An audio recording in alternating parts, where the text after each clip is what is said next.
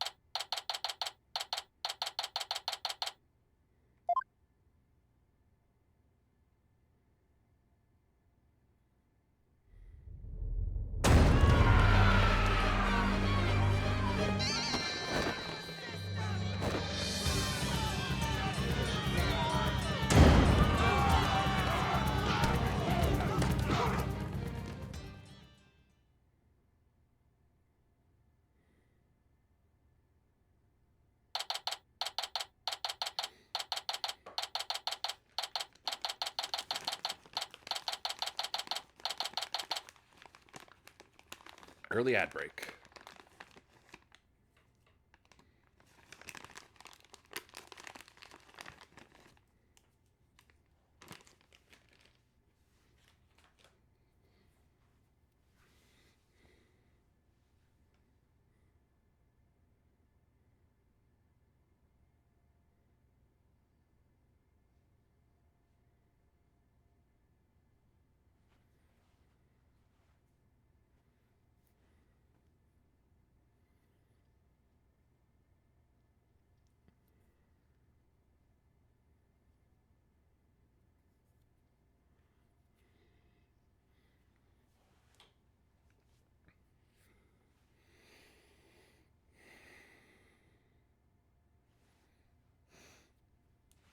Right then. It's complete chaos outside. Let's just say the Defiant Dragon's supporters demonstrating for Dirk's freedom have taken a very special interest in the outcome of today's trial. They look about ready to string us up if we lose. Trials here are pretty much like the ones back home, but with one major difference. The divination seance. The victim's final memories will become a matter for deliberation. I've heard about that, but they haven't stopped you from winning your cases here in Karine. True, but it wasn't easy. Still, the memories of the dead are simply another piece of evidence. There's always a way to deal with them if your client is truly innocent. Well, I know Dirk is innocent, but I have one more big secret. Apollo, in court tomorrow, you may find yourself faced with a truth that is difficult to accept. But I know you, and I know you can handle the truth, no matter what it turns out to be. I know that because I believe in you. You're my son, after all. Dirk, what is that secret you're keeping? Hey, AJ! Here you go, just like I promised.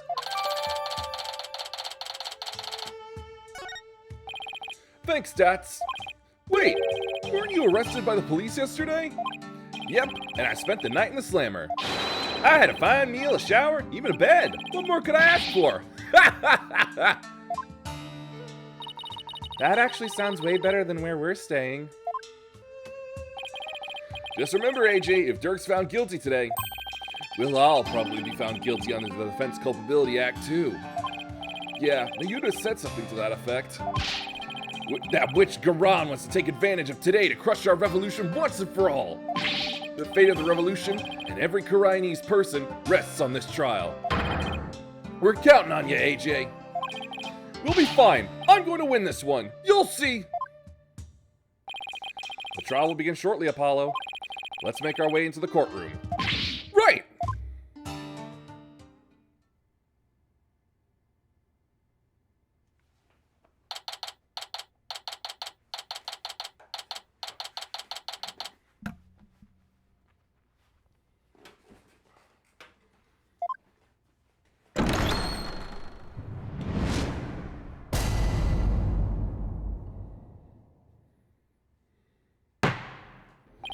Let the trial of Dirk Sadmadi begin. The defense is ready, Your Honor. The prosecution is ready, Your Majesty. So it's really come down to this. Well, don't expect me to hold anything back, Nayuta. This trial will examine both the murder of Justice Minister Inga Karkulkarain and the assassination of the former Queen, Amara Sikatar Karain. First, I believe we should address the murder of Minister Inga. Would that be acceptable, Prosecutor Zadmadi?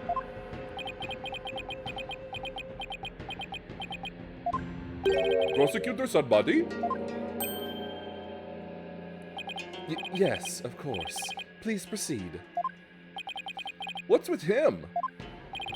How very unlike you, Prosecutor. Is your mind elsewhere this day? Not at all, Your Majesty. Are you really going to be able to go through with this, Nayuta? Well, Prosecutor Zadmadi, I would be remiss if I failed to voice a concern of mine.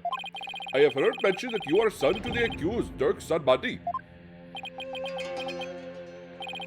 You have heard true. Does that fact pose some sort of a problem, Your Majesty? A father being prosecuted by his own son? Would one possibly deliberate such a case without having personal feelings intervene? Yes, without question. Can he really handle this? Even if it is Prosecutor Zadmadi, going against his own father is just... How can the son of a criminal even be a prosecutor in the first place?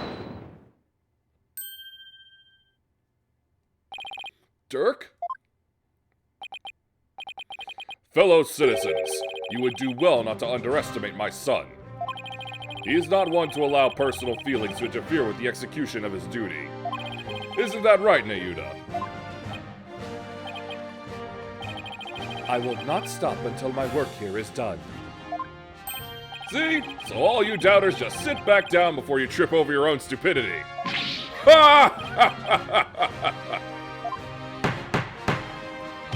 The accused will not take a stand without first being summoned. In any case, if Prosecutor Zadmadi has no issue with this arrangement, then let us commence the deliberations. Objection!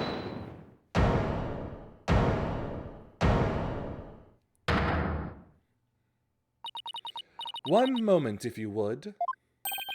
Your Eminence? Your Eminence! What brings you here?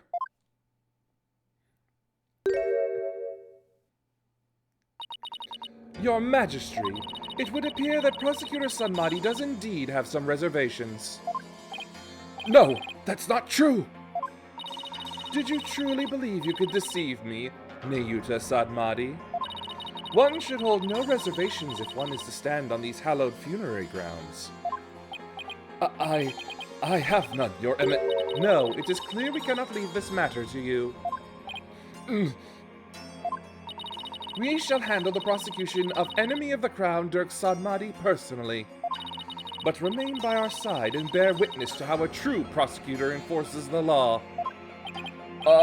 Excuse me, but is the Queen going to prosecute the case? Is that, kosher? There is no need for concern. Before we were crowned Queen, we served as a prosecutor. Really? As a foreigner, your ignorance can be excused, but know this. The prosecutor in charge of the Queen Amara assassination case 23 years ago was none other than Her Eminence, Queen Garan Sigatar Kurain. First Your Majesty, and now this. Why doesn't anyone ever tell me these things? I'd heard she served as the Minister of Justice, but she was also a prosecutor? I'm guessing she probably moved up the ladder from prosecutor to Justice Minister. We prosecuted that case 23 years ago, but no verdict was ever rendered. We had won guilty verdicts in every case until then, for no lawyer could stand up to us. I am at a loss for words. To think I would once more bear witness to her eminence at work in the Hall of Justice. Our first trial in 23 years. No quarter shall be given to criminals. We shall prosecute them with all our might.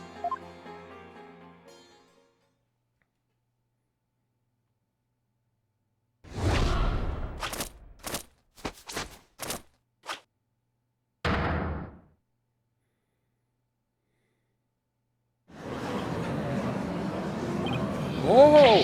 What a magnificent sight! The Queen's attire from prosecutor days. To think we get to see it once more. What the? That's Queen Karan? Talk about an extreme makeover. It's all coming back now. The feel of my blood pumping through my veins. Woe to you, O enemies of Karine, for I shall personally slice, dice, and grind you up into hog feed. I don't suppose I can ask her to roll back to her polite pre-makeover personality. Know this, lawyer. Yes?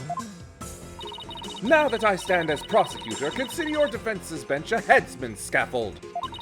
If you wish to leave any last words, I advise you to start thinking of them now. While you still have a head with which to think, that is. She's dead serious. Now it is time for the divination seance. Rafa, come forth.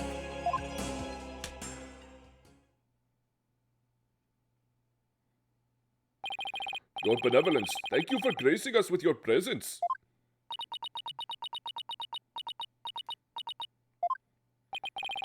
Your benevolence, I understand it may be difficult for you, but may we proceed with the divination seance? Yes, let us proceed. Forgive me for asking, but are you feeling physically unwell? If so, I would advise you to avoid any undue exertion. Your benevolence? What's wrong? It's like her mind's anywhere but here. A lot's happened since yesterday. On top of the murder of her beloved father, she found out that he'd been planning a coup. And today she'll have to experience his death through his own eyes. Yeah, that would be enough to shake anyone up. Still, it seems like she's worse off today than she was yesterday. Yeah, I don't remember her being this depressed. We must speak with our child. It is a mother's duty to discipline her child, after all. Now, if you would excuse us. Discipline? Coming from her, I don't like the sound of that at all. Wait! Garan didn't do something to her, did she? Your Eminence, about today's divination seance. As I understand it, the prosecution has yet to review its content. Is this deviation from protocol a part of your plan? Prosecutor Sanmari, would you care to explain your actions? Your Eminence, the accused was caught at the scene of the crime. Therefore, I deemed no seance would be necessary for such a clear-cut case.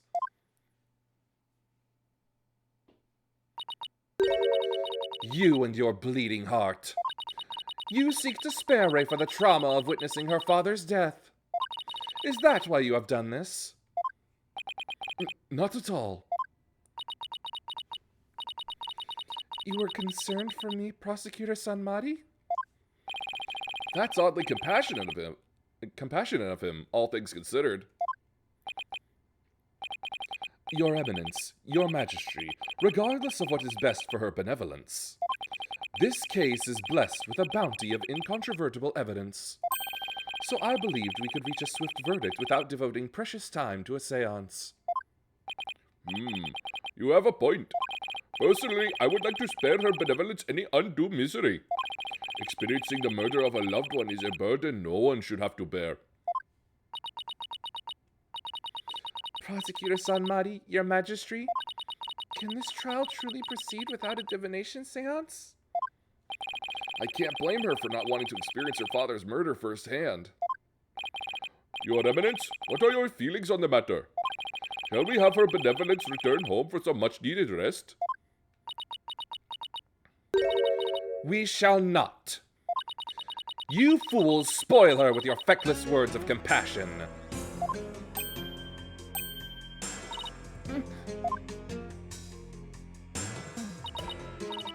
Listen well, Rafa. You have spoken time and time again about how grown up you are now. Yes, but... So, let us see if the royal priestess has truly come into her own. Are you prepared to fulfill your duty and perform the divination seance as you should?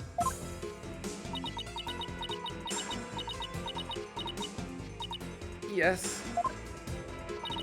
That's better. See? Problem solved. Poor Rafa. Is this really a good idea? I guess we'll see. Very well, let us begin. The divination seance. Nana, my robe? Oh!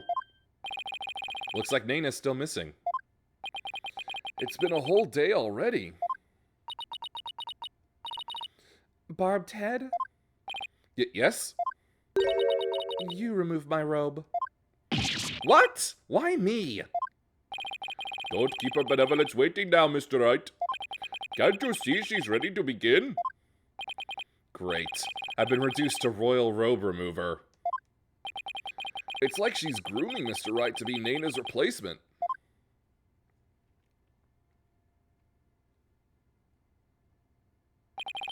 Very well, Your Benevolence. Please, start when you're ready.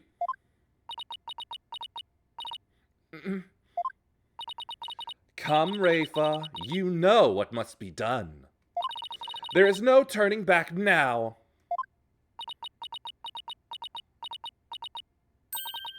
I know. The final memories of the deceased. This should be interesting.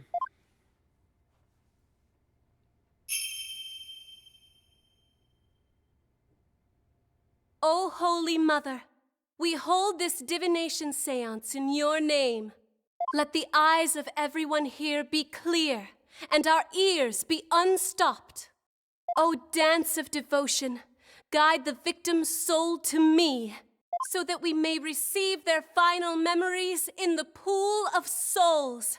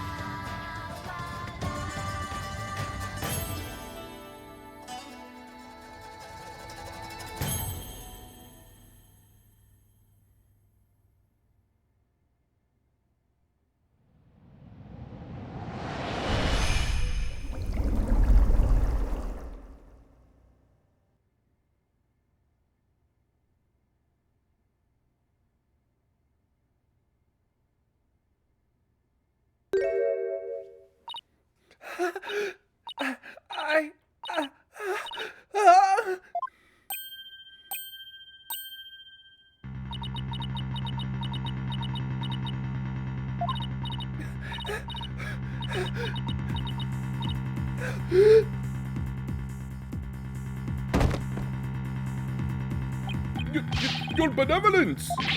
What's wrong? This is unacceptable! Bailiff, take your benevolence to the first aid station at once! This is not good.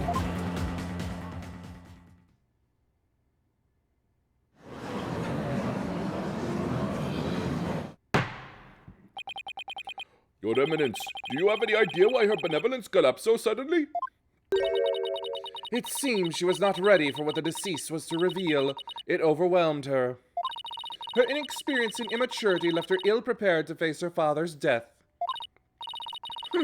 And she said she could go through with it. How very disappointing. I know someone who's not winning Mother of the Year, ever. I mean, of course Rafa's going to be overwhelmed. She's still just a child. It seems we have no choice but to move on to witness testimony. Your Majesty? Oh, yes, let us proceed. Bailiff, summon the first witness, if you would.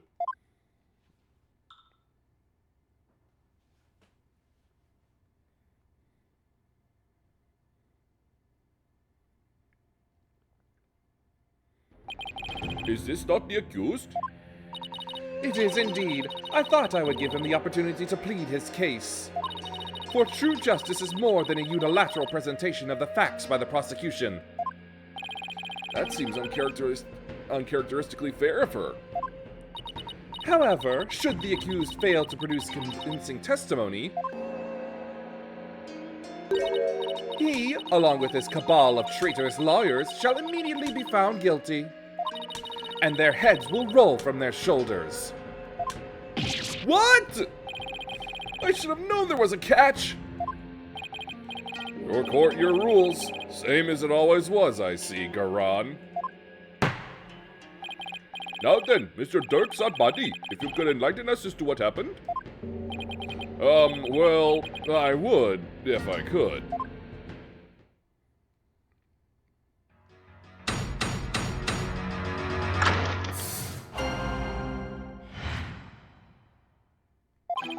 I was struck by a sudden dizziness the moment I entered the tomb. The next thing I knew, I was standing there with a bloody knife in my hand. And lying right in front of me was Inga, dead as a doornail. I have no recollection of what happened in the interim. But I didn't kill him. At least, I don't think I did. It'd go against everything I believe in.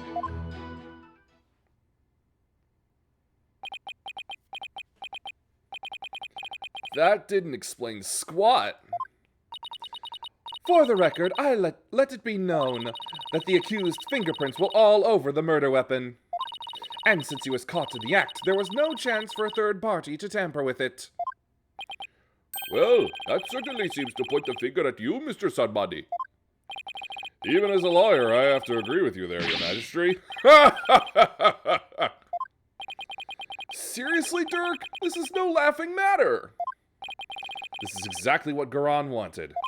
To have Dirk try to plead his case only to fail miserably. How low can she go?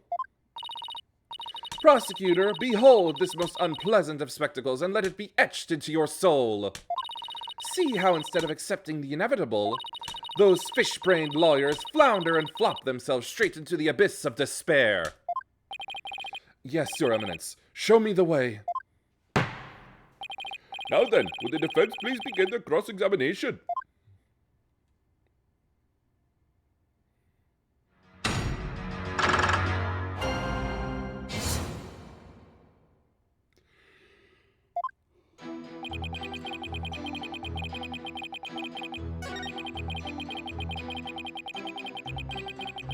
Hold it!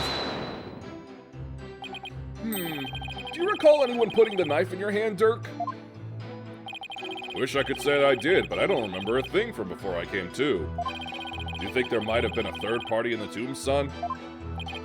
Yeah, because if you didn't do it, then the real killer must have been there with you. Objection!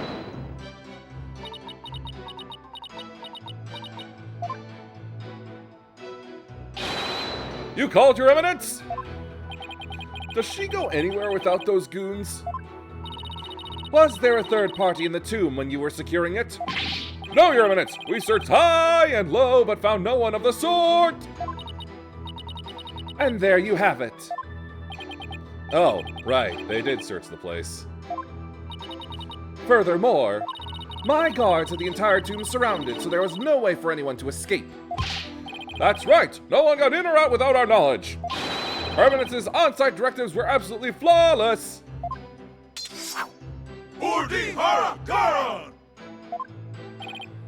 Oh. Do you see now? The presence of a third party is beyond the realm of possibility. The tomb was, for all intents and purposes, completely sealed off from the rest of the world. What a waste of time. How could it be any more obvious? Dirk must be a killer. Thanks for nothing, gallery guy. As if our graves weren't already deep enough. Accused, what do you believe about the possible presence of a third party? Well, based on the situation you presented, I'd say the chances are slim to none. You didn't have to agree with her, Dirk. Let the accused's statement be added to his testimony. Very well, Mr. Sunbody, if you would. It's like the more we press, the thinner our case gets. Well, let's keep pressing, and maybe we'll work out the wrinkles in it, too. The possibility of a third party being there in the tomb is probably non-existent. Objection! Your Eminence, I'm afraid this trial will not go exactly as you anticipated. Because I could show how there might have been a third party in that tomb. Oh, how very fascinating. Go on, I do so love a good fairy tale. We did a luminol test at the crime scene, and we found a bloodstain that didn't match the Justice Minister's blood. I will remind you that neither Dirk nor Miss Fay were injured during the incident. The thing is, this bloodstain we found had been wiped up by someone. What's this? But who would have done such a thing? That's the big question, isn't it? Who wiped up the blood and why? Thinking about it logically, it must be someone who wanted to conceal their presence at the scene of the crime. Oh, and to whom do you suppose the bloodstain might belong? The bloodstain belongs to...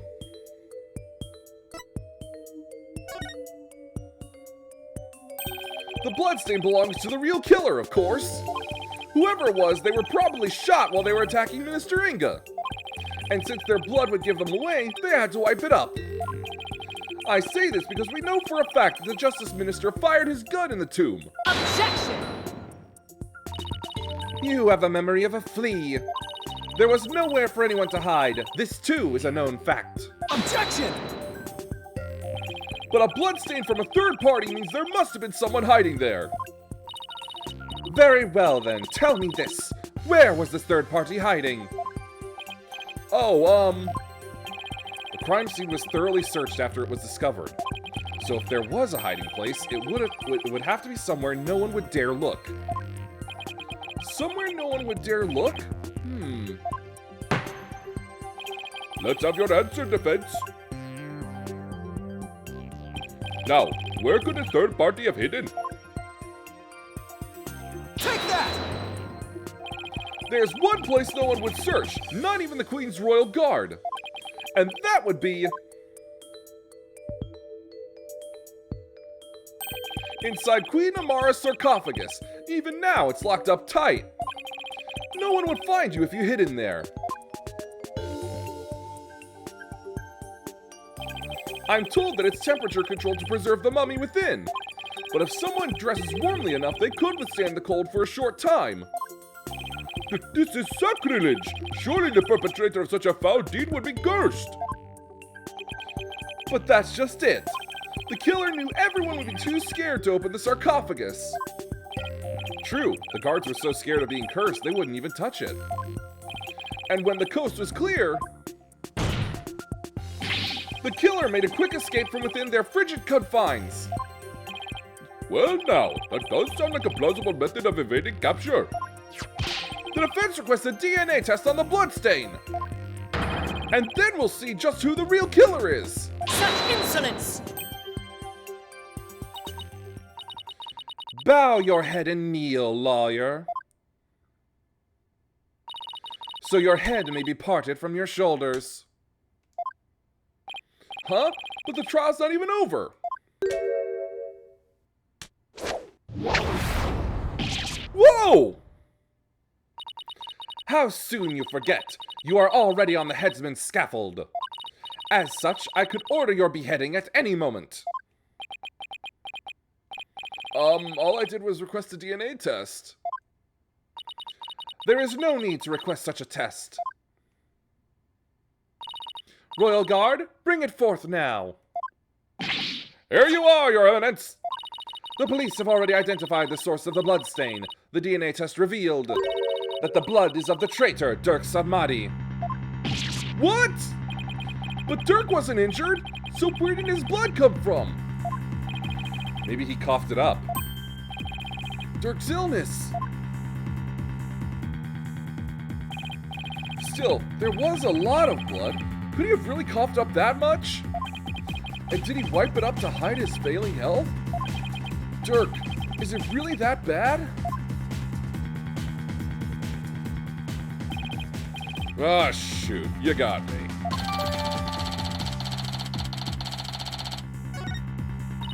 Pay attention, horned devil, for this case has already been solved.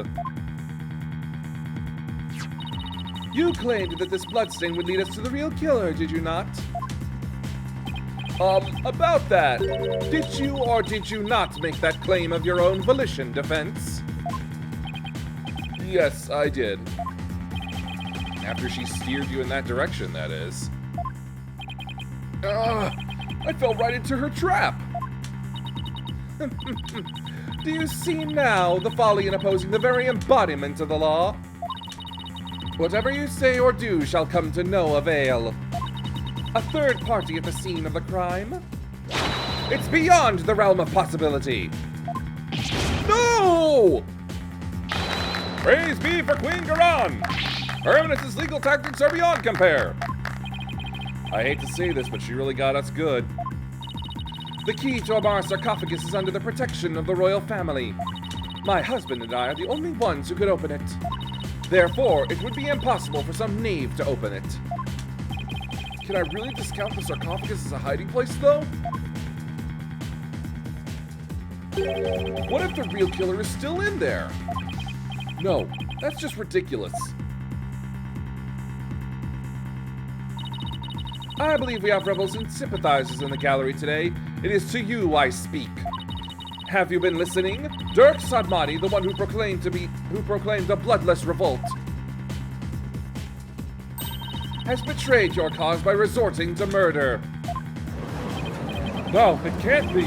Dirk would never. There must be some kind of mistake.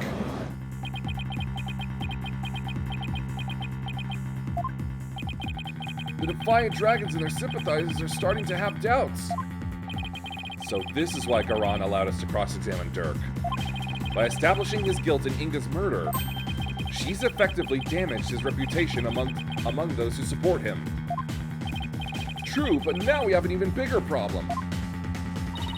And now, filthy lawyers, you will honor your end of the bargain. Accept your guilty verdict for your failure to explain your client's actions.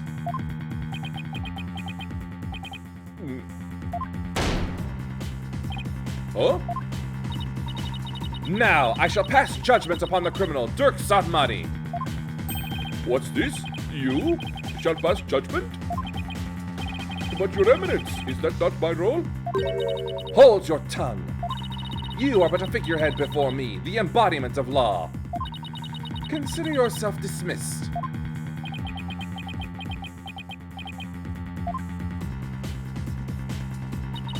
As Queen of Karine, I shall now pass judgment upon the accused.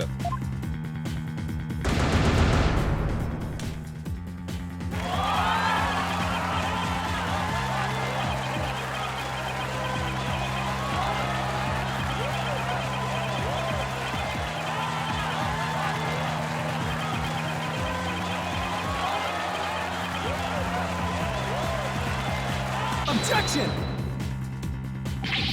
Wait! You didn't even give me a chance to rebut!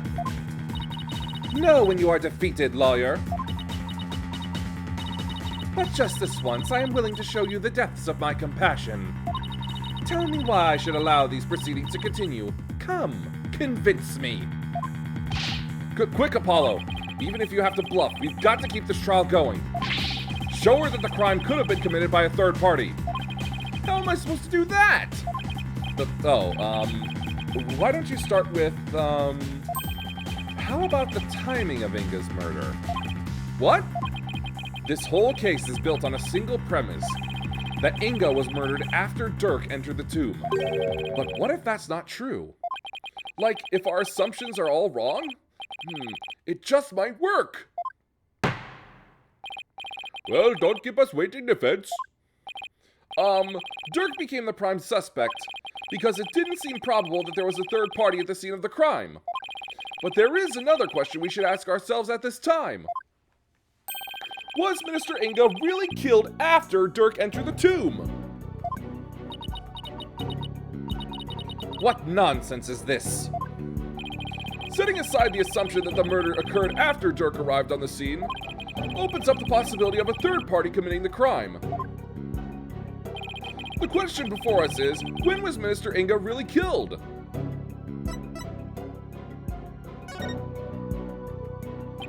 Isn't it possible that before Dirk even set foot in the tomb, Minister Inga was already dead? That would certainly make the possibility of a third party more probable. Why, of course. I fell unconscious right after I entered the tomb. Even if I hadn't, I wouldn't have had a clear line of sight to his body from the entrance. Which means you wouldn't have noticed his body either way. This scenario is entirely possible. And so we can't rule out the possibility of a third person committing the crime. I see. Well, that certainly does make sense. So far, so good. This might actually work. Very well. I shall play along with whatever little game you have knocking around in that tiny mind. I was starting to get quite bored of all this. I could do with a distraction. Yes! Let us hear some testimony that will shed light on when exactly the minister was slain. Bailiff, summon Rafa. Surely she has recovered by now.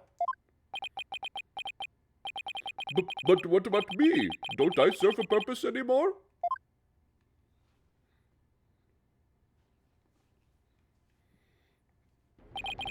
I hope you're feeling better, Your Benevolence. Must I perform the divination seance? What? Oh, no. We merely require your testimony this time. How can my testimony be of any value? Your Benevolence? Princess Rafa seems awfully depressed. After what she's been through, summoning her again is like rubbing salt in the wound. Being unable to perform the seance is probably the last straw. I hope she doesn't pass out again. Prosecutor Sanmari, may I ask you something? Of course, Your Benevolence. I've been meaning to ask you this since yesterday. Did you know about Queen Amara? And about me? From where did you hear such a thing? From Mother, and only yesterday. Rafa was carrying on about telling the truth to the people. So I told her. I told her what the truth really was. For it is up to a mother to discipline her child. I see. Be that as it may, Your Benevolence, it has no bearing upon our trial here today. So, there is no need to let it trouble you. I know. Garan told Rafa about something other than Amara's status? Sounds like it, but what could it be? Rafa, the defense has proposed something preposterous. They somehow think your father was already dead when Dirk entered the tomb. But I believe you can prove them wrong. Are you prepared to do what is required of you?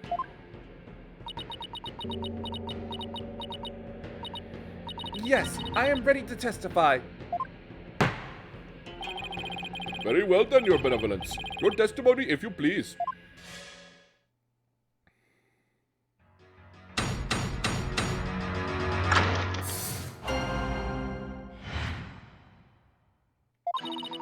On the day of the murder, I was gazing upon the courtyard from my second-floor veranda. Around 2:30 p.m., I saw my father heading for Amara's tomb. Then, at about 2:45, I saw Barbed Head and company enter the courtyard. I saw no one go in or out of the tomb after my father entered at about 2:30. Your second floor veranda?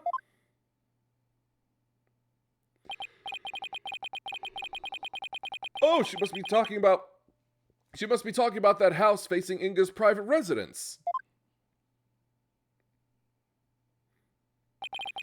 So that's the location from which you saw your father, and at about 2:30? Yes, and shortly after that, you people arrived at the royal residence. So, after the minister entered Amara's tomb at around 2:30, no one went in or out of there until the murder was discovered? The tomb is closed to outsiders, so no one could have snuck in before the murder. That rules out any possibility of a third party lying in wait to slay my poor husband. Or so she'd like us to believe. Now hear me, you useless lawyer. Cease this charade and bow before me.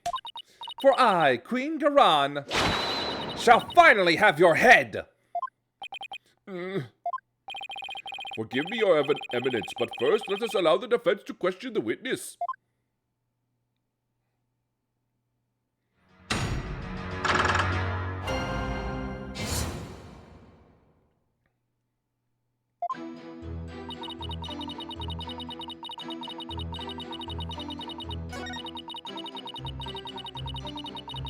Hold it! Did your father seem different or troubled in any way?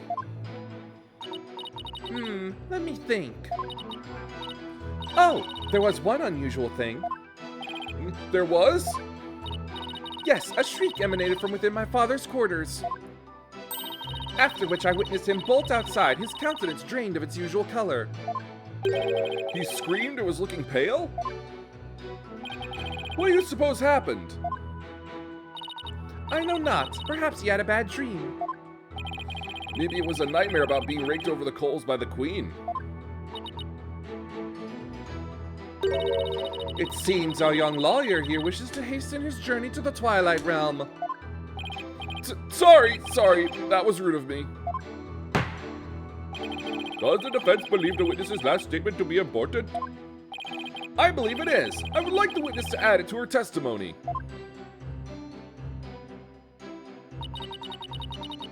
My father let out a scream and came dashing out of his room, his face pale. Hold it! And why do you think he screamed? Was he surprised by someone who didn't belong there? Did anyone else come out? I didn't see anyone else, just my father. That last statement was seriously lacking in conviction. Should I press her on this?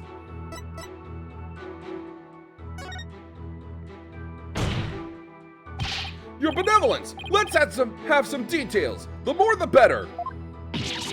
Details, you say? Yes. For example, are you sure you didn't see anyone in the royal residence before 2:30?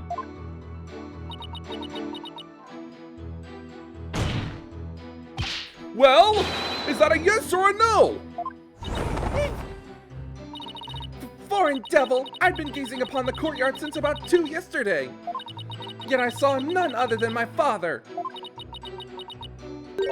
Oh, if only I had stopped him then.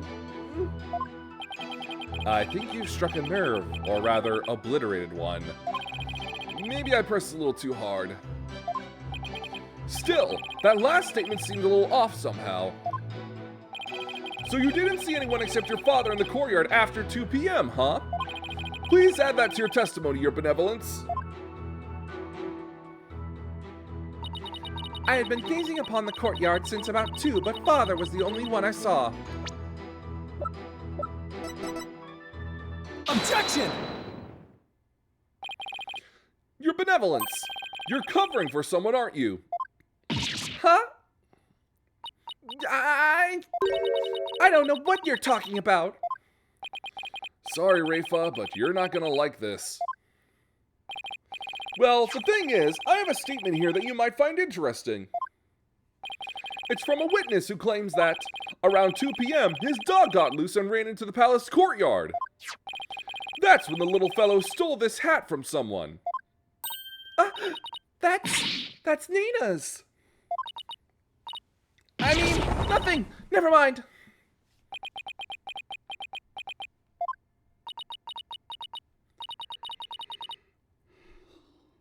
You fool of a daughter. It seems the princess made a blunder. So let me get this straight. This is Naina's hat, which means she had to have been in the royal residence at around 2. If so, then you had to have seen Naina sometime after 2 p.m. yesterday! Oh, no! Please, your benevolence, tell us what you really saw!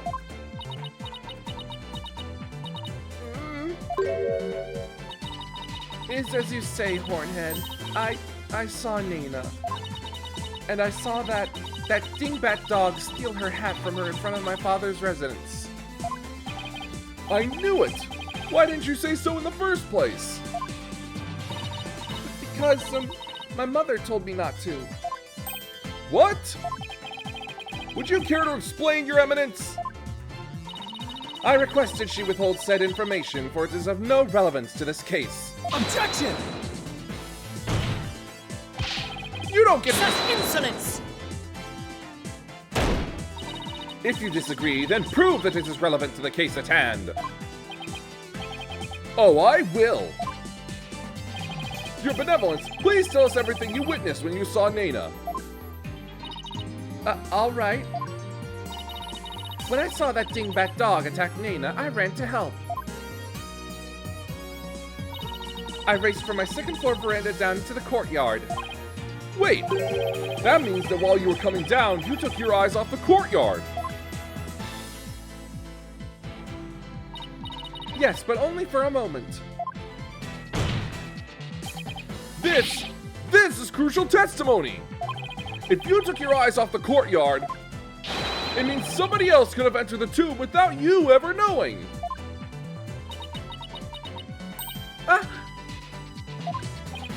Your benevolence, are you sure no one else was there?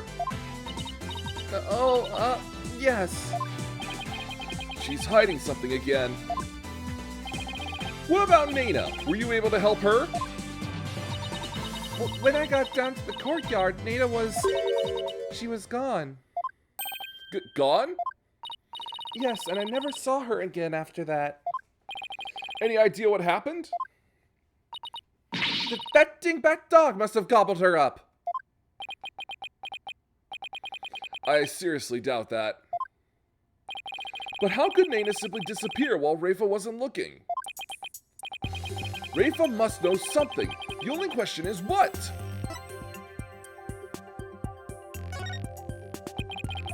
Do you have any idea where Nina disappeared to?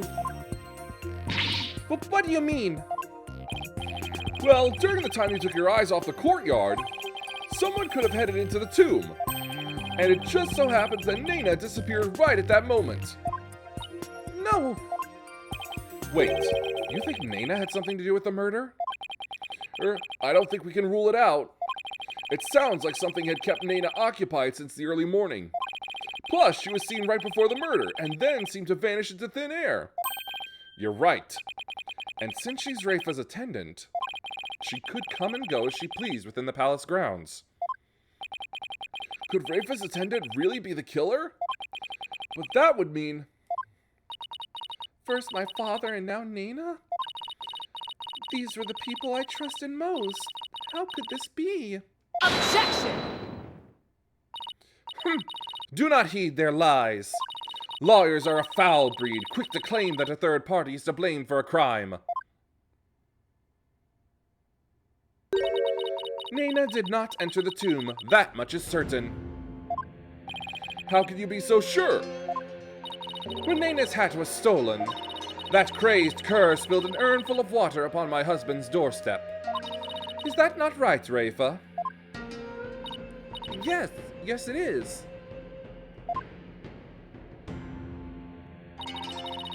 While that dingbat dog was tugging on Nana's hat, it tipped over the urn. The bottoms of her shoes would have been soaked with water. And if she had truly headed into the tomb with wet shoes, she would have left shoe prints along the way. But the only shoe prints to be found belonged to my husband, Inga. Huh? But then...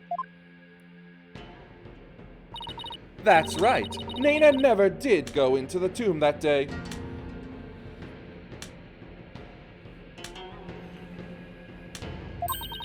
Instead, she entered my husband's private quarters. How do you know? It's quite simple. Shoe prints were discovered in Inga's private quarters. Shoe prints that belonged to Nana. That's right. Edgeworth and I did see some shoe prints in there.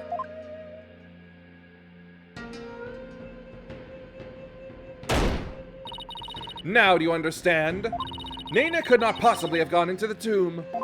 And that supposed third person at the crime scene is but a figment of your imagination. Ugh. Another glorious deduction. All hail the genius that is Her Eminence Queen Garan. Bow down before her glory, witness lawyer. Urdi Hara Garan! Could those guys fanboy any harder? But is it really true? Did Nana not go into the tomb? Excuse me, but... Mr. Wright? Your benevolence, what time was it when that dog attacked Nana? I believe it was about 2:15 p.m. I see. Apollo, if Nana entered Inga's private quarters at around 2:15, and Inga came racing out at around 2:30, pale-faced and screaming, then... I know what you're getting at! Yes, that might explain his scream. Would the defense please share their theory regarding Justice Minister Inga's crime? Well, scream. Certainly, Your Majesty. Minister Inga screamed because... maybe he was attacked by Nana. This would make the Justice Minister's private quarters the real scene of the crime. Objection! Does your idiocy know no bounds? The minister's body was found in the tomb. Or are you suggesting that the body was moved? Do I think the minister was moved from his private quarters? I think the possibility...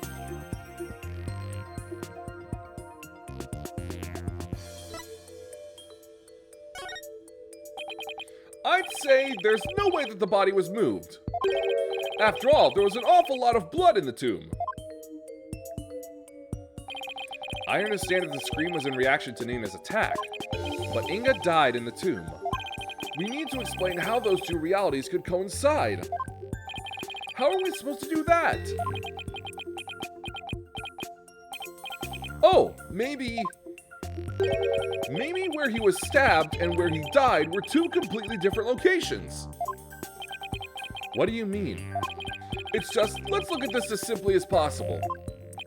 If the minister's body wasn't moved, he might have been stabbed by Nana in his private quarters, but then died in the tomb.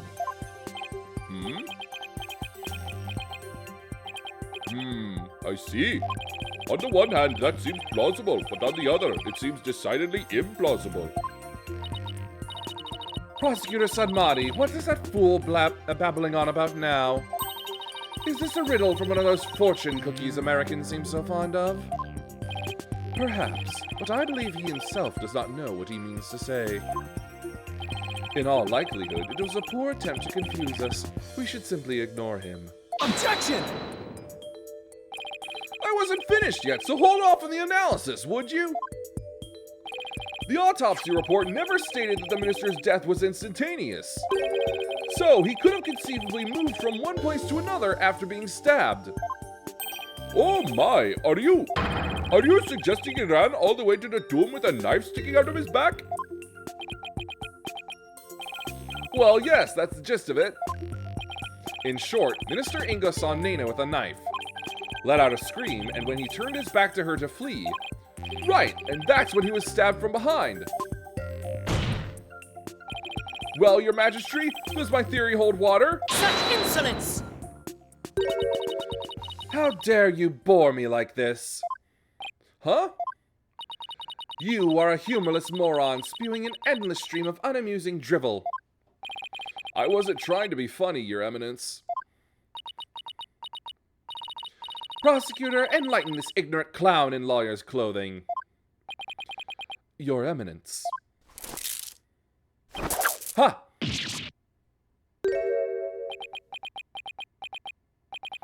Nayuda? You dull, slow-witted, putrid-minded lawyer. Perhaps you would be too stupid to notice you had been stabbed in the back. But a normal person would have noticed due to the excruciating pain. Now hold on! Allow me to teach you the meaning of pain. Ah! Please stop! Nayuda has a point. Normally, most people would notice a dagger in their back. Ow! Yeah, I doubt someone could ignore pain like that. Still, in this case, it's the word normally that we should emphasize. Apollo, take another look at the court record. Right. There must be something that explains this. There's a reason Inga didn't feel any pain. And the defense will submit evidence proving just that. Very well. Please present your evidence. Why didn't Justice Minister Inga notice that he had been stabbed? Take that! Those are my father's painkiller shots. The defense will explain the significance of this evidence. Minister Inga suffered from terrible back pain, so he often injected himself with these. We're told that one shot in the back would make all his pain go away. With this, it's easy to explain what happened. Don't tell me you didn't know about these, Your Eminence. You can't mean. Minister Inga was stabbed in his back, close to where he usually injected the painkiller. Therefore, it's entirely possible that he hadn't noticed that he'd been stabbed. What's this?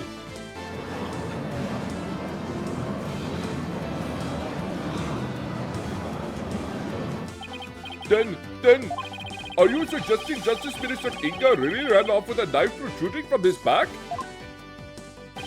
I am, Your Majesty. So then, when I saw my father, he had a knife sticking out of him? I mean, with that cape of his, I couldn't see his back very well.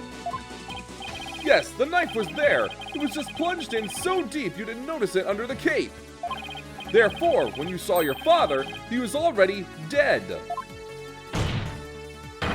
Murdered by Nena in his private quarters. Wakuka!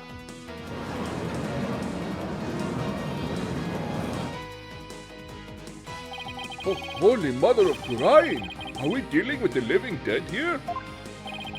Well, technically he wasn't dead yet. I know it's hard to believe, but this is a plausible sequence of events.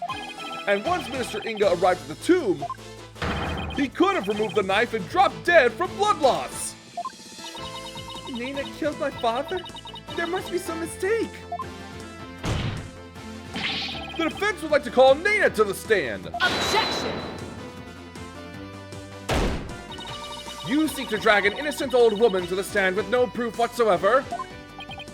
Well, there's no real proof, but... What a tangle web of expedient lies you weave. I can no longer tell fact from fiction. Who or what shall I believe in now?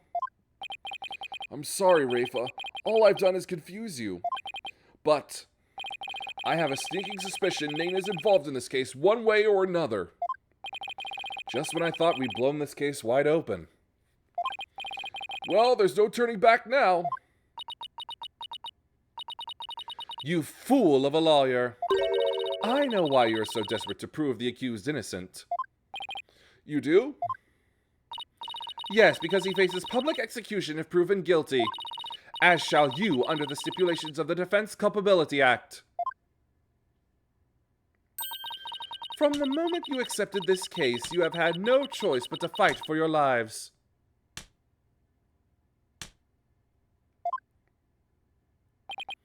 No, the simple fact is I've always believed that Dirk is innocent. Bah! Still you cling to your pretense? Very well, I shall offer you a bargain. If you would admit that the accused is guilty right here, right now, I shall overlook your crime of abetting him, and you will not be subject to execution. Is this some sort of joke? Far from it. As Queen, I have the power to grant pardons, even to criminals like you. And with the wave of my hand, I can even reduce the severity of a sentence. Perhaps even for Dirk, should you be willing to cooperate. She wasn't kidding when she said that she's the law here. But to flaunt that power in our faces like that, that's just wrong. Forget all that has transpired in our kingdom and return to your own country in peace. Well, will you abandon your defense of the accused and accept my generous offer? Ad break.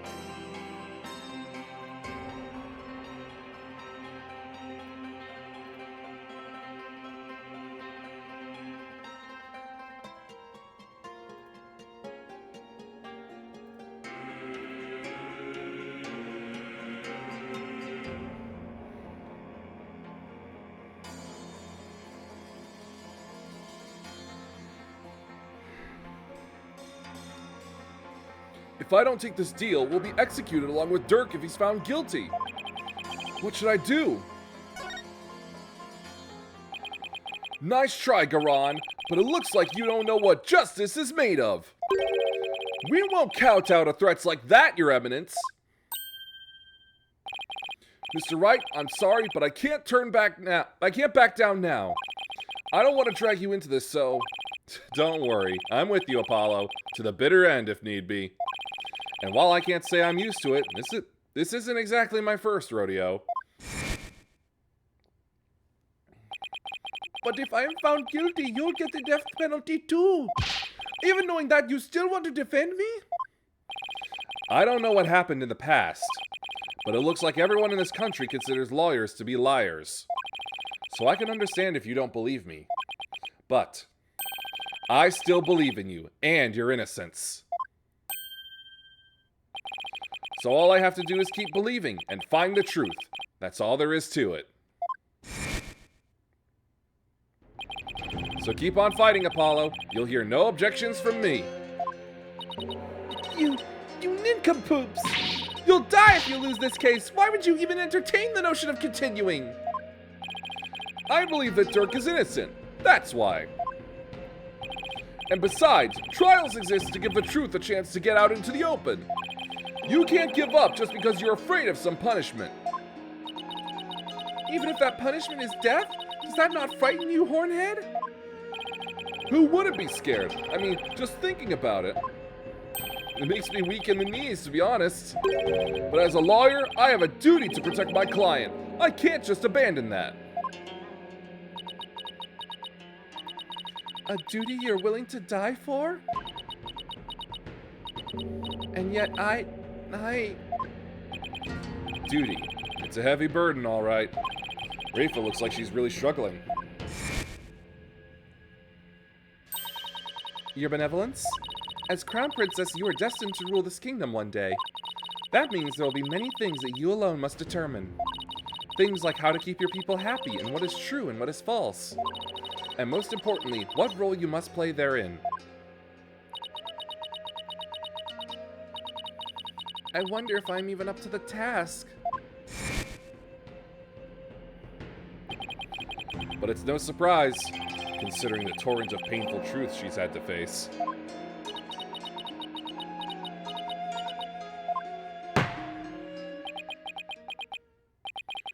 Very well then.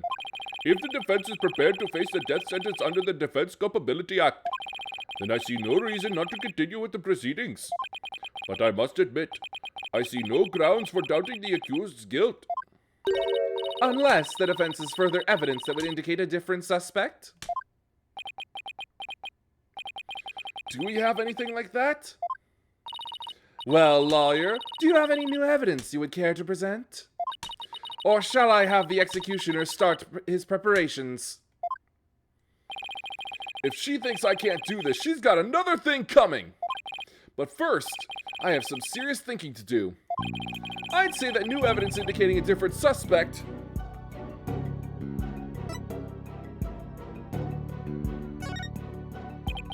Such evidence does not exist. Just as I thought. I was so hoping you'd present meaningless evidence and allow me to claim your head. Glad I didn't walk headfirst into that one, then. So, what now, Apollo? Well, unless we can prove that Nana killed Inga, this trial is over, and so are we. Isn't there still a way to get the proof we need? Even without evidence? You know, a key means of obtaining testimony here in Karine? Huh? Wait, are you actually suggesting... It certainly won't be easy, but it's worth a try. Your Majesty, a crucial step in uncovering the truth behind this case is yet to be taken in this trial. But I'm positive that I can back up our claim with this one step. You mean you will be able to prove that Nana killed Justice Minister Inga? And just how do you propose to do that? With the help of a certain someone. You need help? From someone? Well, I can't imagine who it could be. But I suppose I must ask. Whose help do you need to uncover the truth? Take that! But that is... Me? Here in Karine, legal proceedings include the viewing of the victim's final moments. But that requires your benevolence's help. Such information is just as vital as any other piece of conclusive evidence. If you're right about this, Rafa's power should enable us to see the very moment Nana stabbed Inga. It will be hard to watch your father's murder, but it's the only way to uncover the truth. Your benevolence! We need you and your power! You need me? Objection! Wretched simpleton! Did you not see what ensued in the previous attempt? You would only succeed in wasting more time, or is it your goal to make her collapse again? Objection! The princess said she was prepared earlier. Besides, it's her duty as royal priestess. I'd say it's all up to her now. Am I prepared? Prepared to fulfill my duty? Isn't a divination seance required at all trials anyway? If so, I imagine there'd be a problem with handing down a verdict without one. Indeed, it would be problematic. Under Karine's law, a seance must be conducted before a verdict can be rendered. Such insolence! Yikes! Must you try my patience so? If I must dispense with that vexing law, then dispense with it I shall. Huh? As ruling sovereign of Karine, I proclaim the following.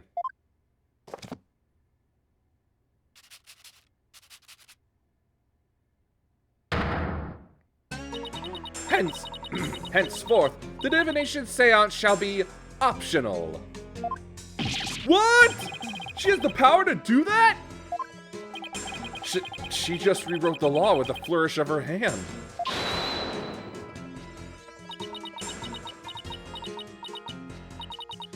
Mother, I do not wish for the trial to end like this. It is as the defense said, I must not neglect my duty simply because I am afraid. I shall go through with it this time. I will conduct the seance once more. Such insolence! Rafa, do not be fooled by his lawyerly guile. You are not prepared to witness your father's death.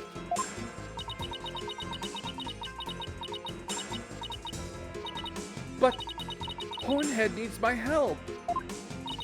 Rafa, did you not tell me earlier? Did you not tell me you were prepared? But despite your grandiose posturing, you collapsed in a most piteous fashion. Even worse, you have erred in your insights of late. For has not the barbed one over there overturned them more than once? Oh. You cannot be trusted to keep your word, nor can you reveal the truth through your insights. So I say to you, begone! This sacred hall of justice has no need for such a worthless royal priestess. But worthless? Wow! How could she say that to her own daughter? So, Mother, you think me worthless? Objection! Her benevolence says she can do it, doesn't she? So I don't see why you have to condemn her before she's even made the attempt.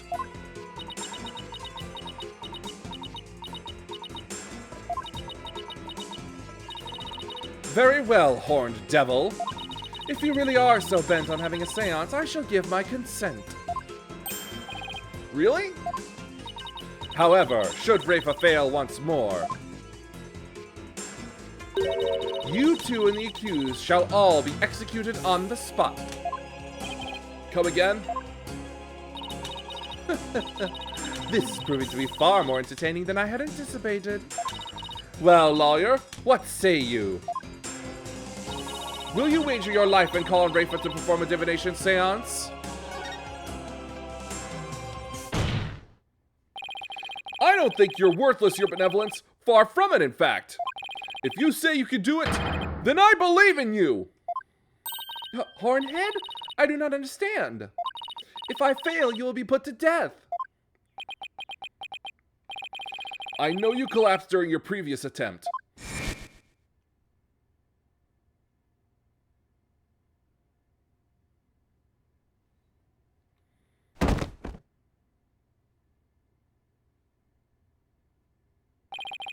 I can't even imagine how terrible it must have been for you. But despite that,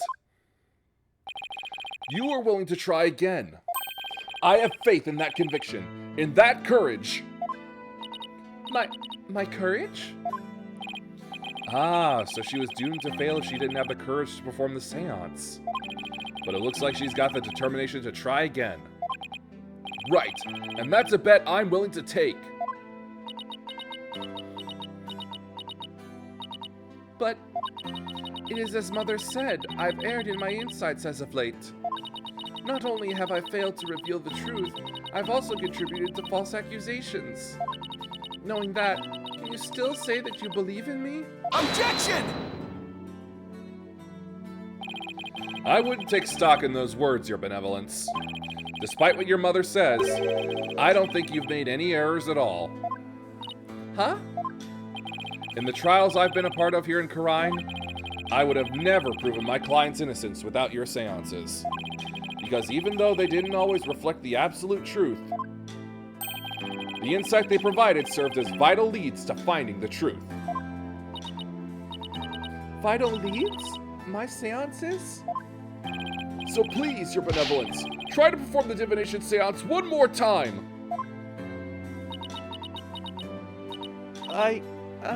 Objection!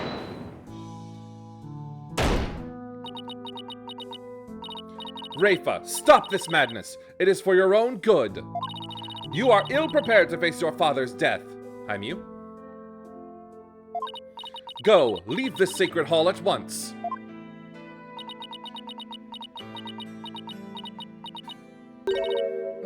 no. What did you say? I said no, Mother! For I am the royal priestess of Khura'in. I have no need of you for you now. Even if you do not need me, Mother. Hornhead in this Hall of Justice do. He proved that to me by risking his own life.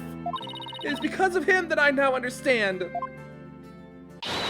The divination seance is my sacred duty. I must fulfill it no matter the risk.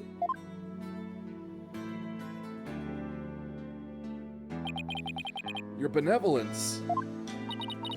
Mother taught me that the divination seance was a mirror reflecting naught but the truth. But I began to have my doubts after Barb disproved the insights it offered. And now, I don't even know who or what to trust anymore. Father, Mother, even Nina. I had believed in them above all others. But I finally know now. I know in what I can trust.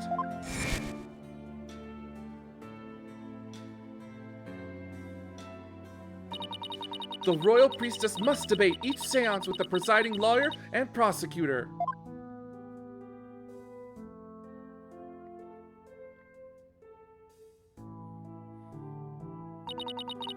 So that it can be interpreted properly. That is how I believe trials here in Khura'in should function. Therefore, the Hall of Justice needs me. It is my power that leads trials toward the truth. That is my sacred duty, and I will never shirk from it again.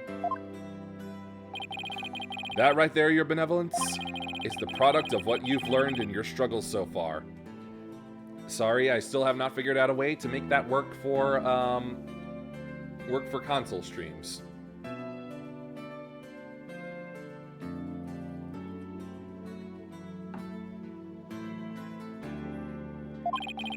The truth that you realized with your own strength. As my sacred duty, I must ensure that it is fulfilled. I must have the courage and resolve to see it through. Your Eminence, the royal priestess says she will conduct the divination seance. I see no grounds for you to forbid it. Unless, of course, you are worried that it might reveal something you find inconvenient.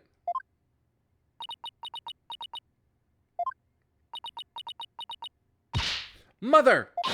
I'm done letting you have your way! Rafa, you would actually rebel against me, your mother and queen.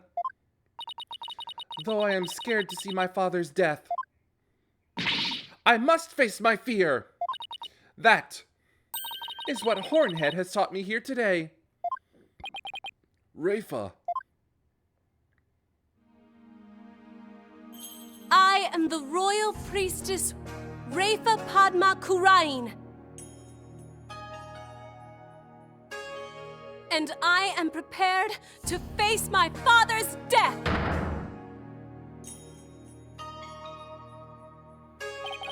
Your Eminence, it seems the princess is more grown up than you thought. Rafa. Well then, let us proceed with the divination seance. The victim's final moments. This should be interesting. I wonder what Inga's memories are going to show us.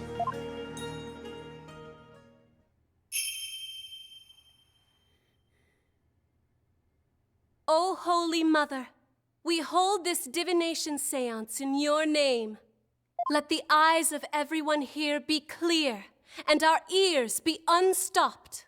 O dance of devotion, guide the victim's soul to me, so that we may receive their final memories in the pool of souls.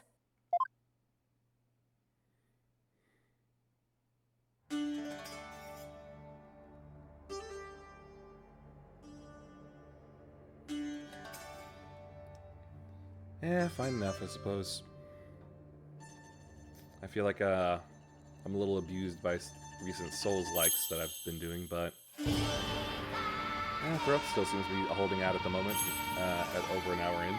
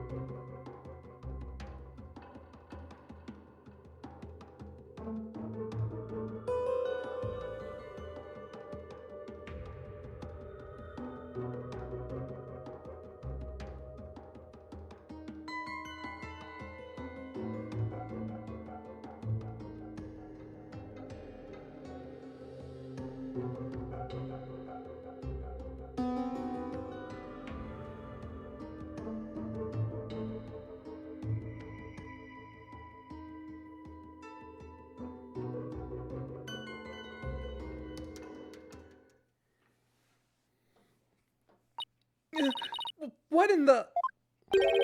A faceless being? What the heck? His face, it's just like... that picture of the founder.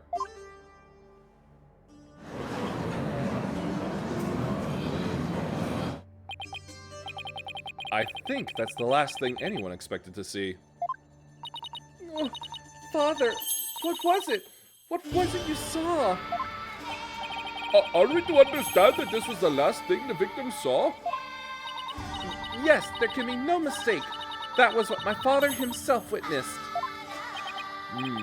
How very strange. You don't suppose the Holy Mother possessed the accused and slew Minister Inga for planning a coup? The divine wrath of the Holy Mother? Oh, Holy Mother, we are ever grateful for your blessings! Talk about a sharp left turn into the Twilight Zone. You know, there's one thing in there that caught my attention.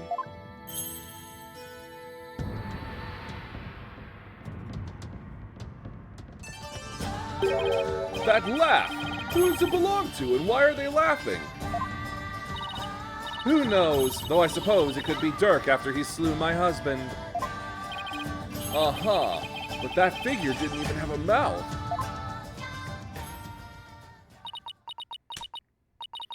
Ho ho ho. I think we're done here, lawyer. How so? You claim that Minister Inga was stabbed in his private quarters, and feeling no pain went to the tomb where he eventually fell dead.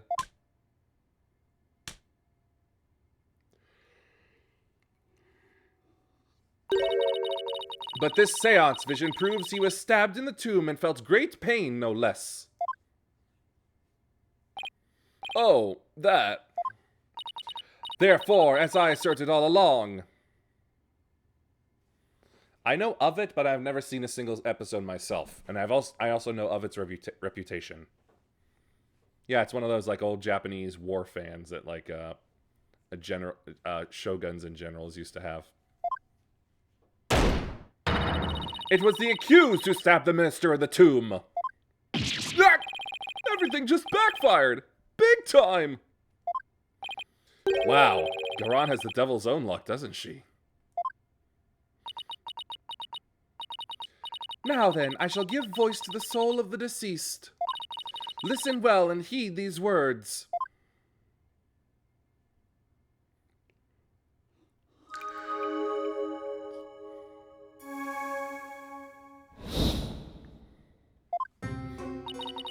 At around 3 p.m., my father was waiting in the tomb to make the hostage exchange. He was drinking grape juice while gazing upon the picture of the Holy Mother. He had been waiting vigilantly when suddenly he heard Dirk's voice.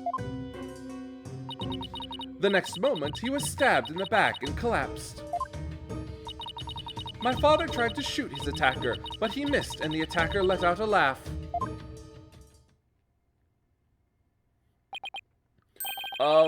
So what now, Mr. Wright? It's up to us to knock holes in Rafa's interpretation of Inga's memories. In other words, we need to prove that her understanding of them could be mistaken. Okay, I'll give it a try.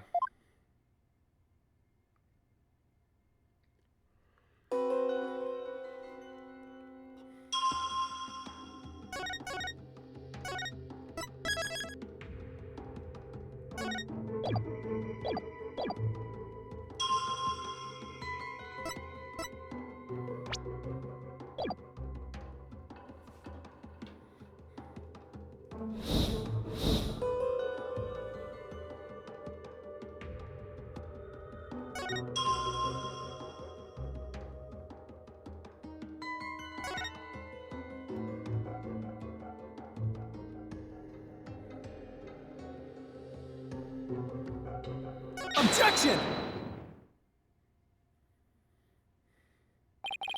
Your benevolence, there seems to be an inconsistency in your interpretation. An inconsistency? Where? Minister Inga is far too relaxed for what was supposedly about to take place.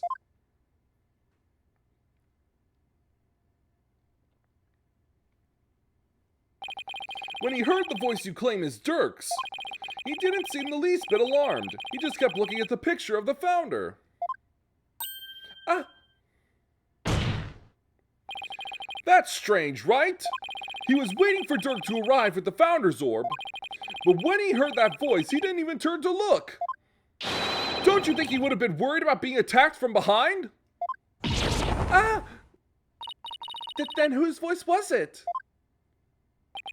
It was likely someone whose presence wouldn't have alarmed him. Someone like a friend. Objection! But there was no third party at the scene of the crime. Therefore, the voice can only have belonged to Dirk. The voice of a third party who wasn't there in the tomb. Apollo, don't we have something that could reveal the owner of the mystery voice? You know, I think we do. Something that Inga had while he was waiting for Dirk. With it, we just might be able to figure out whose voice it was. I believe we can identify the male voice Mr. Inga heard with this. Take that! That's my father's. I know this must be hard for you, but could you please look at this photo? There's something here that could point us toward the identity of the voice. This is the real source of the man's voice. Take that! A cell phone? Right. I believe that the voice the minister heard was of a call on this cell phone. I see. Well, that certainly makes sense. What is your eminence's view on the matter? I concede the possibility. Then it seems I must refine my vision.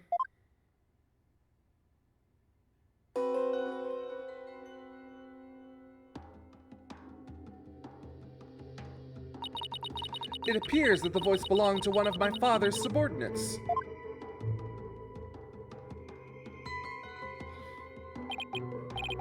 Why do you suppose he was talking to one of them, then? My father had members of the secret police positioned throughout the palace. They were supposed to contact him as soon as they saw Dirk and the rest of you. Okay, now we're getting somewhere. Your benevolence, I believe you have an insight to revise. I know, Barbed Head. Don't presume to tell me how to do my duty.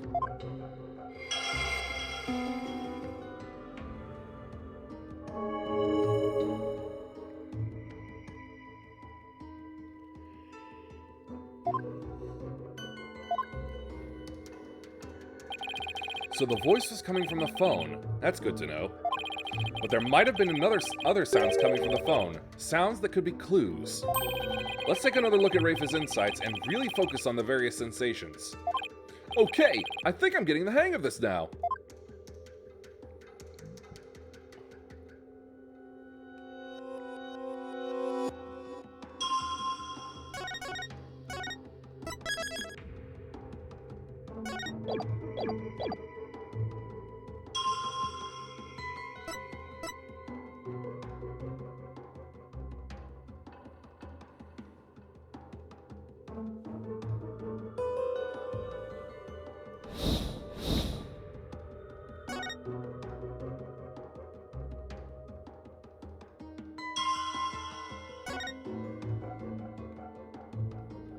Objection! I hate to break it to you, Your Benevolence, but you misinterpreted something again. What do you mean? Again? Smooth move, Apollo. I think you just hurt her feelings. She may put on a brave face, but she feels more than she lets on. Let me rephrase that, Your Benevolence. Your interpretation of your father's phone call to his subordinate at the palace is inconsistent with his final memory. What do you mean by that?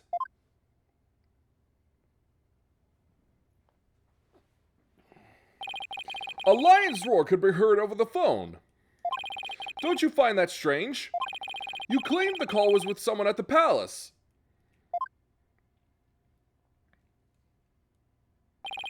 But let me ask you, do you keep lions there?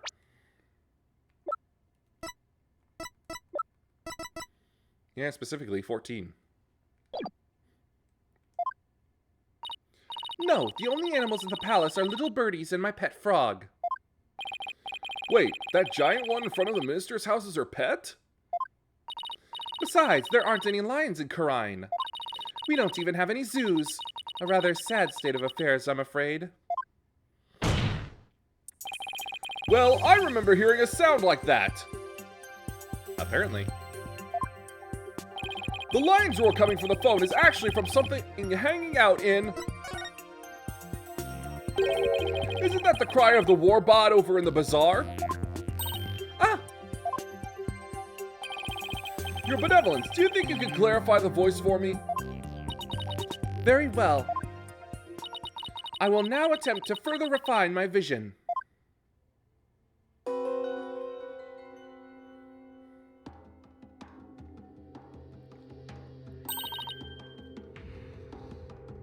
What's this?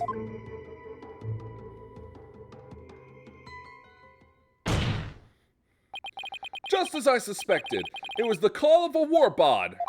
That means the subordinate Minister Inga was talking to was in the bazaar, not the palace. But why is that? Is it important where the call came from? What significance could it have? She's right. Is it important to know where the call was made from?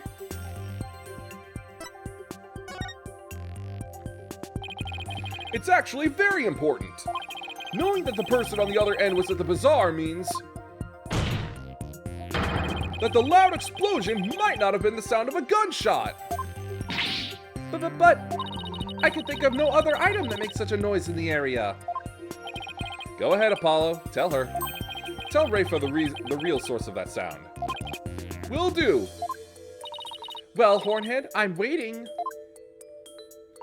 What was the true source of that explosive sound?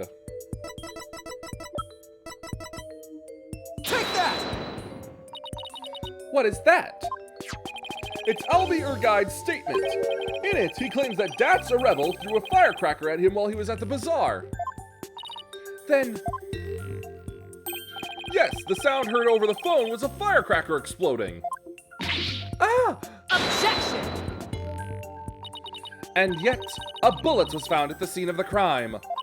A bullet fired from Minister Inga's gun. How do you explain that? Well, we don't know whether it was fired during the course of the crime, right?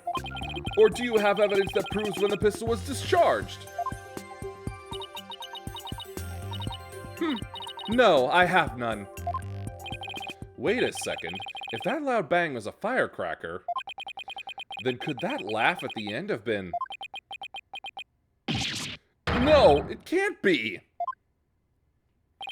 Oh, it can, and it is. The laugh came from none other than...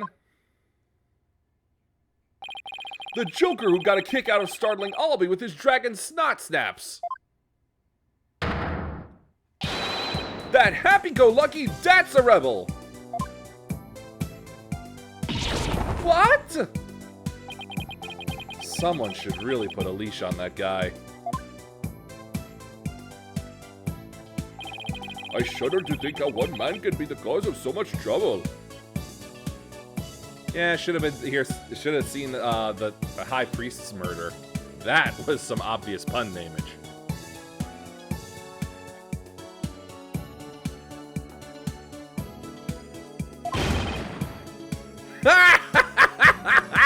Hey there, HJPW! Y'all can thank me later!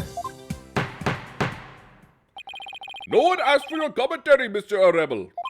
Your benevolence, do you need to revise your insights, Takes the cake, yeah. It would appear so.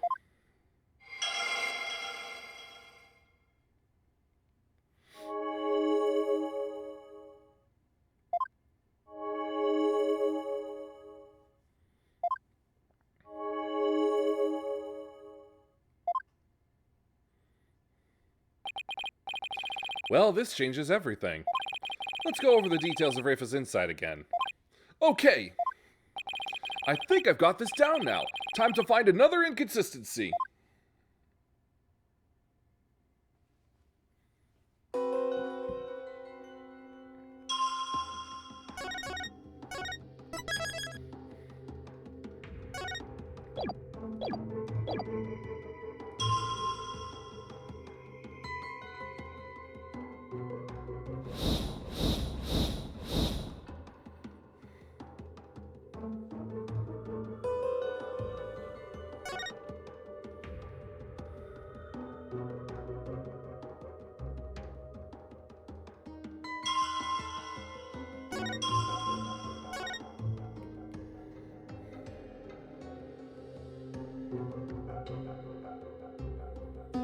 Objection!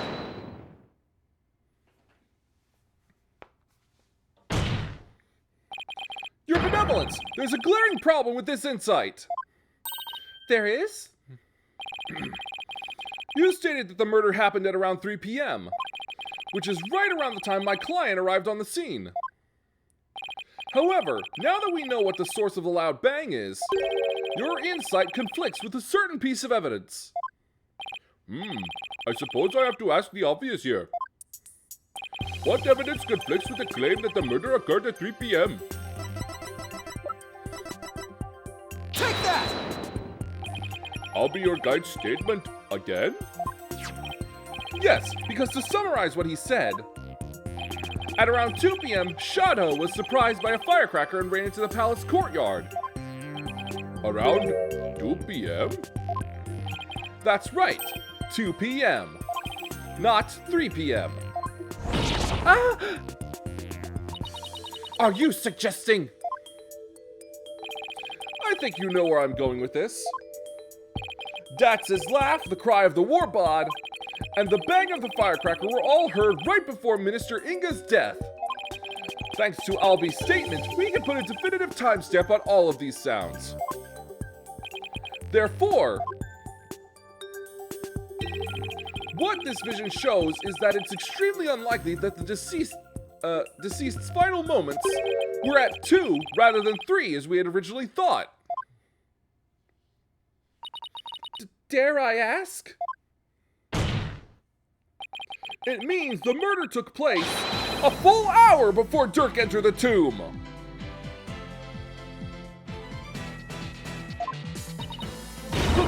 Pakunka!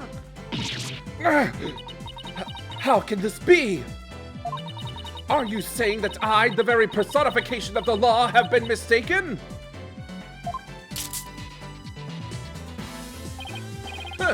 Now you see why justice will always prevail.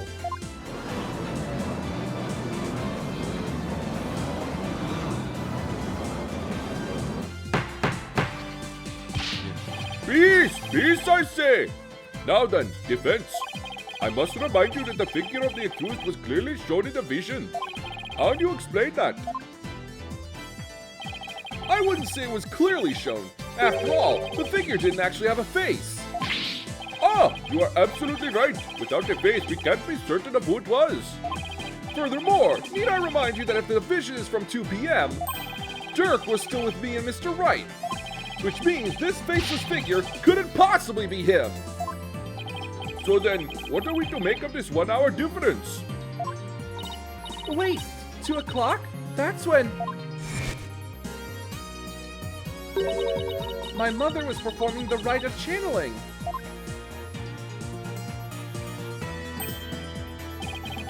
The palace guards had all been reassigned to guard the channeling chamber for the rite. Don't tell me. The royal residence, it would have been virtually unguarded. Which means the real killer could have easily slipped unseen into Amara's tomb. Defense, are you saying that this is someone disguised as the accused? That's exactly what I believe, Your Majesty. Objection! Preposterous. Disguises cannot deceive the memories of the dead. That the face did not appear this time is mere happenstance. Had it appeared, such subterfuge would have been as clear as day. He's got a point there. Anyone who knows about the divination seance would have tried to hide their face. Nevertheless, our killer openly appeared before Inga. The question is, why? Apollo. Maybe the killer could afford to be so bold, because they knew their face wouldn't show up in the seance vision. What? It's possible that the killer dared to dress in Dirk's clothes and stand square in front of Inga Precisely because they knew they could get away with it. But how can anyone be so sure of something like that? A long time ago, I heard of a cognitive disorder that impairs a person's ability to distinguish between different faces. What if Inga had it? Then, are you saying that this is literally how Inga saw the world? Yes, we can't normally see through the eyes of others, but in this case, we can. And if he had that disorder, I imagine this is how faces appeared to him in life. Okay, let's say that the killer knew that Inga had such a disorder. They could definitely use it to pin the crime on Dirk. But if you're wondering about how to prove that Inga had it, you already have what you need. Really? Well, defense, do you have anything to show to this court? Yes, I believe so. Frankly, I have no idea what Mr. Wright means, but I'll look the evidence over again. What explains why the face of Minister Inga's killer is absent in its seance vision? Take that! A notepad? Yes, it was found in Minister Inga's room, and it holds the answer we're looking for. As you can see, it's filled with detailed notes on various individuals. What kind of clothes they wear, hairstyles, and other discerning physical characteristics. And this is connected to the faceless nature of the killer, how? The vision we saw was exactly what Minister Inga saw with his own eyes. It is he who saw his killer as a person without a face. In fact, this is how he normally saw everyone around him. What's this? I believe Minister Inga had a disorder that prevented him from recognizing faces. It would explain the faceless being. And why he needed a notepad full of people's physical characteristics. Now that I think about it, my father was always terrible at remembering people. By simply changing my hairstyle, he would fail to recognize even me. Your Eminence, you knew that your husband had such a disorder, didn't you?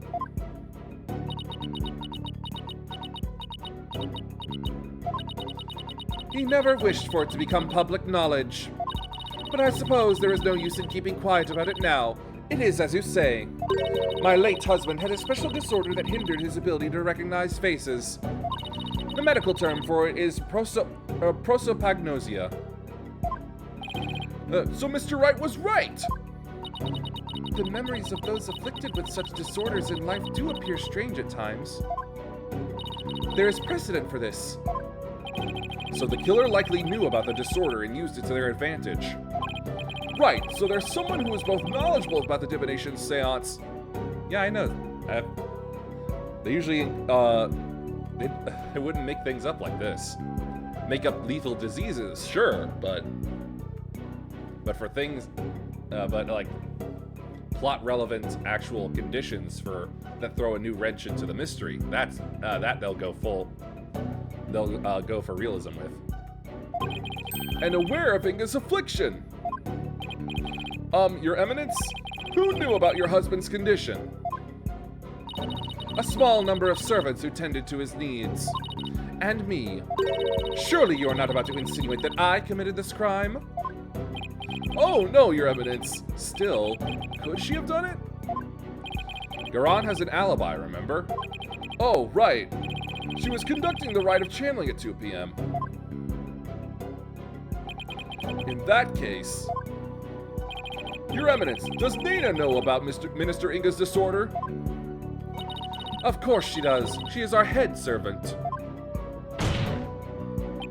So as head servant, she knew about Minister Inga's condition. And as the princess's personal attendant, she is familiar with the divination seance. If these two facts together don't make her a possible suspect, I don't know what would! Objection!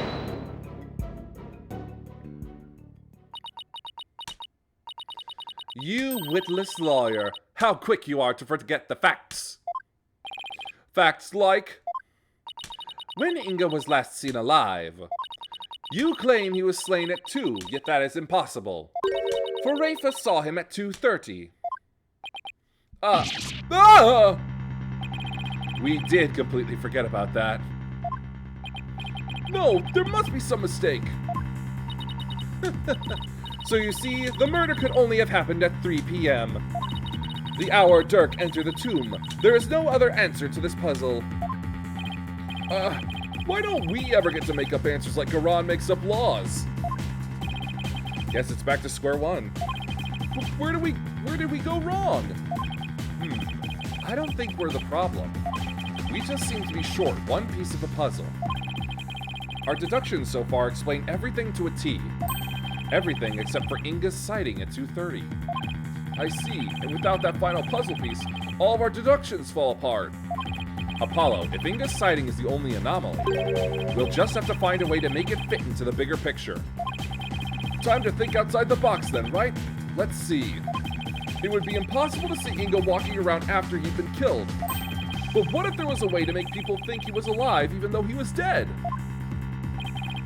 Like a way to make people witness the living dead? Sounds like some kind of TV show. Things like that don't happen in real life.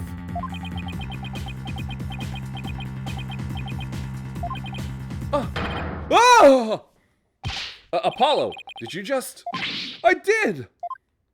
I figured it out! I know how to make people witness the living dead! Your Majesty, our deductions weren't wrong after all. Despite Minister Inga being murdered at 2 p.m., he was seen heading into the tomb at 2:30, and I'll tell you how! I certainly hope you will, because I have no idea what you're talking about. The Minister Inga her benevolence saw was, in fact, it was the deceased being channeled. It's the only way a man who was already dead could have been seen by her benevolence. Channeled, you say? That's right, and there are only 2 people capable of spirit channeling here in Karine. Her Eminence, Queen Garan, and Maya Fey. It's possible that one of them was channeling the Minister. It would seem that you are ever bent on making me party to this crime. Prosecutor, what was I doing at 2:30 p.m., the time at which my husband was seen? Eminence, I believe you had completed the channeling rite and were having tea with the king of the neighboring realm. There would have been many attendants there too. Yuta has to keep up with her schedule too? What doesn't she make him do? Then that leaves only Maya. Yeah, it does. Maybe someone was forcing her to use her power toward nefarious ends. The real killer could have been threatening her. That cannot be! So then, Inga's scream. That was probably from when he woke up from being called back to this world. After all, that's when the flow of time would have picked back up for him after he died. So Minister Inga probably leapt to his feet thinking he'd just had a nightmare. Then, realizing it was almost time for the hostage exchange, he raced off to Amara's tomb, not even realizing he was already dead. Then, her benevolence really did see a dead man running.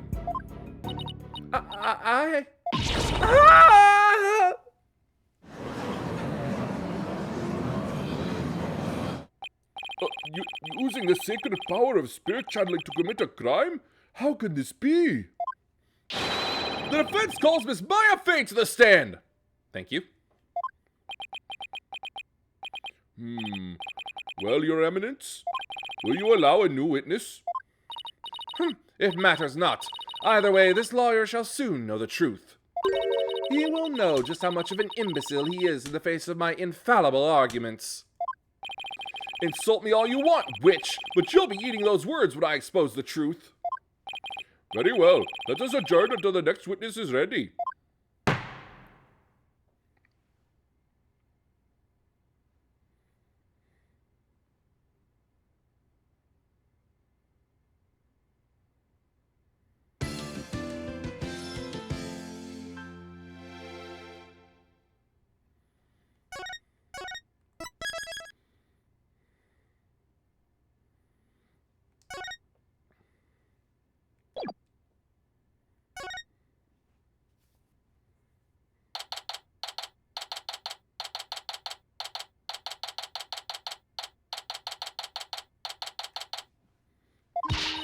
Talk about some really close shaves.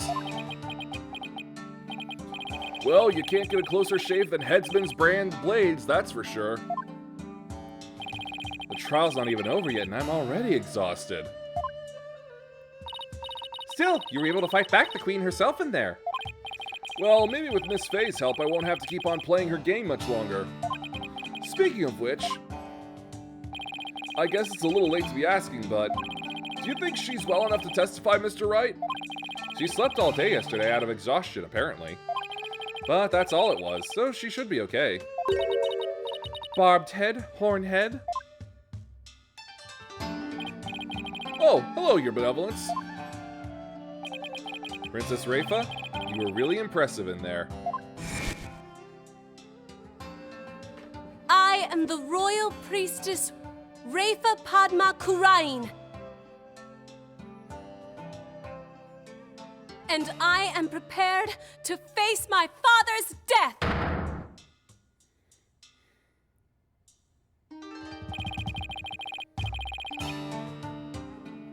Ah, yes, just as I thought.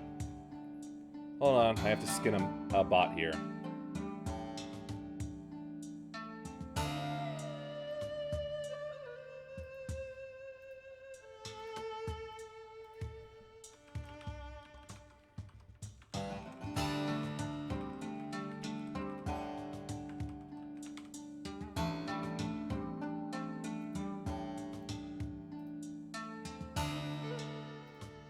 There.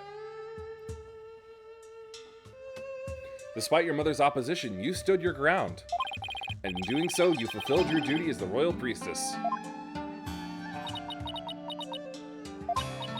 It was all thanks to you and your friends. Your belief in me gave me the courage to follow my path. So, you have my gratitude. Oh, don't mention it. I know. I shall thank you with a gift. What would you like? A cow? A horse? Or perhaps I shall reward your efforts with a royal shoulder massage. Oh, that's okay, Your Benevolence. Your gratitude is more than enough. Thanks. But I thought you Americans liked massages.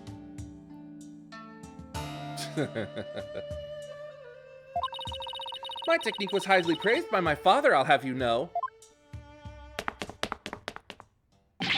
Hey, you! Lawyers! Where's the accused? Huh? Dirk? That's a good question.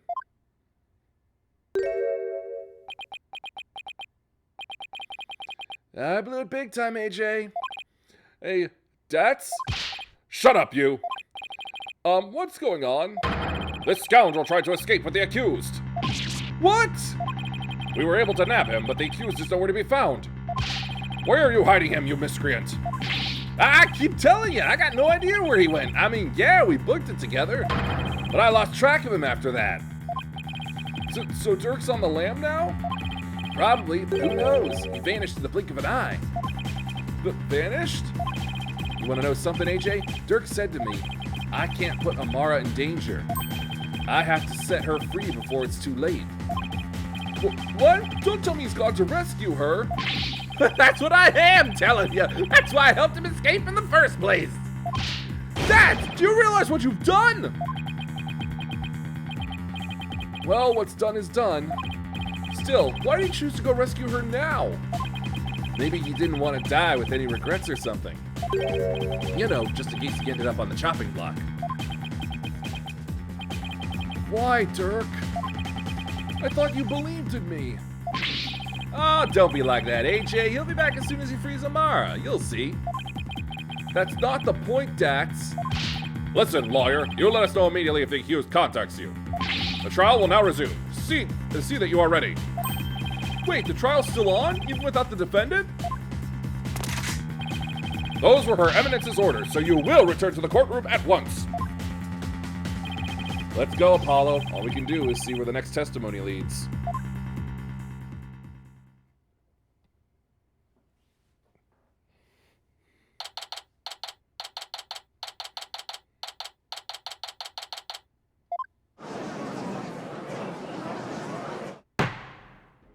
Now then, let us resume the trial at hand. Your Majesty, my client seems to have gone missing. What do you think, Your Eminence? Should we proceed without the accused? Why not? My royal guard is searching for him as we speak. They shall find him soon enough, for they would not dare to keep me waiting. Yes, but what about the law governing court proceedings? Then I shall simply revise it.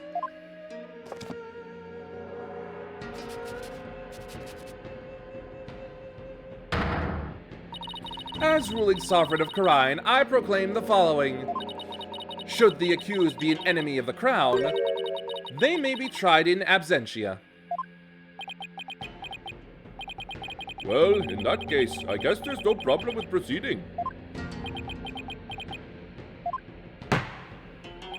Will the witness, Miss Maya Fey, please approach the stand?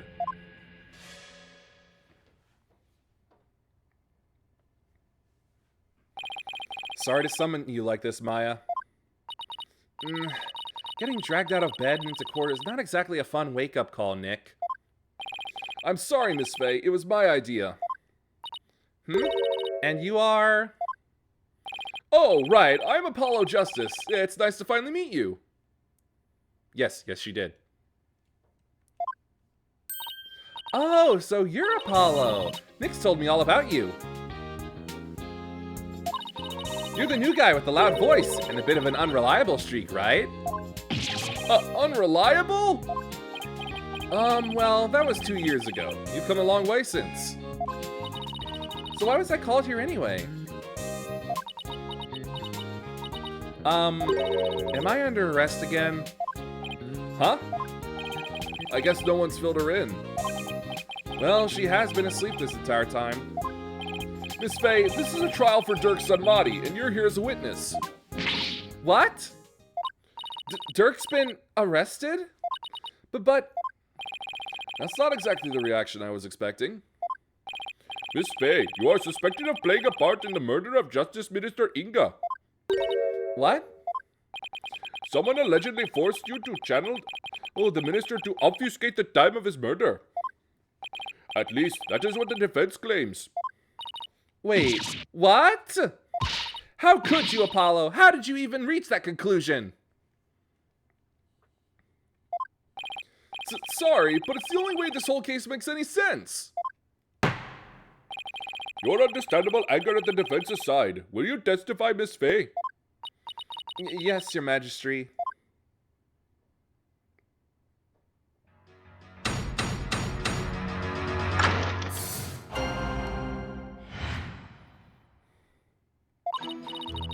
I don't have any idea what's going on, but... Yeah, her pout. I know I didn't channel Minister Inga. I didn't even have the chance to do something like that. Besides, I never go quietly along with some criminal's plan. Though, I guess there are some things I'd go quietly along with.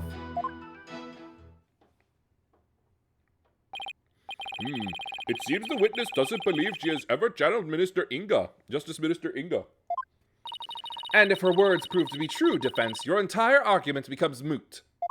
You do understand that, don't you? Yes, of course. It doesn't seem like Miss Fey is lying. Apollo, Maya was being awfully secretive about something just now. Then I guess I'd better dig a bit and try to get her to open up to me first.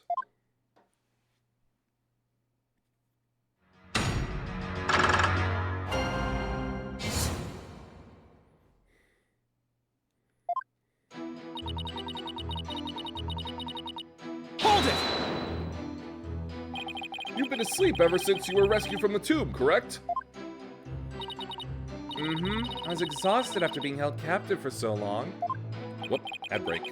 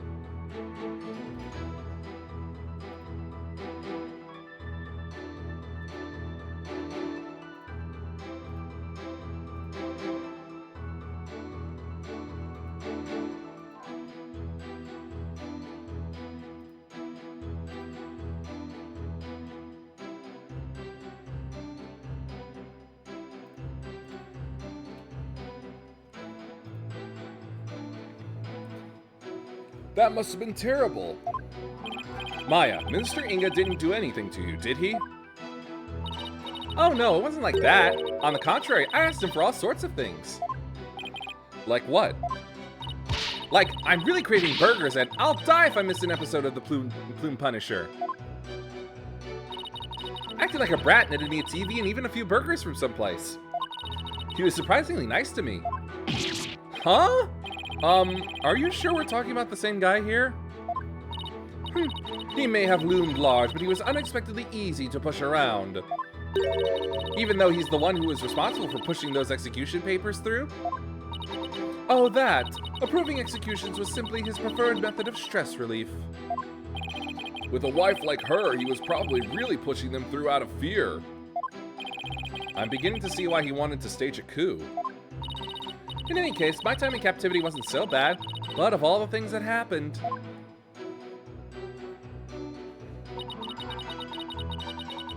Hold it! Are you sure about that?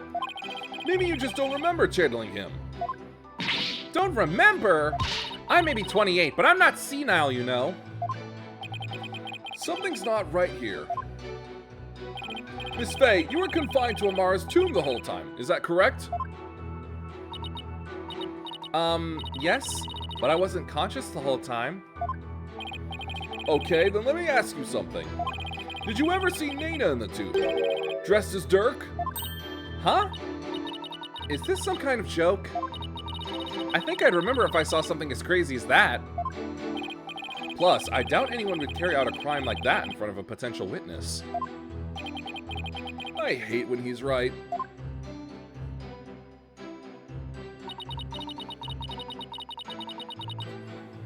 Hold it! You didn't have a chance to channel him? Does channeling someone take a long time? Not really. Once you get the hang of it, it's pretty much instantaneous. But I was all tied up, literally. So there was no way for me to make the channeling moodger with my hands to do it. Right. I guess you really didn't channel Inga then. Maya, when mediums are done with a session, they can send the spirit back to the other world themselves, right? Sure, unless they're still in training. Amateurs can get possessed by spirits sometimes. But full-fledged mediums can stay in total control of a session. And they can send the deceased spirit away anytime they want. So I take it you can do that too, Miss Faye? Of course. It's a cinch for the new and improved Mystic Maya Faye, a spirit medium. That's strange. You seem like the same old childish Maya to me. I'll show you, childish Nick.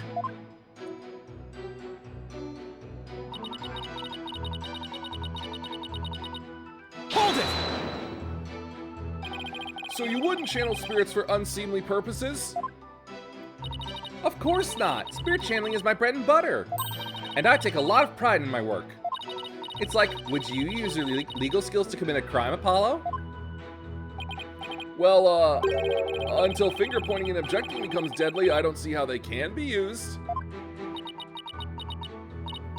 Wow, you're regular Mr. Smarty Pants, just like Nick. Always at the ready with some sarcastic comeback. I think I'll save my many objections for after the trial. Yes, please. Anyway, I'd never go along with something like murder. Though, I guess there are some things I'd go quietly along with. Hold it! It sounds to me like you're trying to hide something, Miss Faye. Didn't anyone teach you about respecting boundaries, Apollo? It's really rude to pry into a person's private affairs. Sorry, I didn't realize, Wait, we're in a court of law. Yeah, I know. Then what was all that about me being rude? I'm just doing my job. So please, just tell me, what exactly are you hiding? Sorry, but I promised Dirk I wouldn't say. You made a promise to Dirk? Mm-hmm, a pretty big one. I think this is about all you're going to get out of her. Yeah. Enough! The witness is denying that she channeled any spirits. Further questioning is pointless. It appears your little fiction has been soundly exposed for what it is. You should listen to her, Apollo. I don't even know why you suspected me in the first place. I mean, you don't have any evidence of me channeling Minister Inga, do you? Oh, evidence, huh? There's no point in even thinking about it, really. Don't use anything special. I don't use anything special to channel spirits, so there wouldn't be anything left behind. That's true. Just like when she channeled the High Priest, all Maya needs is her own body. If the defense has no evidence to offer, I will have to end this cross-examination. What now? Even if she doesn't use any special items to do the channeling itself, you'd think there would be something to complete the deception. Is there any proof that Justice Minister Inga was channeled? You bet there is! Really? Well, now. You're bluffing, I take it? I'll be fine. If we're right, then there must be some sort of proof to back us up. Time to do some serious thinking, Apollo Justice. Okay, we know that when Rafa saw her father, he wasn't dressed like Miss Faye, right? Right, because if he was, Rafa would have immediately known he was being channeled. So that means he was dressed in his usual suit when Rafa saw him. Aha! Good thinking, Apollo. This might be the perfect angle to attack from. All right, let's have an answer from the defense. What proof do you have that Miss Maya Faye channeled Justice Minister Inga? Take that! Is that a gemstone? We found this among the ashes of one of the tomb's incense burners. Does this gemstone ring any bells, Your Eminence? What? What was that doing in the tomb? Ah, so you do recognize it. But then, as his wife, how could you not recognize this gemstone button from your husband's jacket? I don't get where you're going with this. Channeling Minister Inga alone wouldn't be enough to fool someone like Princess Rafa. Especially if he were wearing your clothes. So you would have had to change into the minister's clothes before channeling him. Ah! Miss Faye, you used the minister's clothes as cover while going from his room to the tomb, where you burned them once you no longer needed them.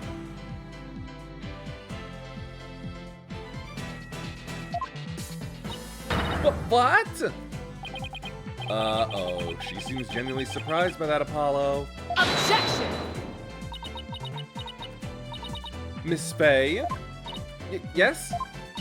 Do you know my husband's name? It was, Inga Karkul Karine, right? That is correct, in part, but there's more, much more.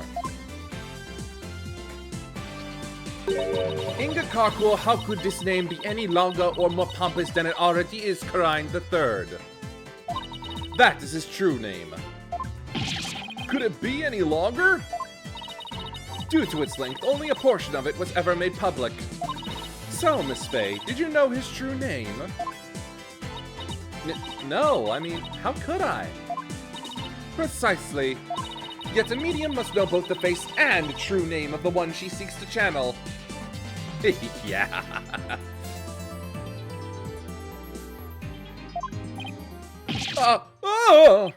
So then, Miss Faye couldn't have channeled Minister Inga? That's what I've been saying this whole time. Why would I want to randomly channel some old guy I didn't know? And didn't like thanks to that last trial. I can't believe this. Apollo, I really don't think Maya's lying. However, your line of reasoning still seems credible to me. I agree, but there's something tripping us up in the details. Maybe we're working off of some wrong assumption again. Apollo? I was thinking... Yes? Since I didn't channel Mr. Inga, is it possible that someone else did? Someone else? But who else could it have been?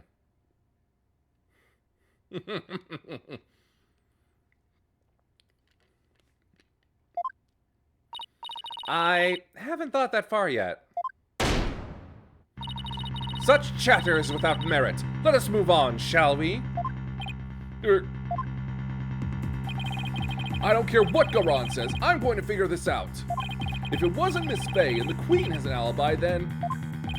Apollo, forget about who is capable of channeling spirits for a second. I should consider the circumstances around the channeling, right? Right. We know Rafa saw her father come running out of his private quarters. If he was being channeled at the time, who could it have been? It had to have been someone who was in Inga's private quarters. Well, I'm waiting, Defense, and you know how much I despise waiting. Yes, but there is someone else besides Miss Faye who could have channeled Minister Inga. There's just one more person, and they were in Inga's private quarters. That person is our only hope now. So the defense believes there was another. Let's have your very serious answer then. With pleasure. Horned Devil! Who could have channeled Minister Inga? Take that! Nana? Your Eminence said it yourself. That's right. Nana never did go into the tomb that day. Instead, she entered my husband's private quarters. How do you know? It's quite simple. Shoe prints were discovered in Inga's private quarters. Shoe prints that belonged to Nana. And then there's her benevolence's statement. She said that Nana disappeared right after she entered Minister Inga's private quarters. The room from which Minister Inga himself came running out of not long afterwards. You are not seriously suggesting... It's the only thing that makes sense. Nana channeled Minister Inga and left his private quarters thereafter. That's why no one has seen her since. And why only the minister's shoe prints were found outside his residence.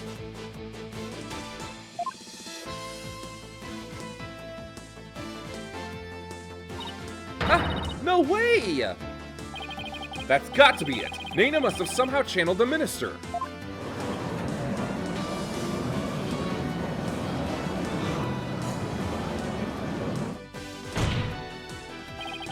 All the circumstantial evidence has fallen into place. You can't ignore it anymore. You can't claim Nana isn't connected to this case somehow. In light of this, the defense calls Nana to the stand. Well, Your Eminence?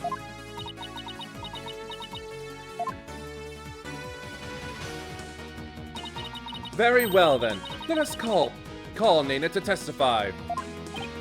Yes! Now we can finally crack this case wide open! Let us adjourn while the witness is summoned. There is no need. Nana is in the waiting lobby. What? Nana's here? I thought she'd gone missing. It seems she was feeling unwell and simply wished to rest undisturbed. But her concern for Rafa brought her here today. She took time off without Rafa's knowledge or consent? I'm betting there's more to her disappearing act than meets the eye, Apollo.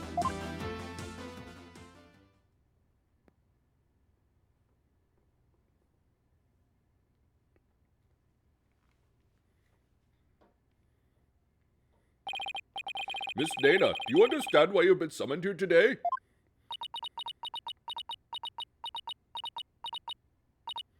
Yes, of course.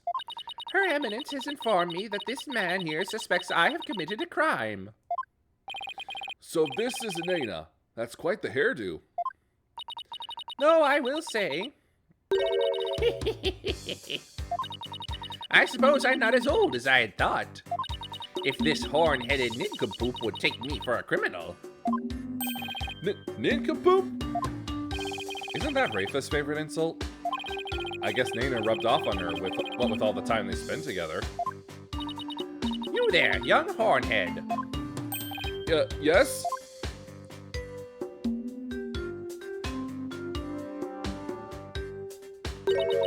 You're accusing me of slaying Minister Inga and channeling his spirit, yes? What an active imagination you have. Young folk are so wonderfully open-minded. Thanks. Just take the compliment, Justice. Now then. Now then, will the witness please proceed with her testimony? This court wishes to know if you did or did not channel Minister Inga in his private quarters.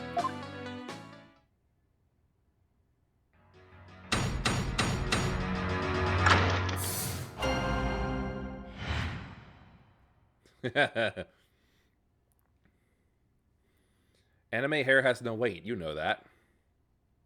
I was feeling under the weather yesterday and decided to rest these weary bones. Besides which, a lowly servant such as I could not possibly be an honorable spirit medium. Only members of the royal family can learn the art of spirit channeling here in Karine. After Queen Amara's passing, Her Eminence Queen Karan is the only spirit medium left. If you believe a medium to be the culprit, it would have to be that young lass Maya Fane.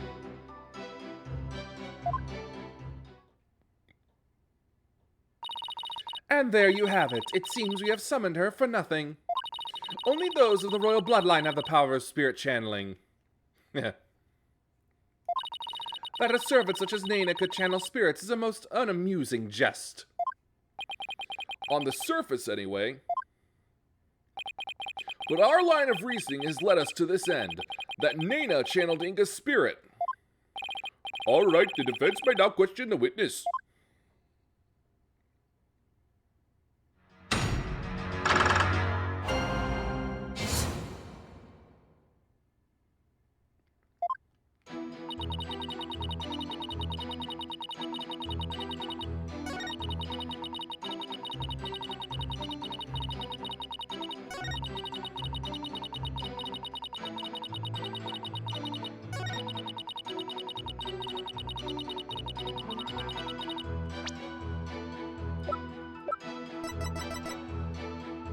Objection! Okay, so I presented what makes sense in terms of a direct contradiction. Except I don't know how to make it make sense in the larger context of this case. Well, is the defense going to follow up its loud objection with a sound explanation? Oh, sorry. How do I put this? I believe there's a problem with Nana's testimony. Go on. She asserted that she cannot possibly be a spirit medium because, in Karine, only members of the royal family can learn how to channel spirits. I fail to see the problem in that statement, defense. Hold on, I'm getting to it, Your Majesty. Nana stated an absolute falsehood, since we know that Amara is still alive. At the same time, circumstantial evidence points to Nana channeling Inga. After all, just after she entered his private quarters, Inga came running out screaming despite having been killed at 2 p.m.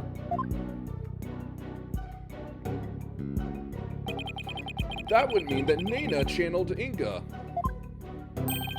even though supposedly only those of the royal family are capable of doing so. Wait.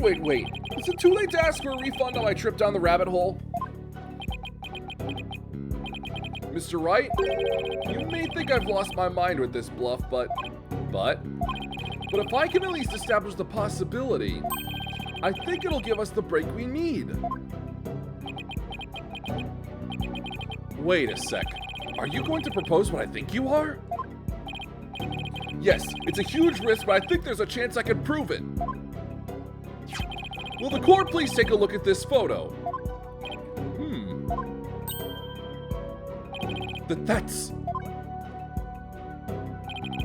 This photo's very existence, to say nothing of the person in it, contradicts the witness's claim that Queen Garan is the only remaining spirit medium in Karine. Horned devil, you mustn't! Oh, but I must. Under these circumstances, the outcome of this trial depends on it. But you already knew that, didn't you, Your Eminence?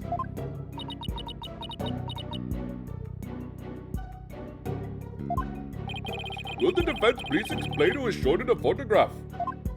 The person in the photo is the previous queen, Amara Sigatar Kurine. Contrary to popular belief, she was never assassinated. In fact, she is very much alive. What? But that's nonsense! Take a good look at the law book in this photo, Your Majesty. The mark of the Defiant Dragon branded on it could only have been placed there after Queen Amara's supposed assassination.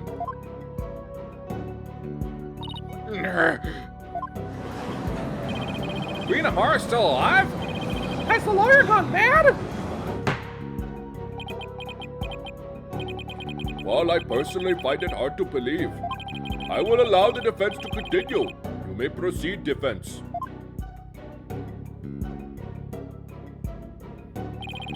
Queen Amara's death was staged to keep her safe from her would-be killer. Yet, according to Dirk, she is actually being held captive somewhere.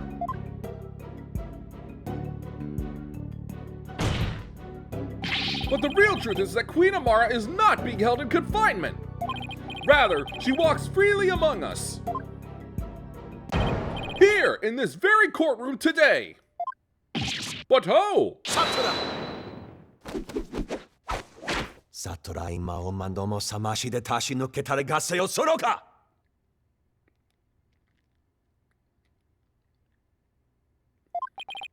Do not be deceived, Your Majesty. The red pepper is skilled in weaving plausible lies. It is the cunning, lawyerly art known as bluffing. But knowing this, there is no need to fear his forked tongue. Objection! That's where you're wrong, prosecutor, because you'll be quaking in your boots soon enough. Made-up language. Although I think it was also partly Japanese. I can't remember the origins of that, or Satura. Right now. Is that so? It's my turn, Yuta, to wake you up to the truth right before your eyes. Queen Amara is still very much alive and has been disguising herself as... Take that!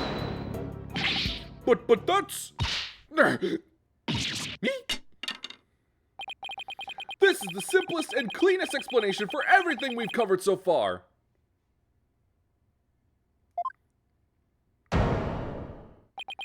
The person who killed Minister Inga. Someone with intimate knowledge of the divination seance. The medium who channeled the minister in order to mask the real time of his death. Condense these traits into one person and you get a spirit medium of royal blood. And that person is none other than you, Nena! Your true identity is the former Queen Amara and the killer we've been looking for all along! What? Objection! Have you finally lost your mind, Mr. Justice? What you say is beyond blasphemous, even in the depths of hell. Oh my, such frightening allegations. Indeed, and absolutely ludicrous to boot. Her Eminence Queen Amara yet lives?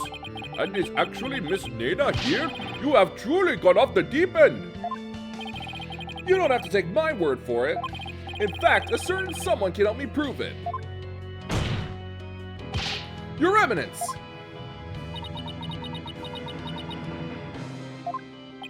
If Queen Amara truly is dead, you should be able to channel her spirit right here, right now. Isn't that correct?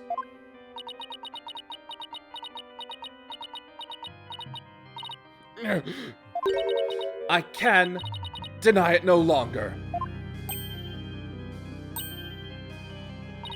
The lawyer speaks the truth. Nena, the woman who stands here before us, is Amara, the former queen believed to have perished 23 years ago.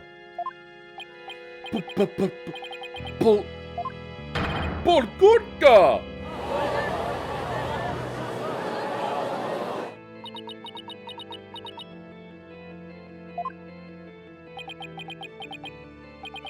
Finally, we finally got Inga's real killer on the stand! Nana, no. Amara Sigatar Karine! Please drop the act and tell us what really happened!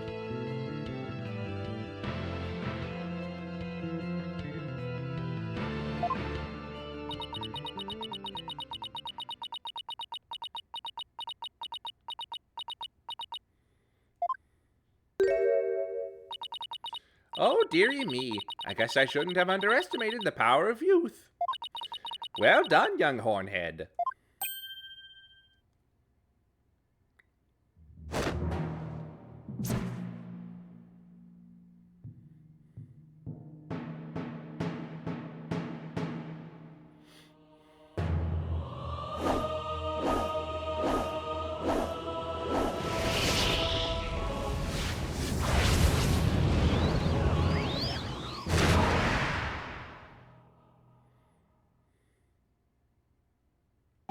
Whoa!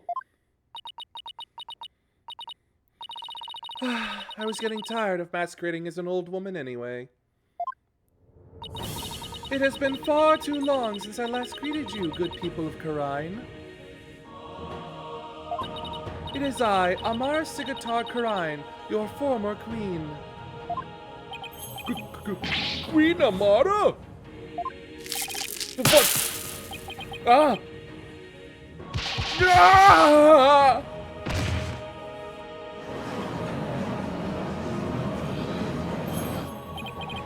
And I thought Garon's makeover was extreme. Can it really be true? You are alive and well? It is true. I feel as if I have been called back from the Twilight Realm. I fear I have caused all of you a great deal of distress.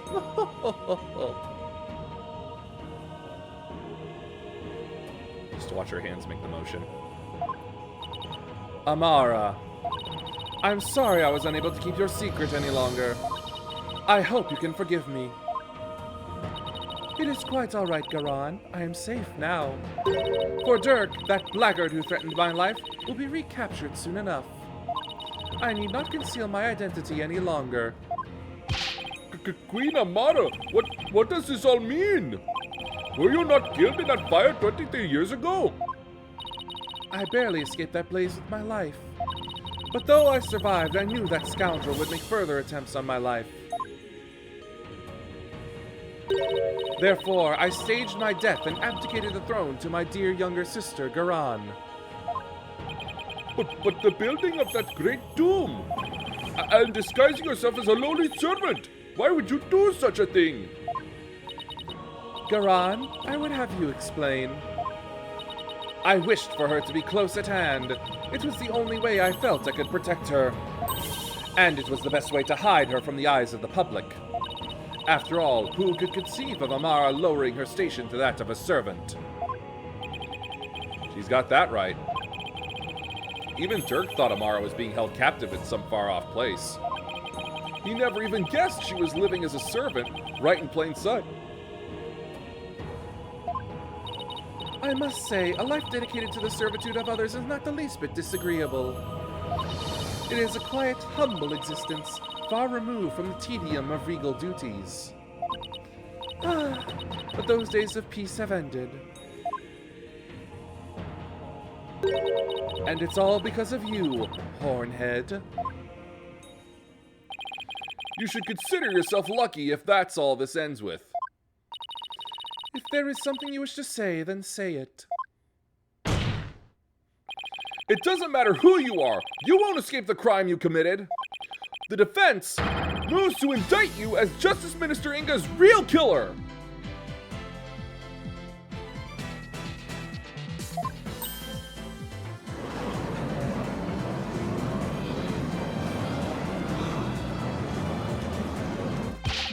What's this? You would accuse Queen Amara of homicide?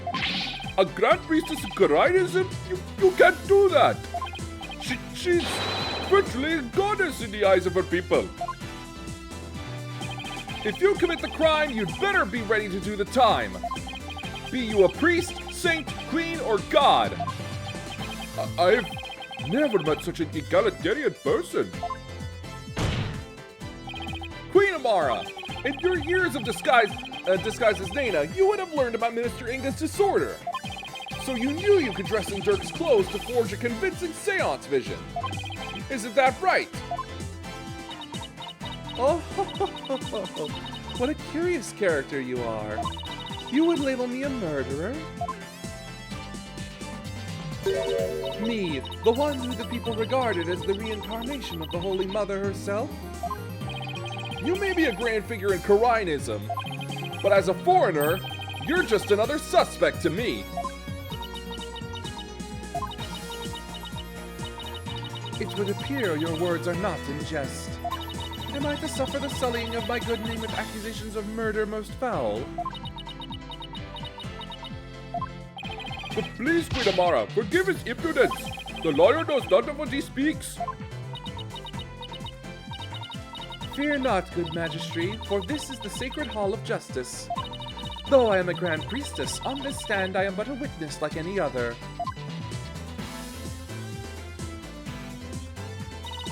I shall face his accusations with grace and benevolence. For compassion overfloweth your mercifulness. Oh, young lawyer, in my benevolence I must warn you that your assertion suffers from a tragic flaw. Huh? There's a flaw? Nayuta. Yes, your mercifulness? Who was present in the tomb when the murder was discovered? Dirk Sadmati, Maya Fey, and the victim, Minister Inga. I see. That is a fatal flaw indeed. It appears Queen Amara couldn't possibly have gone to the tomb as Minister Inga. What? Why not? Do not keep the defense waiting, Nayuta. Explain how wrong he truly is. Yes, your mercifulness. Her Benevolence, Princess Rafa, saw Minister Inga enter the tomb around 2:30 p.m. Yet you, the defense, claim the person she saw was the minister being channeled by Queen Amara. However, if her mercifulness had channeled him and moved to the tomb, then, once she was done channeling, Queen Amara would have re-emerged and been left stuck in the open. Stuck in the tomb. Oh yeah, had she tried to exit before you all arrived.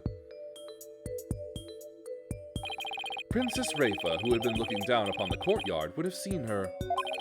However, her benevolence saw nothing of the sort.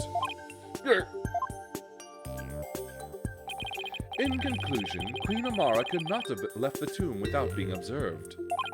And yet, was she there in the tomb when the murder was discovered, defense? No, she wasn't. Now do you see? Your flimsy claim has been uprooted like a sapling in a flood. Ah! Well, that was entertaining. Prosecutor Sadmati, assume the prosecution of this case and clear your mother's good name. You wish for me to take over? Yes, prosecute your father to save your mother. What a poignant fate you bear, but bear it you must. Are you ready? Yes, Your Eminence. And there you have it, Your Majesty. I shall watch the rest of the proceedings from the sidelines. I relinquish complete control of this sacred hall to your authority once more. Why, thank you, Your Eminence. Now then, Your Mercifulness, your testimony, if you please.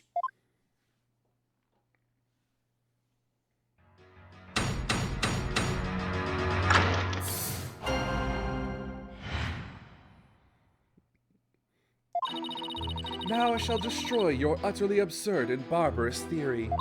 I was not anywhere near the tomb following the murder. Were your theory correct, I would have been in the tomb once I had stopped channeling. My husband, Dirk, is the killer, but he has fled from the sacred hall. May the Holy Mother rain judgment upon the traitor Dirk Sadmati for his crimes.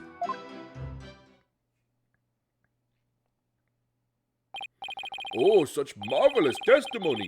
You are truly a treasure, your mercifulness. This too is but by the grace of her holiness. No doubt my unmasking here today was her will as well. Oh my, the Holy Mother, you say? Yes, surely her holiness has guided me to this witness stand.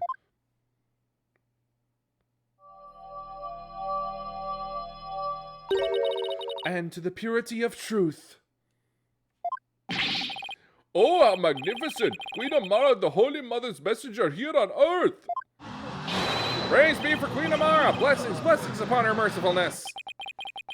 Where did those animals even come from? Now then, the defense may question the witness. But remember, she is a grand priestess, so disrespect will not be tolerated. That means no pointing out conflicts, inconsistencies, or any other flaws in her testimony. You'll learn.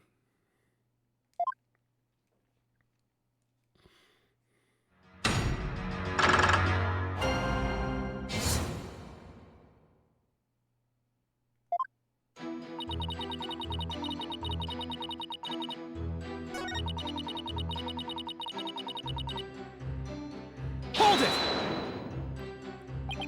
Well, maybe you were hiding inside the sarcophagus. After all, it does technically belong to you. I bet you'd have no trouble opening it. If I had been in there, I could not be here today, for the tomb has been under constant surveillance since the murder. I would have never been able to leave. I guess not. If I might ask, what's in that sarcophagus anyway? You're still alive, so...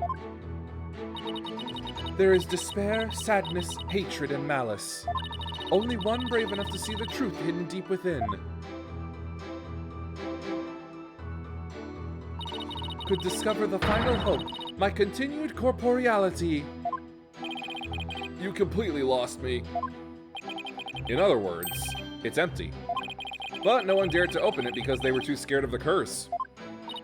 Now, will you dispense with your theory? It is as empty as my sarcophagus.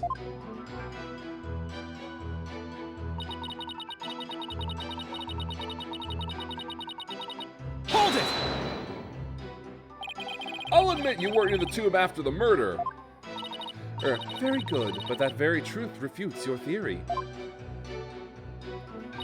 Even if I had channeled Minister Inga.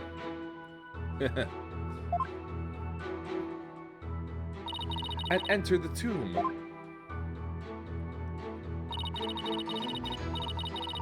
The moment I ceased channeling him, I would have re-emerged at the crime scene.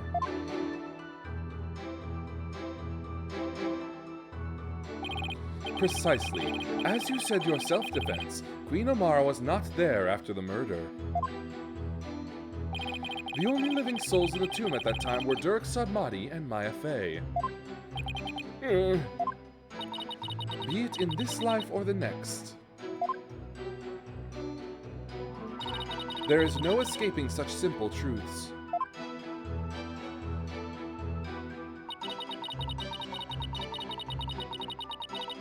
Hold it! There must be a reason why he had to make his escape today. A reason? Perhaps. Perhaps what? Perhaps to conceal himself and lie in wait for another chance to claim my life. What's this? Objection! No, it's definitely not that, your mercifulness. First of all, you don't really believe he's trying to kill you, do you? After all, you two ran off together after he rescued you all those years ago. That was only because he had the audacity to claim it wasn't me, you must believe me. It was my duty as a wife to her husband. To bend an ear to him, was it not? Communication after disagreement is the secret to a long and happy marriage. Sure, I guess. What do you think, Mr. Wright? Don't ask me. Yep, that is why I listened to Dirk. However, he didn't have a shred of evidence to support his claim. It grieves me to admit it, but my husband truly did try to murder me. That's quite enough. It's abundantly clear that Queen Amara's testimony is flawless. Oh, do you understand now, lawyer? This is bad. The judge isn't going to let me cross-examine her much longer. Amara should have been in the tomb after the minister's murder, but she wasn't. I don't get it. How did you just vanish from the scene of the crime like that? It shouldn't be possible for normal people to... For normal people. Maybe. Maybe what? Your Majesty, I think I can explain why Queen Amara wasn't there in the tomb after the murder. Very well, defense. Do explain. I believe it was accomplished through a method only she is capable of. And by using this special method, it would be possible for her to literally disappear. Well, don't keep us waiting. Let's hear it. How did Queen Amara disappear from the tomb? All she had to do was channel someone. Then she could easily disappear from the scene of the crime. After all, she would literally be someone else. Why, I believe that actually makes sense. What do you have to say to that, Queen Amara?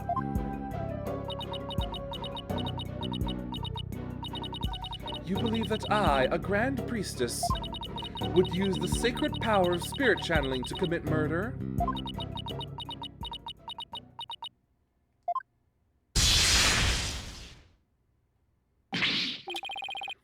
What the? Mercy, your mercifulness.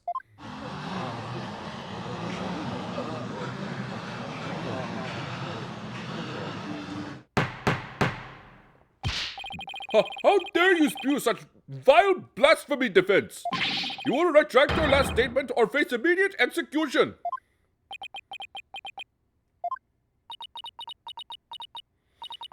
No, good Majesty, it is quite all right.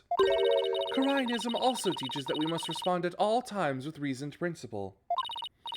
Therefore, I shall offer a measured response to his blasphemous accusation. You have something to counter with? Indeed. Now, are you listening? It would not have been possible to simply vanish by means of spirit channeling. After all, it would require a deceased person to channel. However, there was only one murder victim in the tomb. And that was Minister Inga, the only others there right after his murder were Dirk and Miss Faye. Ah, had I channeled Inga as you allege, well, the outcome would have been quite odd to say the least. For there beside the dead minister, a living, breathing one would have appeared. Even if I had been in the tomb, there was no one to channel except the deceased minister. So you see, I could not have vanished by means of spirit channeling. That's true, but I can't rule it out yet. Because, well,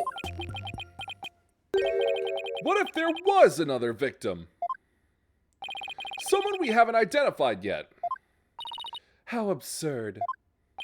If you channeled someone other than Minister Inga, you could have used their identity to disappear from the tomb.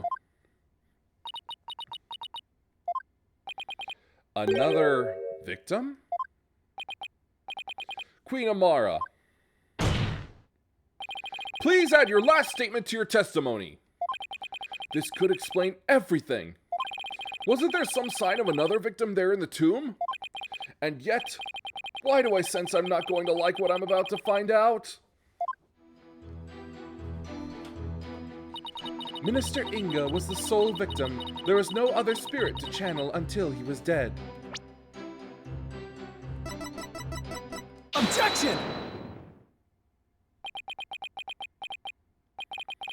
I can't believe I'm presenting this, but it proves that there was another victim. Still, the only ones there at the scene of the crime were...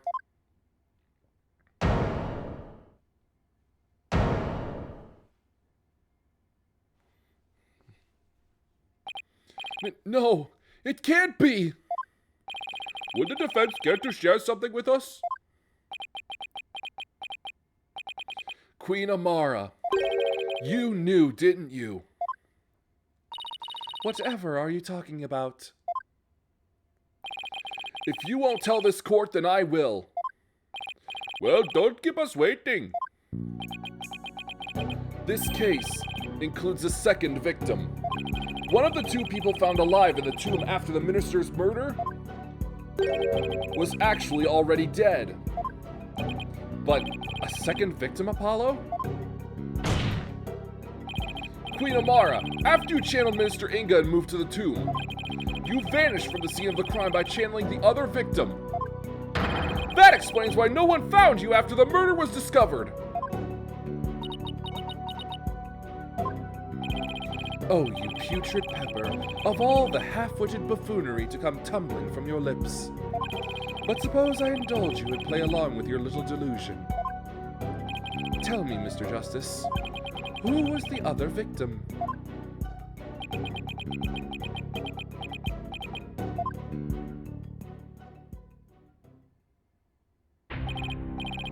There's no way this can be true.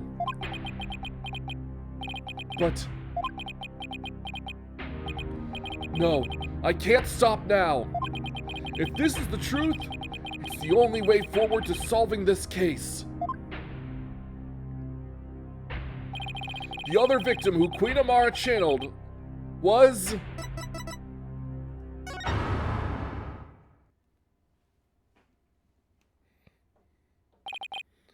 Listen, son, even if you manage to prove me innocent tomorrow, I don't have long to live. There is no escaping death now that it has its sights set on me.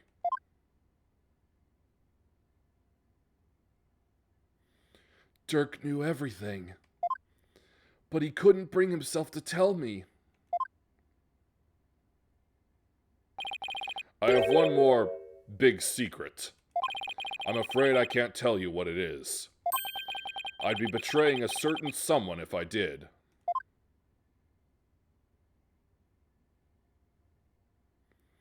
He couldn't accuse the love of his life. The sad truth is, the other victim channeled by Amara was... Take that! What? You can't! That's not possible! The defendant, Dirk's son Mahdi, is the one Queen Amara channeled. He's the other victim! This is insanity! Burkudka! Apollo, what are you... Do you realize what you're proposing? Objection! I demand an explanation, Mr. Justice! I don't know when or why Dirk was murdered, but the facts and evidence speak for themselves. And this is where they've led me! I see. After Inga's murder, Dirk and Maya were the only ones in the tomb. But if one of them was actually dead and being channeled by Amara... But it can't be, can it? Dirk's bloodstain at the scene of the crime was the clincher for me.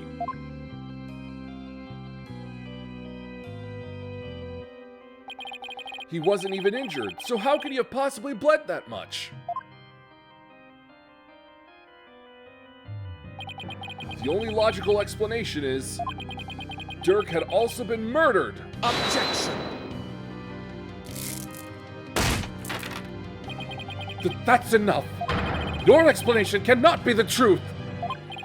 And you would not dare to claim to have proof to support your assertion! Nayuta, I wish it weren't true. I wish with all my heart that I'm wrong! But as much as I don't want to believe it, yes, I can prove it. Dirk's killer must have hidden his body. It would have to be somewhere nobody would ever look. And there is only one such place. You truly have proof? The fastest way would be to actually have someone go check the tomb. Go check the tomb? But why? Because I believe Dirk's killer hid his body here.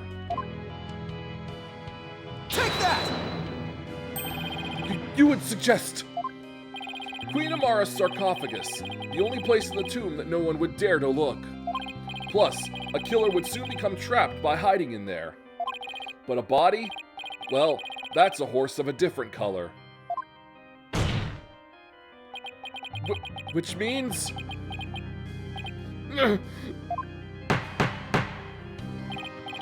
I believe we must search the sarcophagus at once. Your Eminence, being that Queen Amara yet lives, I trust we may now open it. If we must... Your Majesty, I believe Detective Sky is still there at the tomb. Let us contact her at once and have her conduct a full investigation into the matter.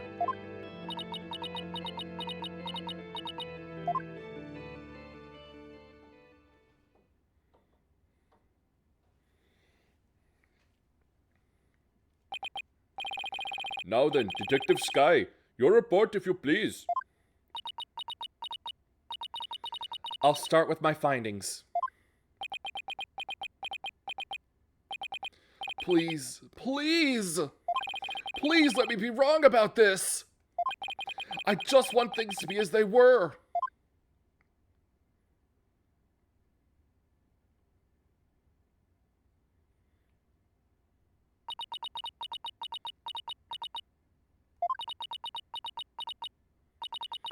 A search of the sarcophagus revealed a body that appears to be several days old. A body? Detective Sky, tell me it wasn't Dirk. Tell me my whole theory was completely off base.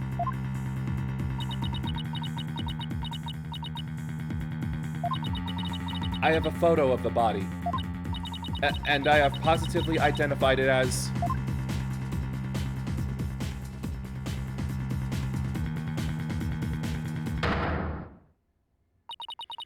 Dirk Sadmati.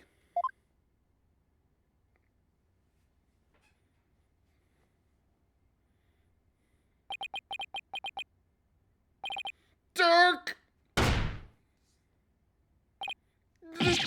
No!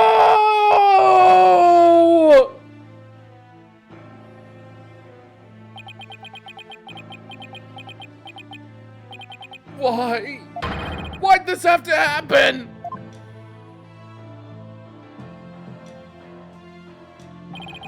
Damn it, Dirk! Answer me!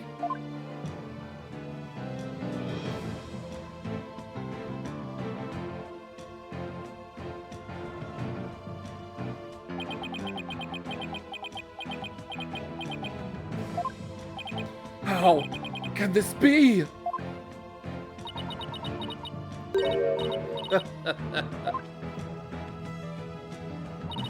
The traitorous Snake, the very head of the insurgency, murdered? Oh, what a joyous day! Those fools shouting for change and revolution will finally return to whatever rocks they crawled out from under.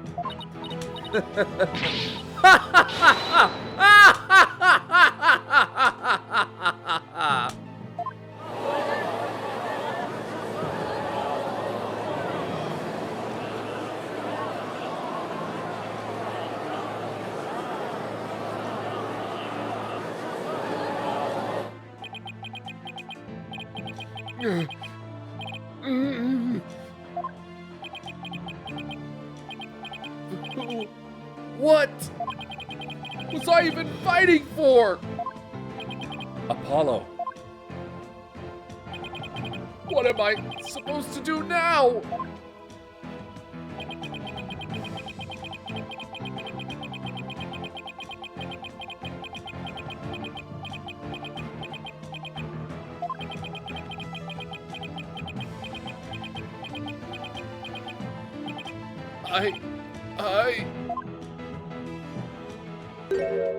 Son.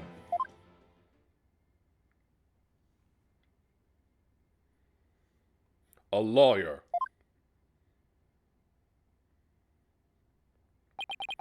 Should never look the way you do right now. A dragon never yields. Even when wounded, a dragon bites down hard and never lets go till its dying breath. It glares, it roars, and it latches its jaws firmly onto its prey till the bitter end. That's what lawyers do to get to the truth.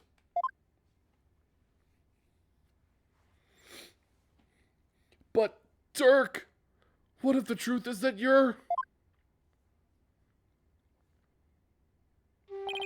Apollo, in court tomorrow, you may find yourself faced with a truth that is difficult to accept. But I know you, and I know you can handle the truth, no matter what it turns out to be. I know that because I believe in you. You're my son, after all.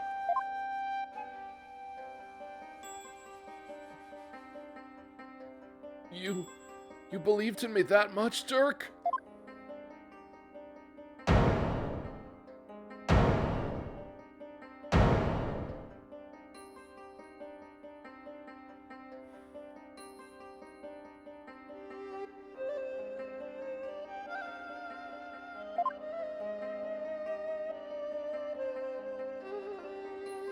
Dirk, I think I finally understand.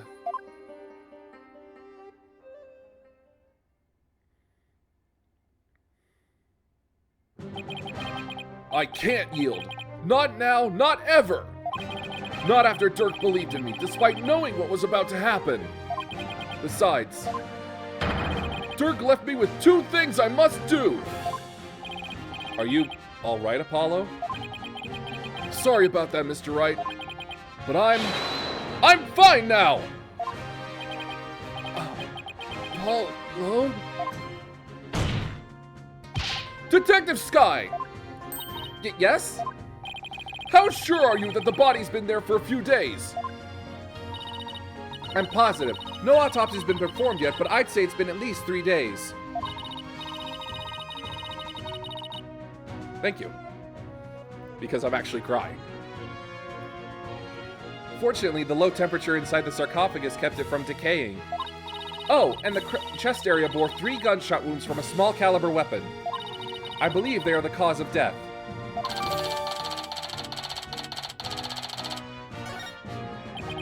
At least 3 days, huh? That means Dirk was already dead by the time he came to visit me back in the States. Then who was channeling him? I think it would have to be someone who could get into and stay in the US without arousing suspicion. Yet also had a solid cover story so they wouldn't be seen as missing. I believe this is who was channeling Dirk when I saw him in the States.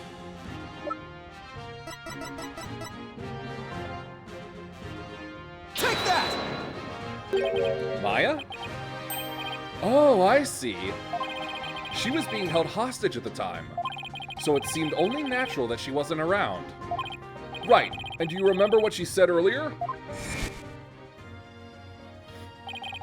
So please, just tell me, what exactly are you hiding? Sorry, but I promised Dirk I wouldn't say. You made a promise to Dirk? Ad break.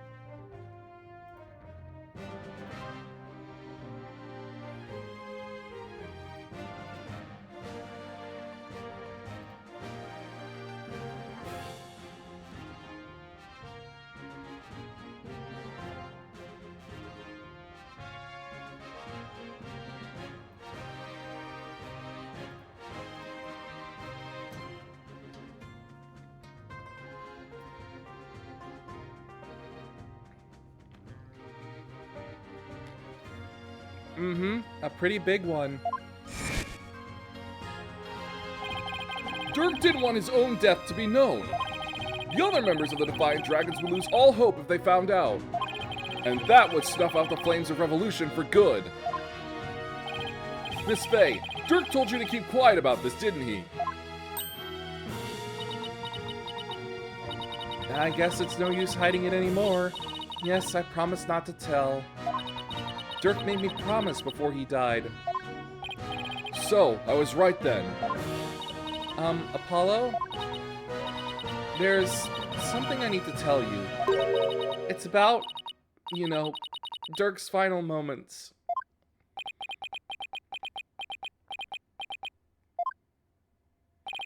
I'm listening, Miss Faye. What happened in his final moments? It was soon after I was kidnapped. Dirk paid me a visit in that tomb where I was being held captive. I'd say it was a few days before Minister Inga's murder.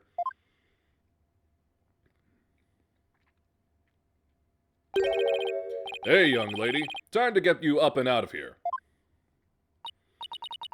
Oh...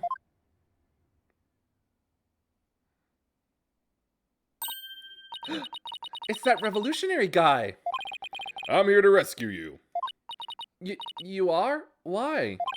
I figured things were a little too quiet with that stamp-sucking scumbag. So I started digging around. That's when I found out you'd been abducted. But why would a rebel help me? Let's go before it's too late. It already is for you, pal.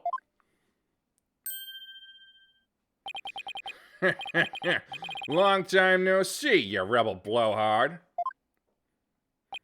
Inga, I know you're up to something, and I'm going to find out what. Ah!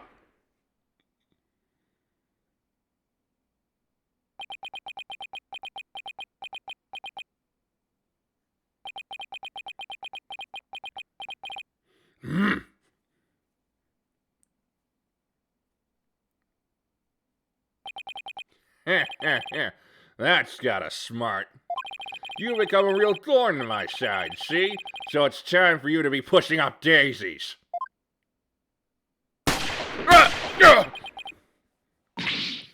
Dirk!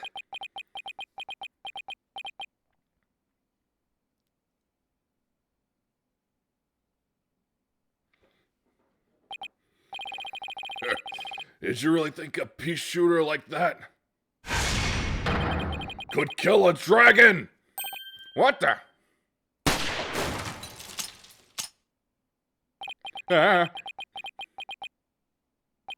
Well, what are you, some kind of freak?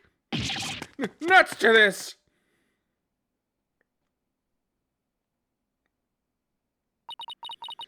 Dirk was shot several times, but he barely even flinched. He sacrificed himself for me.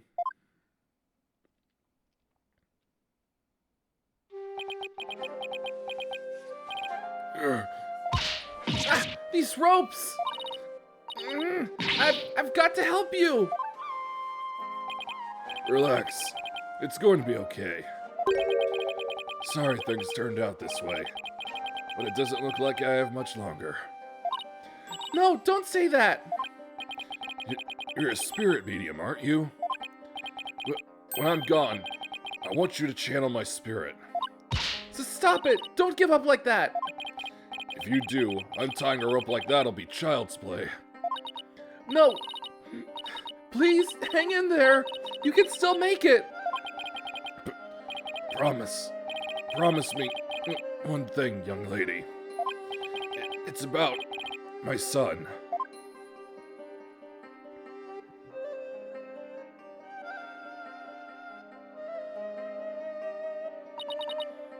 Dirk was talking about you, Apollo. He said he wanted to see you one last time. So he asked me to return to the US and channel his spirit. He really said that? Mm-hmm. He also said he'd been meaning to visit you for years, but kept putting it off. And that this was his last chance.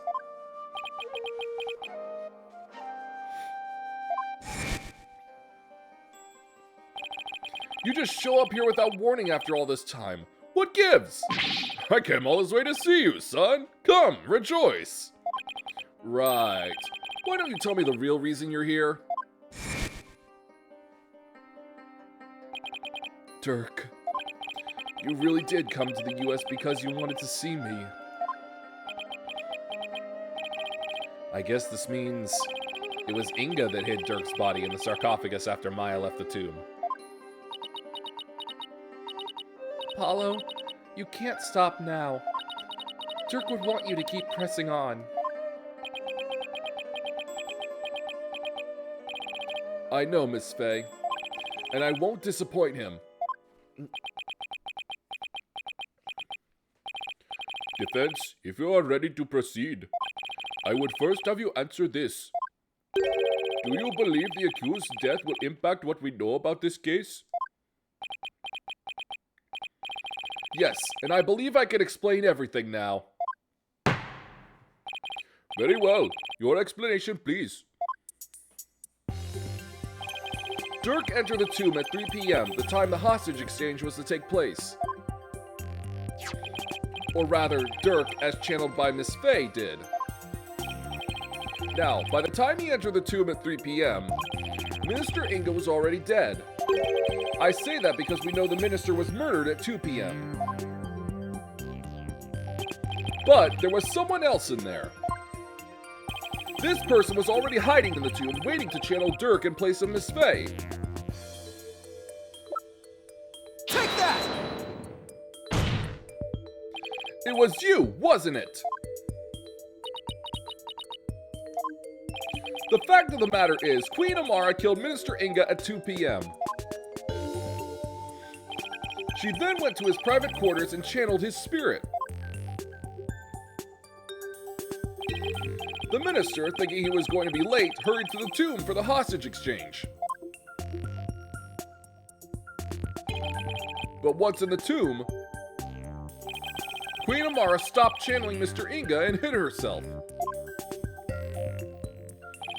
Then, when Dirk entered at 3 p.m., she snuck up from behind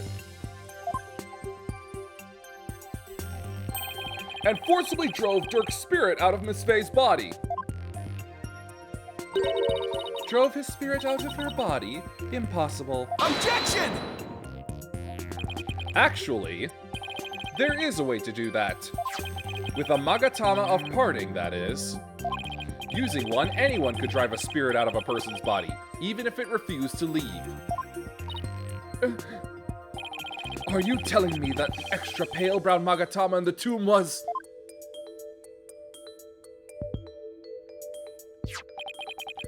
that it was... That's right, Prosecutor Sunmati, and you've seen one in action before. You saw how the glowing red Magatama sent the High Priest back to the Twilight Realm. And how it turned a spent pale brown afterwards. In other words, the brown Magatama found in the tomb looks that way because its power had been used up in pushing Dirk's spirit out of Miss Faye's body, right? I probably passed out as soon as Dirk's spirit left my body. I was exhausted after channeling him for so long, after all. After that, Queen Amara must have dressed Miss Faye in her usual attire and tied her up. I'm not sure where she got the outfit, but we can assume she had it all planned out.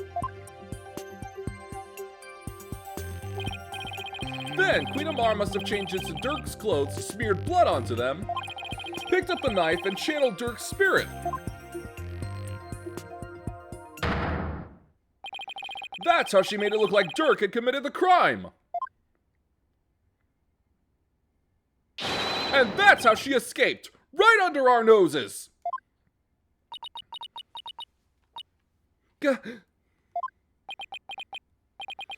I don't know, Apollo. The whole thing still seems a bit far-fetched. Dirk, what was going through your mind while all this was unfolding?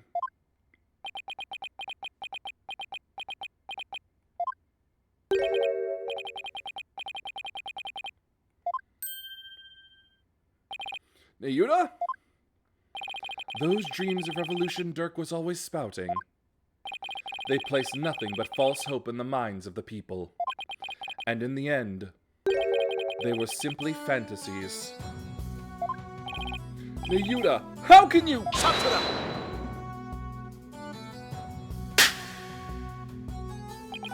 Karma has spoken. The dream of revolution has withered on the vine. Its fate is sealed. The other insurgents will soon wake from their shattered dreams. No, Dirk's dream can't die like this. I'm not going to sit back and let that happen. I can't, and I won't. Nayuta, don't forget that Dirk's been proven innocent. His name is no longer tainted by the charge of murder. Now the rebels and their sympathizers who have been calling for his release can't be charged with abetting the accused. So the revolution is far from over. It's only just begun. Objection! No, Dirk has not yet been proven innocent. You have merely indicated the possibility of his innocence. What do you mean? Dirk is indeed dead. However, what if it was Dirk who killed Minister Inga while being channeled by Miss Faye? And while the crime could have occurred at 2 p.m., you have yet to substantively prove it. Or do you have conclusive proof that the time of Minister Inga's death was at 2 p.m.? Well, no, I don't, but... It seems further testimony will be required of me. As it would appear that I have fallen under suspicion, I would like to state my case. Prosecutor Sanmari, the rebellion must be snuffed out once and for all.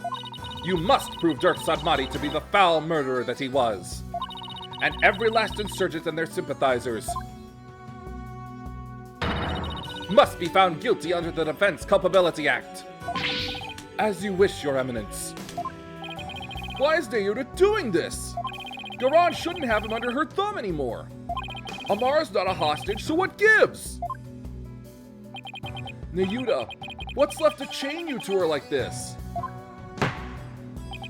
Very well then, Queen Amara, please proceed with your additional testimony.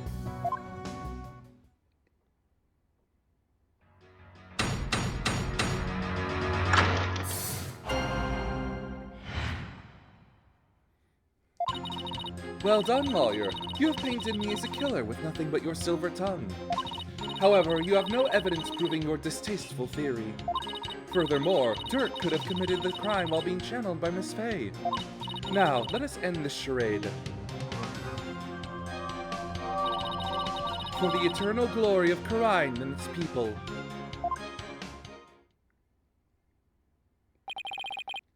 Do you understand now, you putrid pepper? There is no point in defending Dirk any longer. It has all been in vain. Let it go and move on, right? Well, not today. Your theories are but a pillar of salt that crumbles at the slightest breeze. But no more. This ends here and now. The defense may proceed with its cross-examination.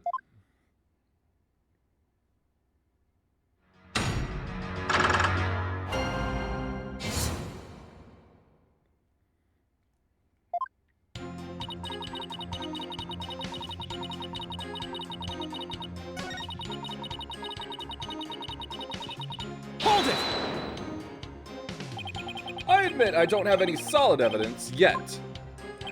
But you're the only one who could have committed the crime. What on earth do you mean? Including Miss Faye, there are only 3 spirit mediums in Karine. Furthermore, when the crime scene was first discovered, Queen Garan was with me and Mr. Wright, while Miss Faye was tied up in the tube. That means that the Dirk we saw after the minister's murder could only have been channeled by you, Queen Amara! Insolent liar! Forgive us your mercifulness! Really, Your Majesty? Objection! Ah, but have you considered the following defense? What if there was, unbeknownst to us, another spirit medium in Karine? Objection! Oh, come on! What are the chances? You lack the evidence to support your claim that Queen Amara is the killer, which is why you have had to use the process of elimination to zero in on her.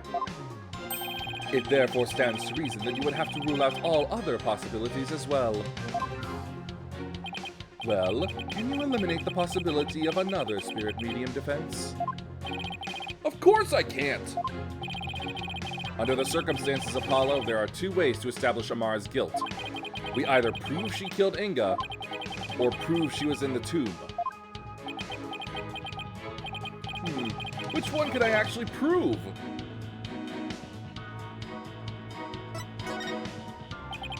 I can prove that Queen Amara was in the tomb when the murder occurred. It seems you're ever bent on painting me as the killer. Well, if the shoe fits. Very well, let us see some evidence that proves I was at the scene of the crime. You do have some, do you not?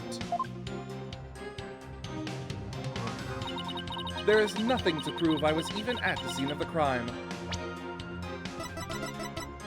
Objection! Queen Amara. Does this pendant look familiar to you? Why, that is... We found it in the tomb and it has the minister's blood on it. Which means it was probably dropped in the course of the crime. Objection! And I fail to see how it is relevant to your argument. Did that not belong to the accused? That's what I thought too. After all, Dirk had said it did himself. He said that? Yes, but it was a lie. Because I believe he was covering for someone. Covering? How? For who? There is a certain piece of evidence that shows the pendant isn't Dirk's. Take that! That's a photo of the accused's body, is it not? Yes, it is, and I'd like to call your attention to a certain spot in it. This right here proves that the pendant that was found at the tomb wasn't Dirk's. Take that! You will notice an object near Dirk's left arm. It's an identical pendant, except it's blue. Oh, now that you mention it. Don't you find that a little strange? Why would he own two of them but in different colors? Here's what I think. The pendants were meant to go together as a pair. A pair? If the blue pendant was Dirk's, then what about this pink one with Minister Inga's blood on it? Who do you suppose it belongs to? Objection!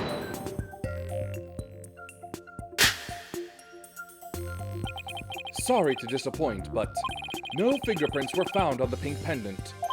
Therefore, we have no way of knowing to whom it belongs. Objection! Ah, but that's where you're wrong, Prosecutor Sunmati.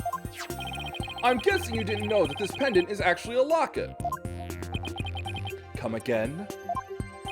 Now this is where it gets interesting. When we open this locket up,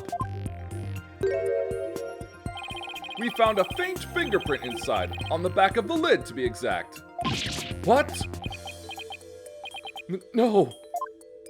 So now the question is, to whom does the fingerprint belong?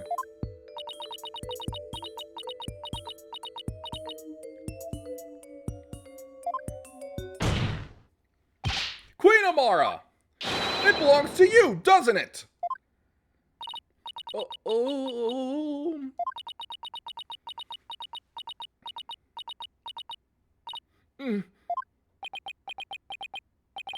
It seems I've truly rendered the witness speechless this time around.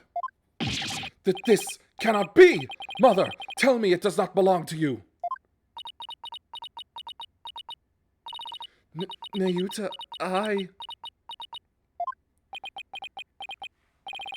Think about it, Queen Amara.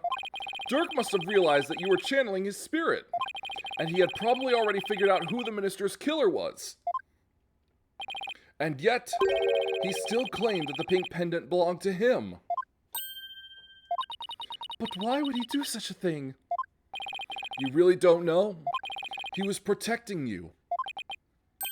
Because he loved you. He loved you until his very last breath and beyond. I have one more big secret. I'm afraid I can't tell you what it is. I'd be betraying a certain someone if I did. Dirk knew everything, even that he was being used. But he kept quiet, all for your sake. Dirk, why do you always... Well, Queen Amara? Dirk, the one whose love for you never wavered all these years. Are you going to betray him now?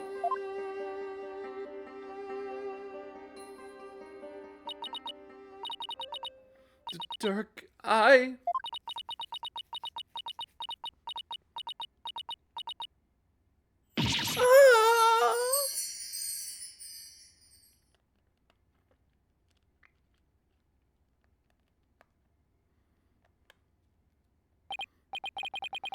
This cannot be. I refuse to accept it.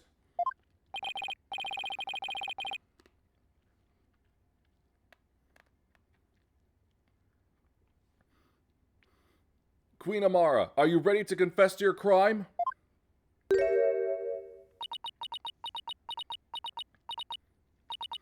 I can deny it no longer. The truth is, it was I, Amara Sigatar Karine, who slew Minister Inga. That's preposterous! Why?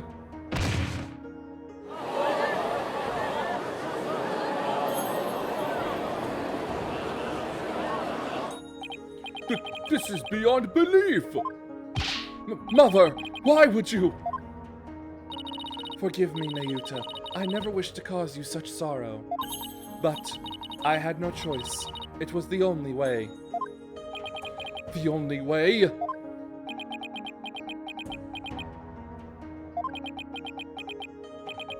So, in the end, Queen Amara and Dirk Sarmadi. I suppose this means that they were unable to reconcile while he was still alive. I don't think the state of the kingdom or the incidents of the past would have allowed that. They were prisoners of their shared history, so to speak. Queen Amara, there's something I need to know. You had staged a near-perfect crime. So why did you bring this pendant into the tomb with you? You should have known it could come back to haunt you. I do not really understand it myself. I had nearly been assassinated by my own husband. Yet I could not bear any hatred toward him. I was unable to discard this or part with it for even a short time. As with Dirk, I have never stopped loving my husband for the past 23 years. Mother. So she really believes it? That Dirk tried to assassinate her?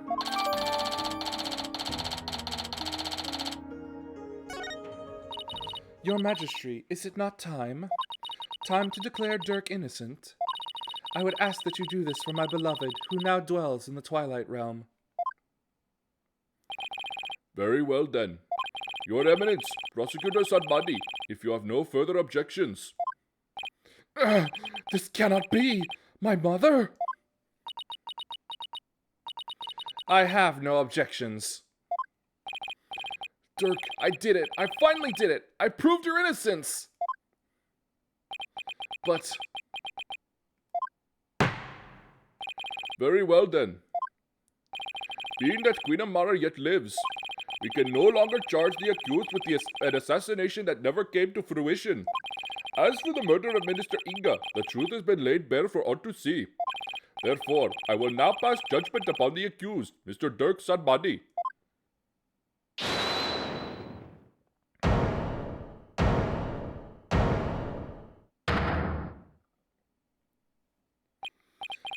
Your benevolence?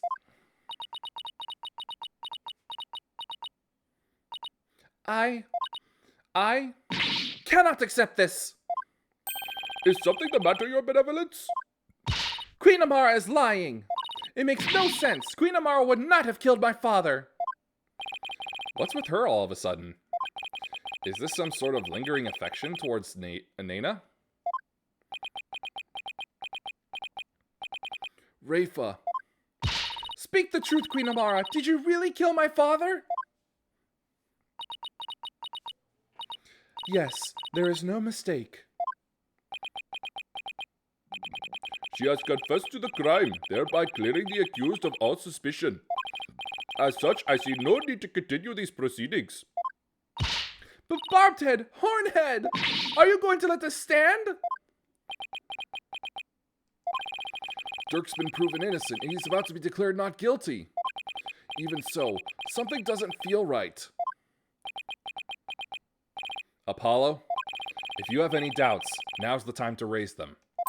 After all, the courtroom is a place for finding the whole truth. But it's all up to you. There are definitely things that don't quite add up. Does this mean that the whole truth hasn't been brought to light yet? Should I push to continue this trial? Your Majesty, I have a feeling we haven't discovered the whole truth. And the only way we'll ever find it is to continue this trial. Hornhead! Very well then. Will the defense please tell us this? What important fact about this case is yet to come to light? Queen Amara? There's something I still don't understand. What was your motive for killing Justice Minister Inga? That is a fair question, and one that I shall now answer. It was for the future of this kingdom that I slew Inga Karkul Karain. To avert further tragedy, his death was an unfortunate necessity. Further tragedy? Over the past several years, Minister Inga has been rapidly expanding his power. He had established the secret police and was relentless in his pursuit of the insurgents. He even had the overwhelming support of the people, but still he was not satisfied. Hungry for more power, he began planning a coup d'etat. You mean his plot involving the Founder's Orb, which led to Maya Fey's abduction? Yes, Minister Inga planned to use the orb to gain access to great spiritual power, after which he would assassinate Garan and usurp the throne. His machinations were reminiscent of that terrible tragedy of 23 years ago. And as one affected by that incident, Amara vowed to never allow a repeat of such events. Yes, and the Holy Mother delivered unto me the perfect opportunity to fulfill my vow. Security amid the courtyard was rather light due to the rite of channeling, and Inga had barricaded himself in the tomb with his hostage away from prying eyes. I knew I would never again have such a perfect opportunity, so... At 2 p.m. during the rite of channeling, I slipped into the tomb and slew the minister.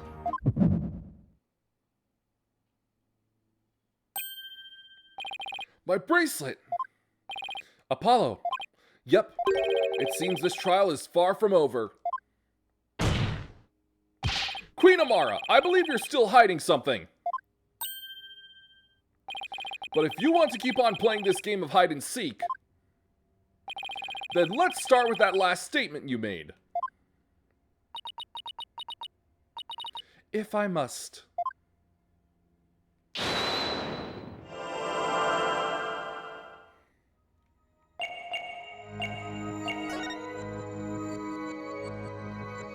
Gotcha!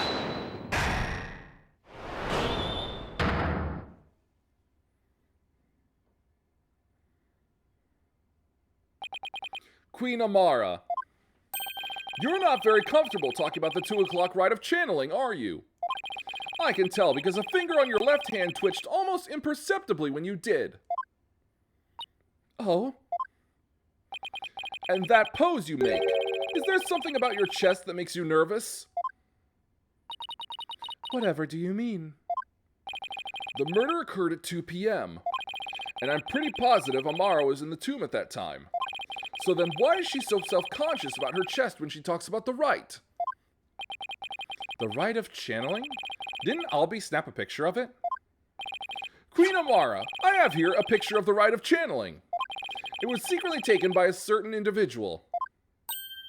Objection! Such insolence! I would have the perpetrator's name at once! Sorry, no can do. You see, I just happened to find it on the ground, so...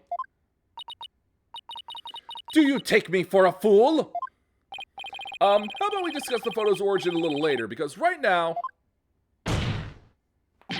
there's something much more pressing at hand. I believe this photo merits further examination. I just wish there was more to see in it than darkness and more darkness. We might be able to make out a few more details with some image adjustments. Let's ask Emma if she can help. Bailiff, please summon Detective Sky to the Hall of Justice.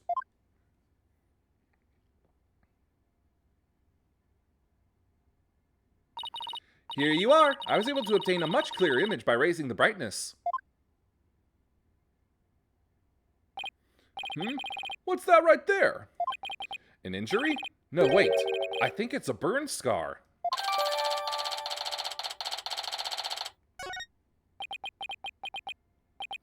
Wait a second. Your Eminence. You don't have a burn scar like that on your chest.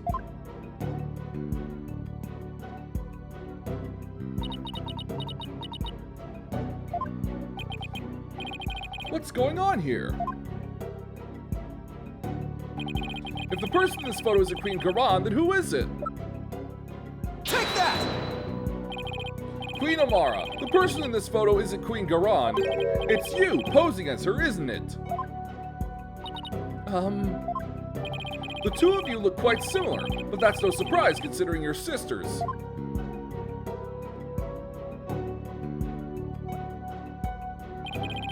Even the shape and position of your facial tattoos are almost exactly the same. And you are both capable of channeling spirits. Therefore, it would have been easy for you to impersonate Queen Garan.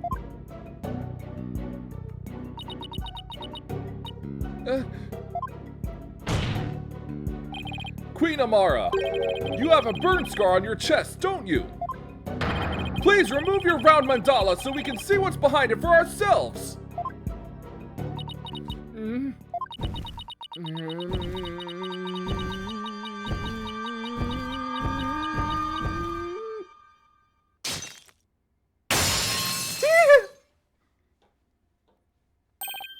Look! It's the exact same burn scar as the one in the photo! I don't understand. I knew it! So the person in this photo really is... hold on. Well, hold on. So the person in this photo really is... Yes, it's Queen Amara!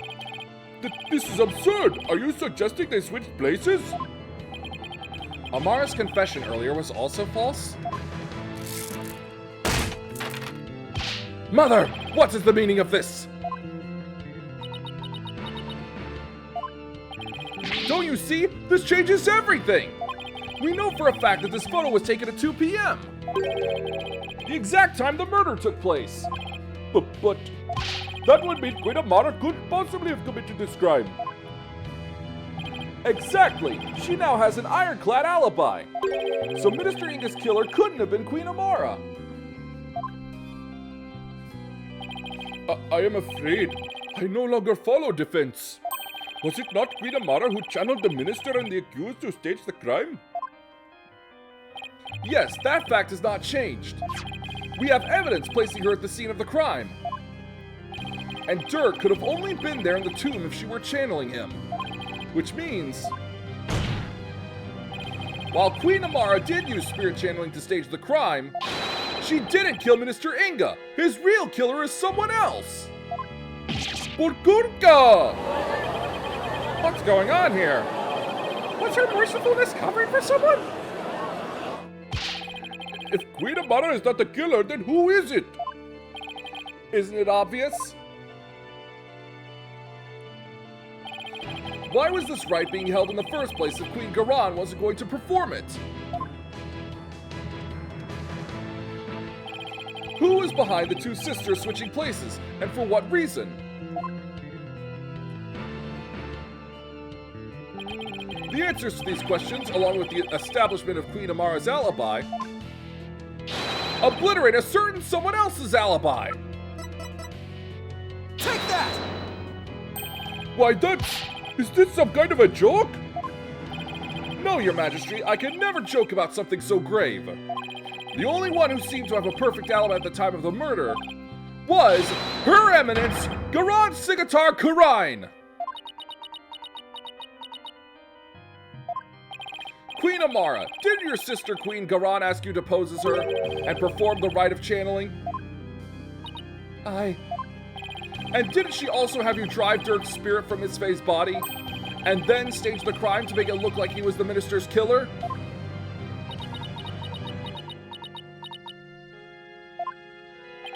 And at 2 p.m. while you were performing the rite of channeling as Queen Garan, didn't she kill Minister Inga while disguised as Dirk? Well, your mercifulness!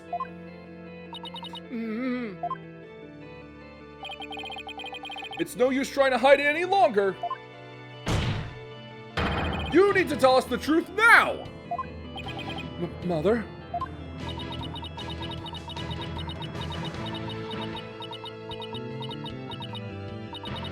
Justice Minister Inga's true killer is...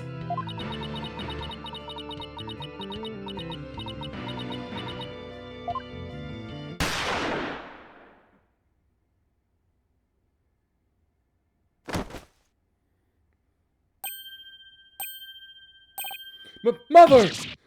No! I really did it.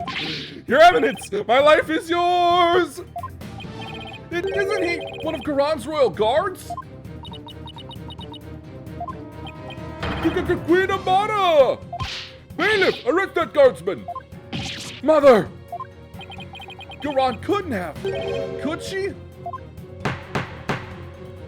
Someone call for an ambulance! Quickly now!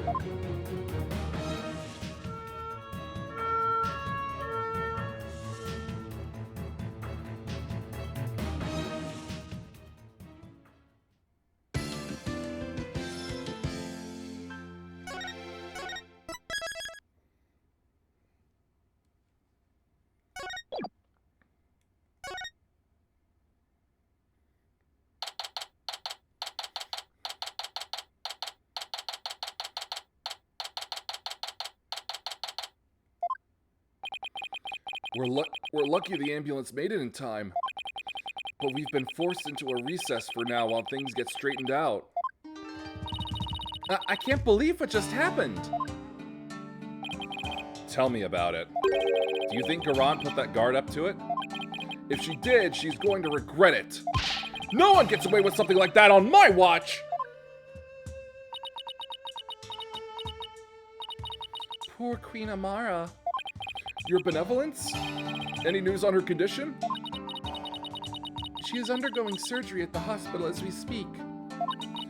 They are giving her a 50-50 chance of survival, though. That Garan! Justice will be served! Why? Why did this happen? Oh, just as we were finally reunited. Oh, Queen Amara. What was that about being reunited? Oh, it's nothing. Right. How are you, Hornhead? Dirk Sanmati was your father in all but blood, after all. Thank you for your concern, Your Benevolence. But I'm fine. Right now, we still have a trial to see through. So that's what I'm going to stay focused on. Hornhead, you are sturdier than your stature lets on. Just don't overdo it, okay, Apollo?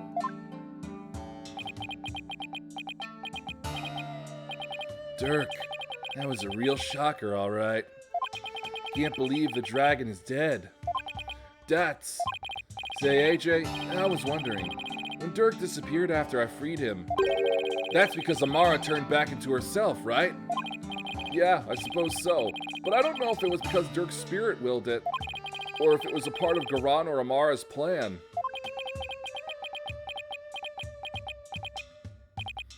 Man, our dream of revolution.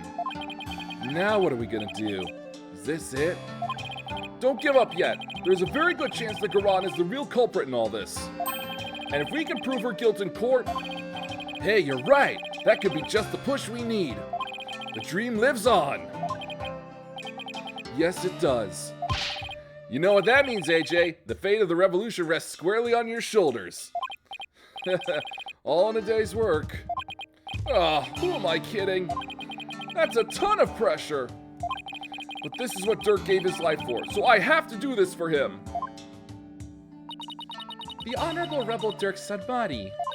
I would have loved to have spoken with him while he yet lived. Really? Why not? I mean, he seemed like quite an interesting man. Did she bump her head or something earlier? The trial is about to resume. The defense is to report to the courtroom at once. Did his lips move at all during the... I don't think they did. Already? After what just happened? The first thing Garan will do is respond to that last accusation. So you'd better stay on your toes, Apollo. I will, Mr. Wright. Ready or not, Garan, here comes justice!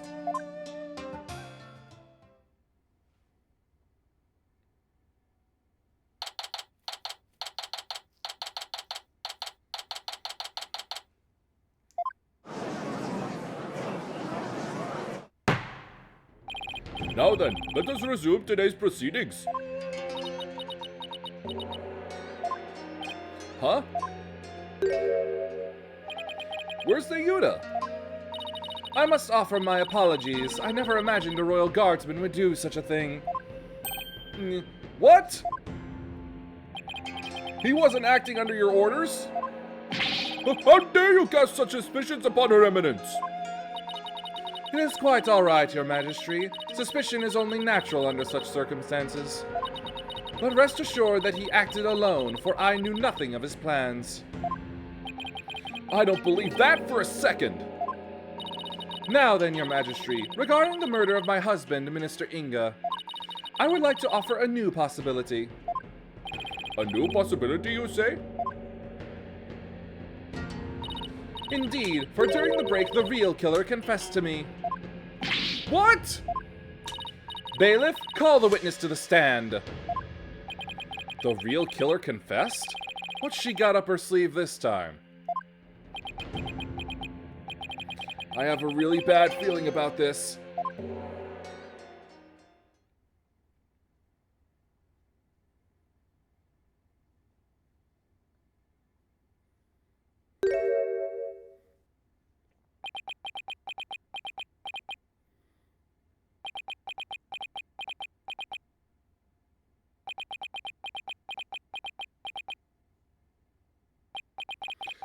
He's the one who confessed?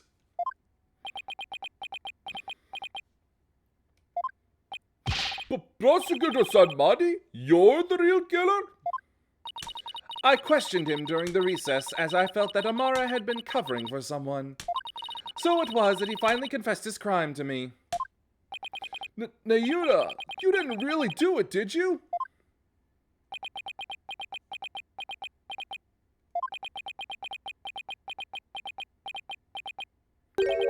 Her Eminence speaks the truth. It was I who killed Justice Minister Inga. Nayuta!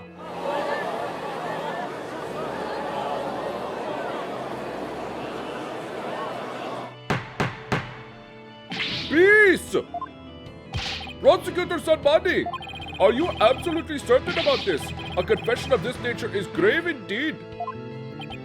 Yes, I am certain, for I killed him by my own hand. At last, the real killer has been revealed. But how are we supposed to respond to this? Nayuta, retract your confession, now! Mr. Justice, it is not yet time for your cross-examination. Who cares about that? Admit it! It was Queen Garan who put you up to this! She forced you into giving a confession, didn't she? Shut it up! You are out of line, Mr. Justice. Learn some self-restraint. But... Or do you have something that might prove that I did not commit this murder? That is... What do you mean? What do you think you're doing, you idiot? Truly, the truth can set us free. Looks like Garan got to him somehow. I definitely didn't see this coming. Nayuta, why are you doing this? Why would you sacrifice even your life to do Garan's bidding? Whatever the case may be, Prosecutor Sadbani, your testimony, please.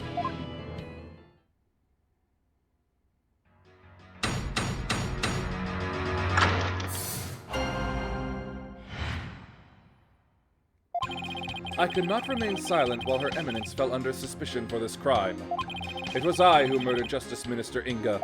He had to die for the future of Karine. I consider it divine judgment cast upon a fiend who sought to assassinate our monarch. My mother was simply covering for me. I am ashamed I let her go so far for my sake.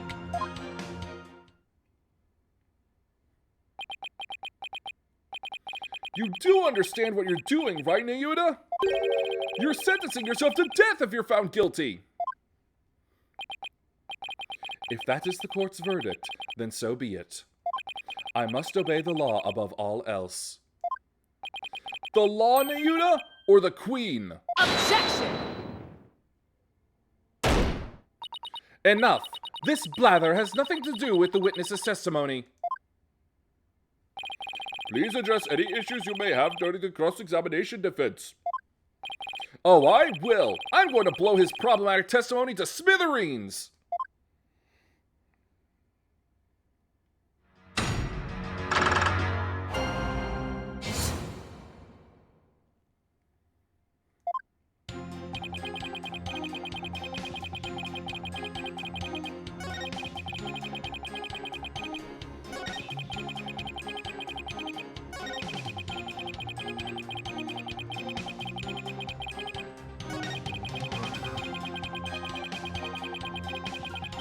Hold it! So you killed Minister Inga and Queen Amara staged the crime? Is that how it went? Precisely. My mother is as clever as she is kind. She sought to conceal my crime by taking all of the guilt upon herself. Yet another lie. I need to poke a hole in his testimony, but how? Nayuta, could it be you? You didn't realize that Nana was actually Queen Amara, your own mother? That is not as strange as you might think. Much time had passed since we last met, after all. Right, 23 years ago, was it? When Dirk saved her after the supposed assassination attempt? No, Mr. Justice. It was 15 years ago that Dirk abducted my mother. Huh? That's weird. Are you sure about that? I remember it clearly. I was around 10 years old at the time. Nayuta, please add that last statement to your testimony. I was reunited with my mother, Queen Amara, 15 years ago when Dirk abducted her. Objection! You're saying that Dirk made off with Queen Amara 15 years ago? But that's strange, because I heard something very different from Dirk. He said that they ran off together 23 years ago. That is impossible. I know for a fact it was 15 years ago. Well, I have evidence that contradicts your statement. How do you explain this photo? Dirk said it was taken 23 years ago. He said that? He did, but if we take what you just said as fact, then there's something in this photo that doesn't make any sense.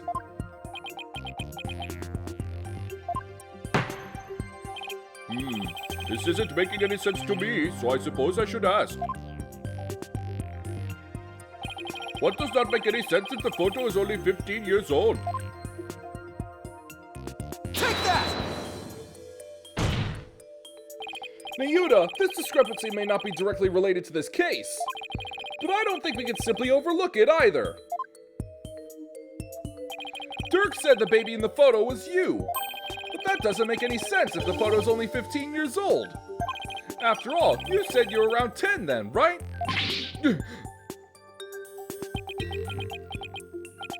He's definitely sweating bullets over there over something.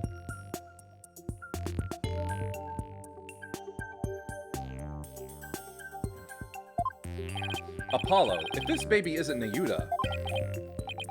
Well, wait, you don't think... Did Queen Amara have another child while she was on the run? What? And just what if that child were being held hostage? Nayuta, is that why you obey Queen Garon's every command? You presume too much.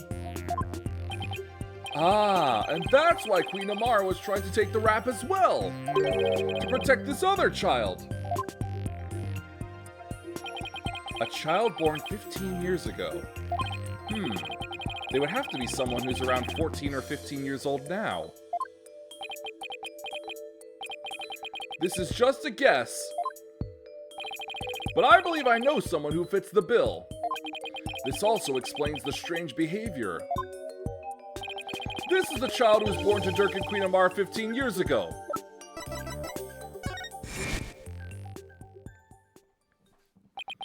All those strange statements she kept making, now they all make sense.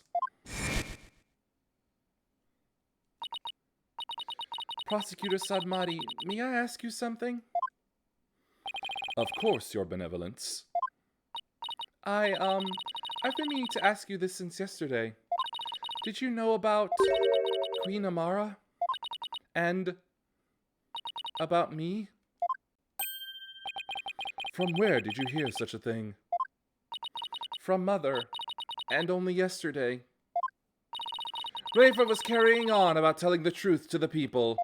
So I told her what the truth really was. For it is up to a mother to discipline her child. I see.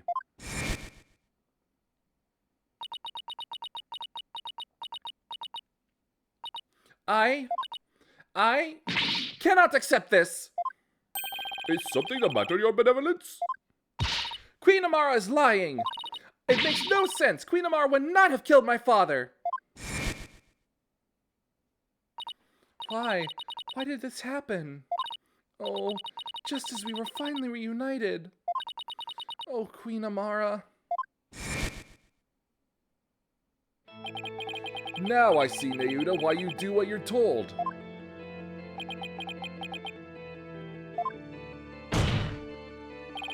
The other child born to Dirk and Queen Amara was... Mr. Justice, I believe I know what you are about to say, but I cannot allow you to name an innocent soul as the child of terrible sinners. I thought you might try to stop me. After all, simply revealing this information endangers who you've been trying to protect. I think this should make it clear what I'm talking about. This is the chink in your armor, the reason why you fear for your sibling's reputation.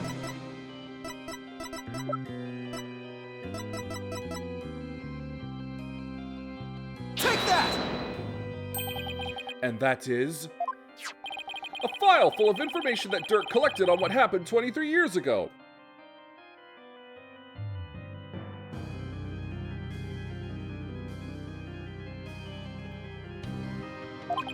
Of particular note, right here is what's written here. Right now is what's written here.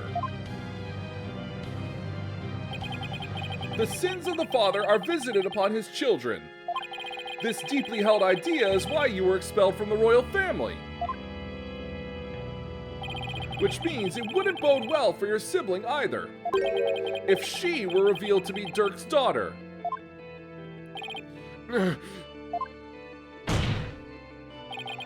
You became a prosecutor to bring down Queen Garon. But at some point, you came to serve the very regime you despised. And that was because the Queen found this chink in your armor. That's how she came to use your sister against you.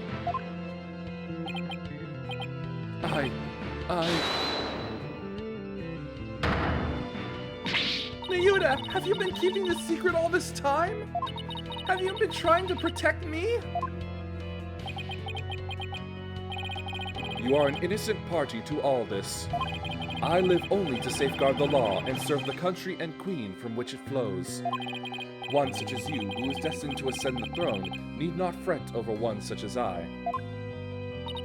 No, I cannot accept that. What you say it's malarkey. Don't you even care what happens to you? Before country, queen, law, and everyone's future, my personal feelings are of no consequence. That is why I resigned myself to my fate. I know I must accept the status quo without any thoughts of change. Spoken like a true prosecutor and patriot. I shall continue to rule Khura'in until the day Rafa succeeds me.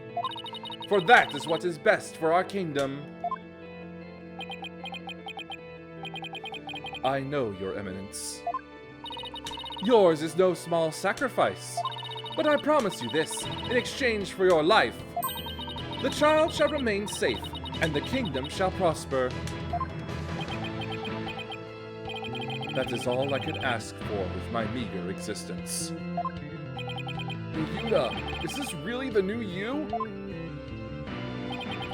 Resigning yourself to the will of another and killing any hope you held for the future? No! The Nayuta I knew would never let himself be turned into this! Now, Your Majesty, if you would hand down your verdict. Objection!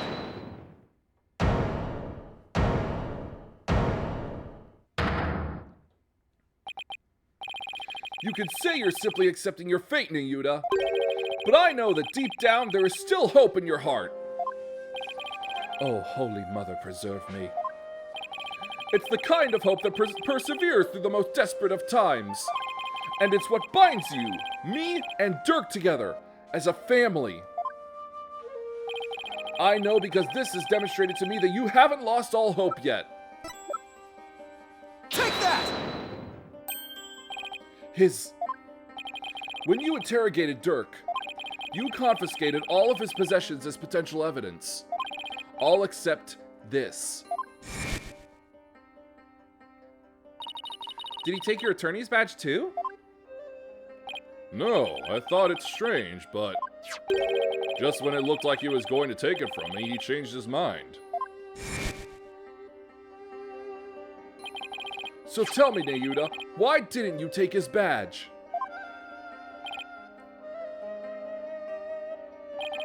You couldn't bear to take it from him, could you? And I know why. It's because this badge means something special to us. Hey, Dirk, why do you still wear your badge? You're not a lawyer anymore, right? This badge is my heart and soul, son. I'll never stop trying to realize my dream. Not until my very last breath. A dragon never yields, right? Exactly. Nayuta, Apollo, I vow to restore Khura'in's legal system to its rightful state one day. I want to pass on to you a world where you can live free from the fear of tyranny.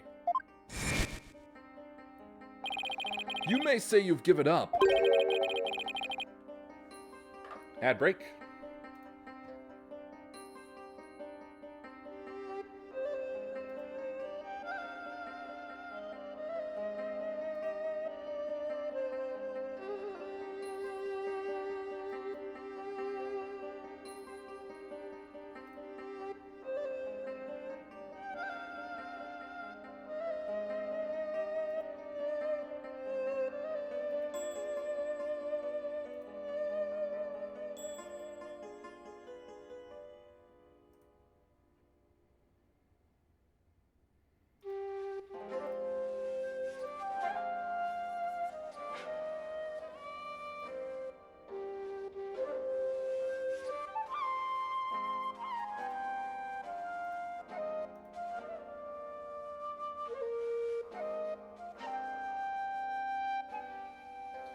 But that's not how it really is it? You never gave up, and you never will, because you still believe that all of the wrongs will be righted someday. Don't you?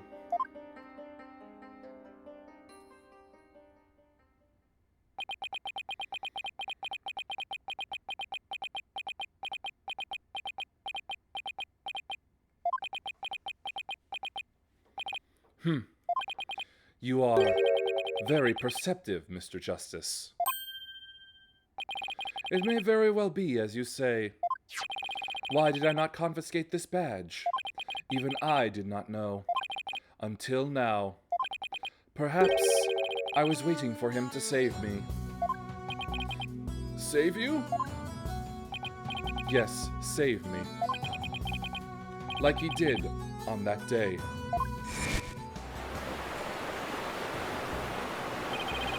Ryuda! Apollo! Hold on, I'm coming!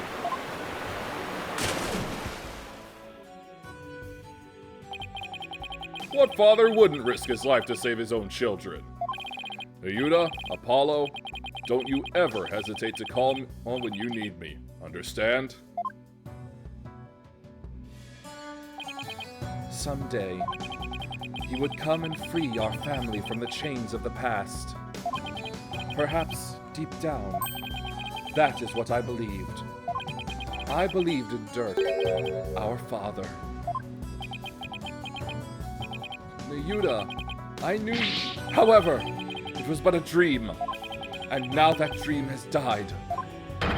Murdered, along with Dirk. So now, as the eldest, the responsibility falls squarely onto me. No matter the cost, I must protect her. Please try to understand, Apollo. Understand why I shall bear all this sin. It is the only way. But... Such insolence! You have wasted more than enough of my time, lawyer. Do you not see the futility of your desperate floundering? The immutability of his duty? It is time to accept defeat. Ugh! Now, watch as the hammer of justice comes down upon your dear brother. Your magistrate, the verdict, if you will. Yes, Your Eminence. Objection! But wait a second! What do I do? Does the defense wish to raise an objection? There's got to be some way to save Nayuda! Apollo. It all goes back to that incident 23 years ago. It's branded him the son of a criminal. So if we could once and for all prove that Dirk didn't try to assassinate Amara, right, Nayuda and Rafa's father would no longer be viewed as a criminal. But I thought there wasn't any evidence left, because it was all destroyed in the fire. And Dirk investigated the matter for years, but never managed to learn anything new. Really? Nothing at all? Could an exceptional lawyer like Dirk try that long and really uncover nothing at all? He had over 2 decades, Apollo. Huh? He's right. I doubt Dirk would have gone to his grave without discovering something new. He must have secretly planted something to topple Garan with somewhere. Take another look at the evidence. You just might find what we need to break out of the situation within there. Got it! If the defense is done stalling for time, I shall now render my verdict. No, wait! About the assassination attempt 23 years ago. The defense has some new information it would like to share. You do? While we had intended to deliberate that case in the course of this trial. Dirk, did you leave something behind for me? Is there some connection I'm missing here? Very well then. What is the source of your new information about the case from 23 years ago? Take that! A photograph? Yes. Do you recall the traveling musician who died in that fire 23 years ago? How could anyone forget such a painful chapter in our history? The poor fellow was caught up in the blaze that was meant for Queen Amara. We never knew his identity, though, as his belongings were burnt to ashes. Well, about that, the truth is, he was my biological father. Oh? What? Why, of course, with his photo and her benevolence. Exactly! We might be able to prove Dirk completely innocent. And that would free her from the infamy of having criminal blood in her veins. Because here in Karine, we can witness the final moments of the dead!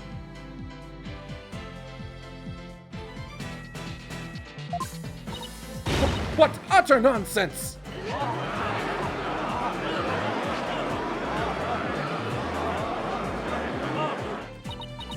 There was no evidence left in the wake of that blaze! That's what you think. But Dirk went to the ends of the earth to bring this little souvenir back for us. He did? Yep, and boy is it the best piece of evidence ever. He knew that with it, we'd finally be able to conclusively settle the matter here in court and save his children. Your Majesty, the defense requests that we hold a divination seance for this new victim. Objection! What a waste of time!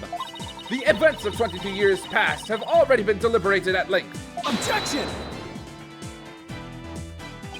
But wasn't Dirk on trial for that incident as well today? So, we wouldn't be doing our jobs if we failed to look into this new lead, would we? Ugh! As the presiding judge, I will now share my thoughts on the matter. The attempted assassination of Queen Amara is a case we can ill afford to leave open, and I believe that the final memories of the victim will prove to be very important. Therefore, it is the opinion of this court that we should conduct another divination seance. Why, Your Benevolence? If you knew the full name of the victim seen in this photo, you'd be able to perform a divination seance, right? Of course, leave it to me. Thank you. My father's full name is...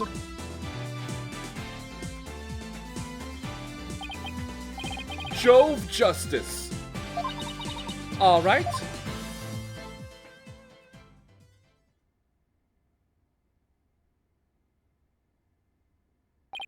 Now, Your Benevolence, please commence the divination seance when you are ready.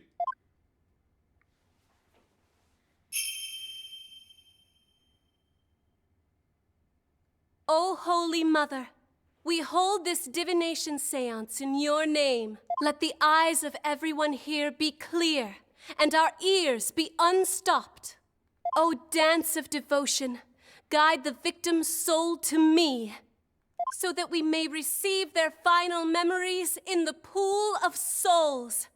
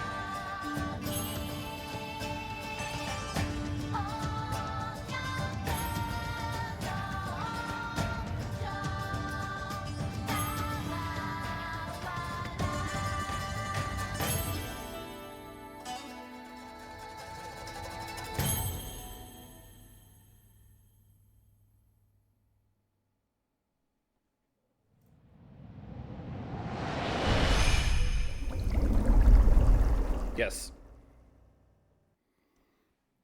She is no longer in the courtroom.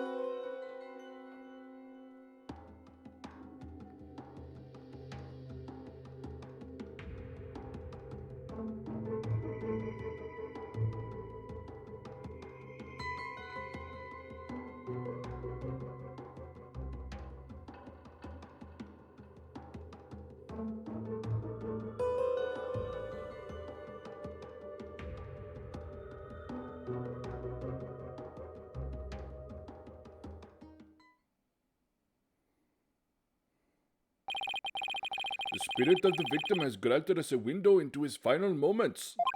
It would appear the divination seance was a success.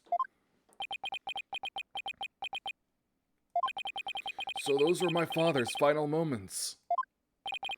That baby we saw must have been you, Apollo.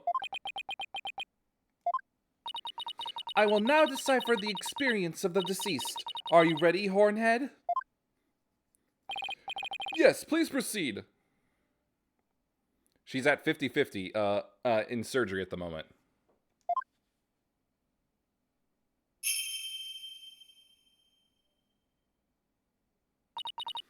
Very well. Here are my interpretations of the facts as gleaned from the seance vision.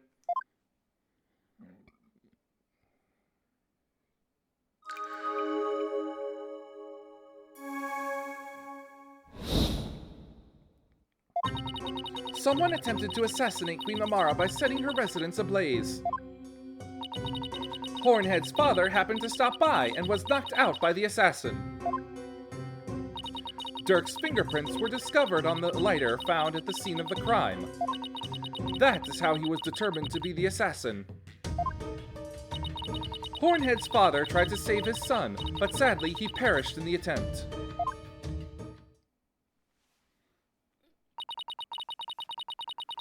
That is everything the deceased experienced in his final moments. My father's final memories. They're right here for everyone to see, but can any of them unlock the truth behind what happened 23 years ago?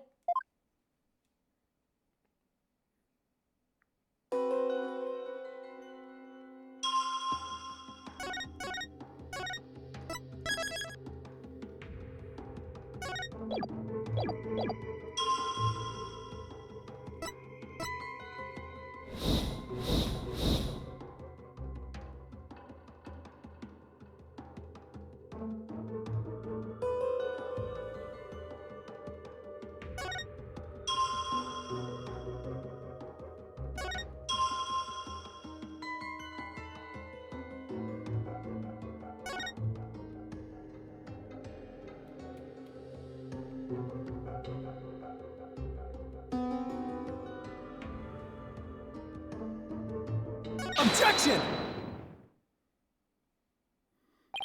Dirk's fingerprints were discovered on the lighter that was found at the crime scene. However,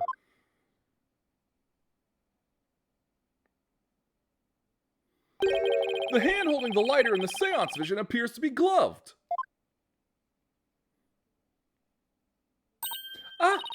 I believe you are right. What could this mean?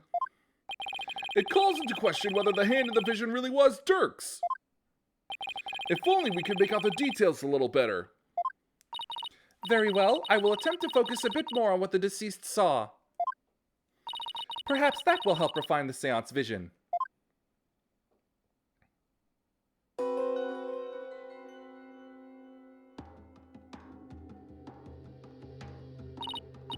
It does seem that there was a glove on that hand.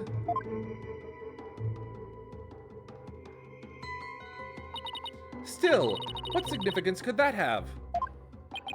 It means that Dirk's fingerprints got on the lighter at some other time. Somebody could have even put them there after the fire. Objection! All you have is pure speculation, while the fact remains that they are his fingerprints. Therefore, it stands to reason that Dirk was the one who used the lighter. Objection! It just means I have to prove that the figure in the vision is someone else, using the information in my father's final memories. Either way, it seems that I must revise my insights.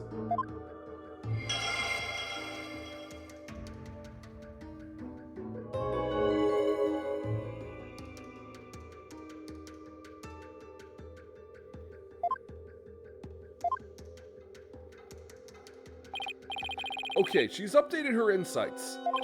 Time to go over them and see if there are any new inconsistencies to be found.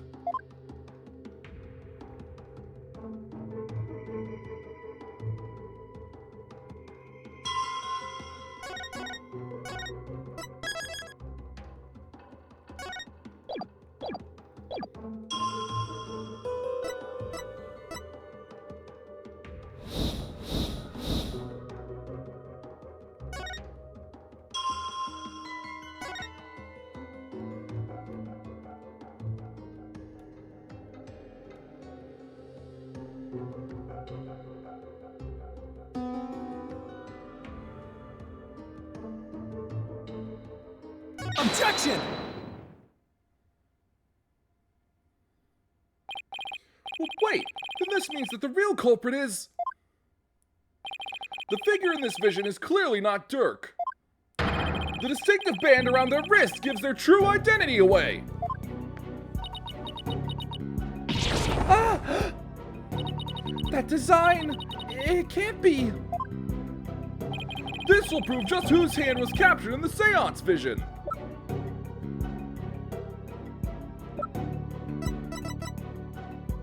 Take that! That photo! So you do believe the culprit to be... Justice Minister Inga had cuffs with the exact same pattern on them. You're referring to the cuffs of justice, correct? Yes, I hear they're a traditional part of a Karainese Justice Minister's attire. But what does this tell us? It tells us that the figure in the vision is none other than Karain's late Minister of...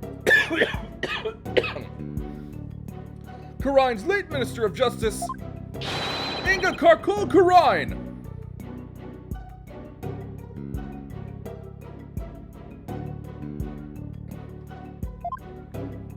No, not my father! So he plotted the assassination of the former queen as well as the current one? Justice Minister Inga? So I'm third citizen of both charges? Well, fine dragons, they've been right all along. Nayuda? What you've proposed is not possible, Apollo. For back then, Inga Karkul Karain was not the Minister of Justice. What? The Justice Minister 23 years ago was... You, Queen Garan! What? Oh, right. She served as the Minister of Justice before succeeding the throne. I guess she also prosecuted the assassination attempt 23 years ago as one. So then, the figure in this vision is actually... Your Eminence, it's you, isn't it? This is madness! Why would Her Eminence do such a thing? Because she would ascend to the throne. She wanted to usurp the throne from her sister Amara? That's why she tried to assassinate her?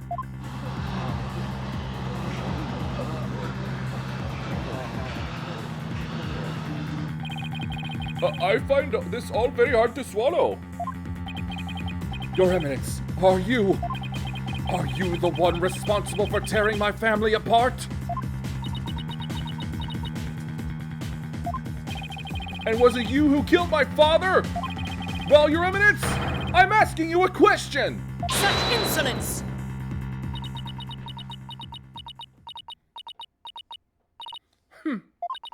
Peasants. Always carrying on about things of no import. You do not deny it then? You concealed the truth and used me for your own designs? Oh, Nayuta, spare me your feeble-minded line of questioning.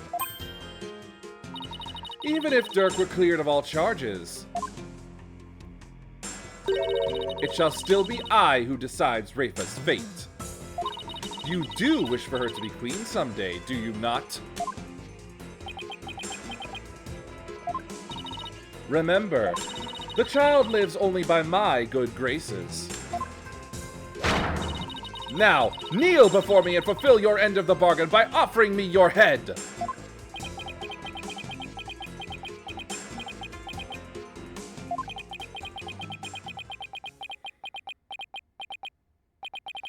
Your Eminence, I am done heeding your commands. Even as you used my sister against me, I still believed you. I believed that protecting your secrets was in the best interests of this kingdom.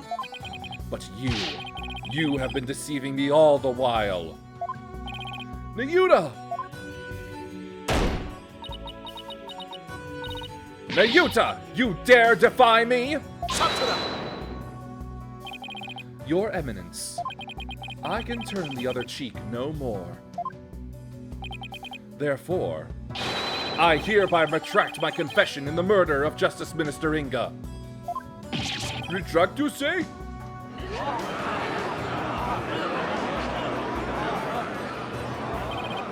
Dirk, the final piece of evidence you left behind, has released Nayuta from his suffering. And now he's finally free.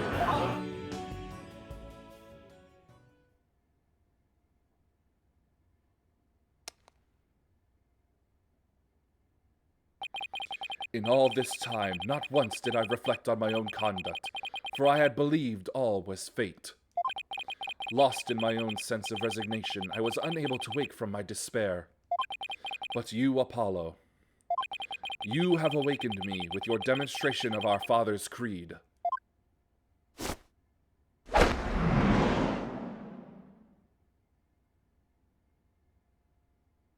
A dragon never yields.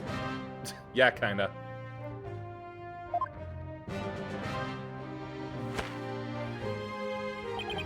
I will carry on Dirk's legacy and fulfill his dream. Hear me, Garan. I will cast you down from your bloody throne. Long live the revolution!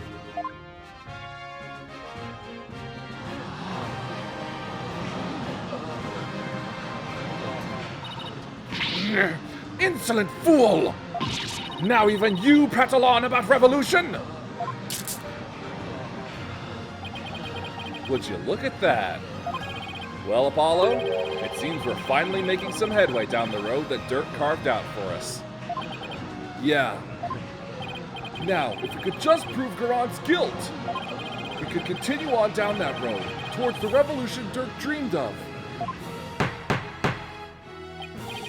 Your Eminence, you have been accused of the crime committed 23 years ago. Would you like to say anything in your defense?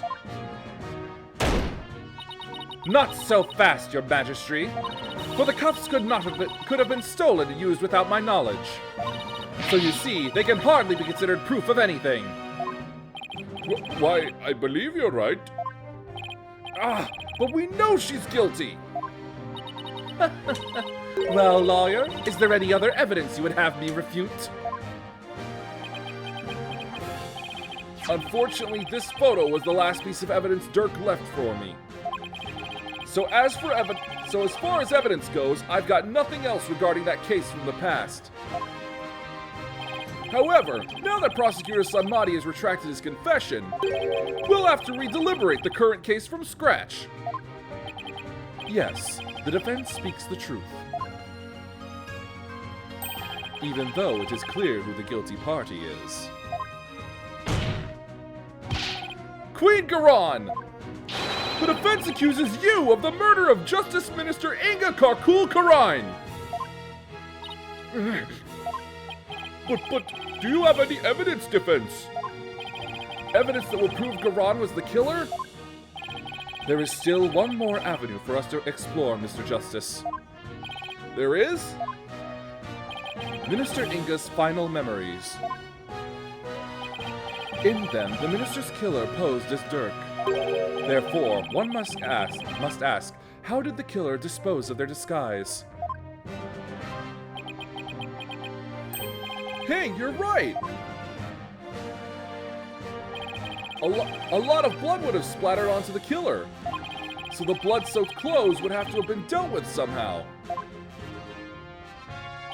If they're still around somewhere, then... Objection! I was wondering what absurd idea you would concoct next. Clothing can be disposed of most anywhere. I doubt you could find them now. Objection! Then you don't know us very well. Your benevolence. Yes? On the day of your father's murder, you had been watching the courtyard from 2 p.m. Now, during that time, you saw Queen Garan, did you not? Yes, I did. I saw my mother entering the palace from the courtyard. But I was told not to mention it because it had nothing to do with my father's murder. But Rafa! You would not dare! When the queen headed into the palace, did she have Dirk's clothes in her possession? No, she did not. So, maybe she disposed of them somewhere in the courtyard. Objection! The police did a thorough sweep of the area following the crime, but they did not find anything resembling Dirk's clothes. But you knew that already, didn't you, prosecutor? Yes, I admit no clothing was found. So you admit that you were merely speculating, chasing phantoms and delusions of evidence that never existed. This makes no sense. Clothing doesn't just disappear like that. If Garan wasn't carrying any clothes, she must have gotten them from somewhere. Somewhere where she thought they'd never be found. Where they'd never be found, huh? I believe Dirk's clothes were hidden here. Take that! The tomb? You believe the clothing was hidden there? Yes, it's the only place it can be. Very well. Where in the tomb do you believe the clothes were hidden? Take that! Of course! That makes perfect sense. The clothes weren't simply hidden, they were returned to where they belonged. And by that you mean... The killer would have had to get Dirk's clothes from somewhere.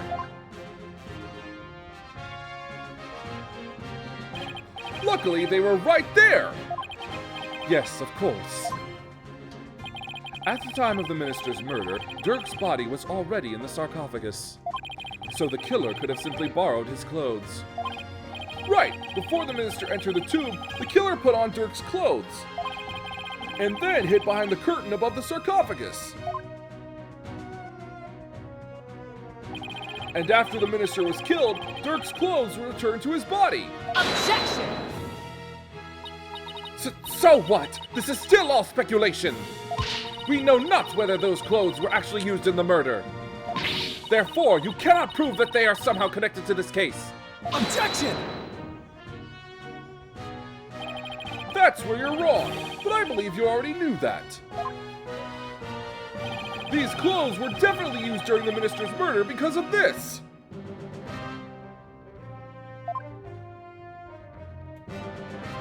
Take that! The bloodstains on Dirk's chest are no doubt the result of being shot by the minister. However, that doesn't explain everything.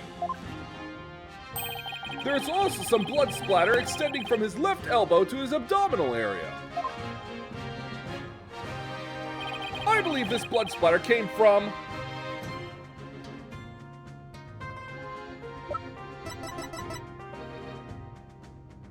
Take that! If the killer wore these clothes during the murder, then the blood splatter must have come from Minister Inga. I thought it was all Dirk's, but that makes sense. Only one way to be sure, though. Let's get those stains analyzed right away. Indeed, this may be the conclusive evidence we need to prove the Queen's guilt. Objection! You cannot prove it was I who hid those clothes. They could have very well been hidden by a third party. But could they really? I'd say the possibility of someone other than Garan hiding the clothes.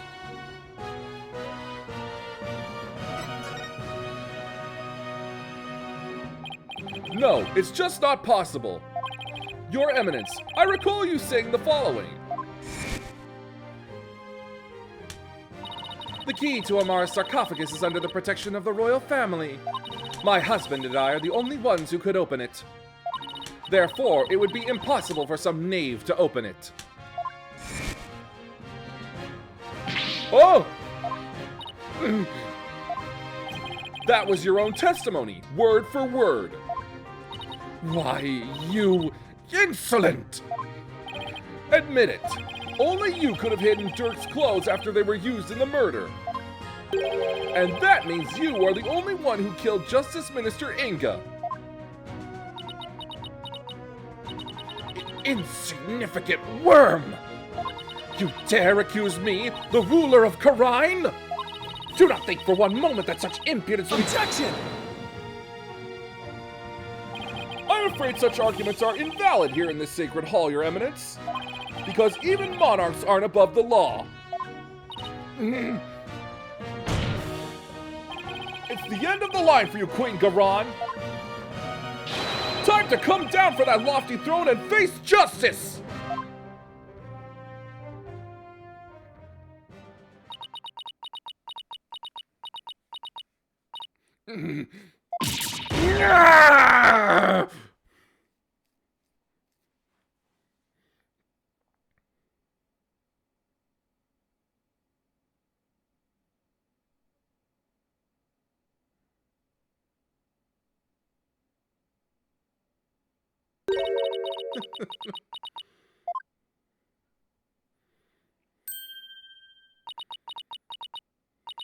Me? Face justice? Surely you jest.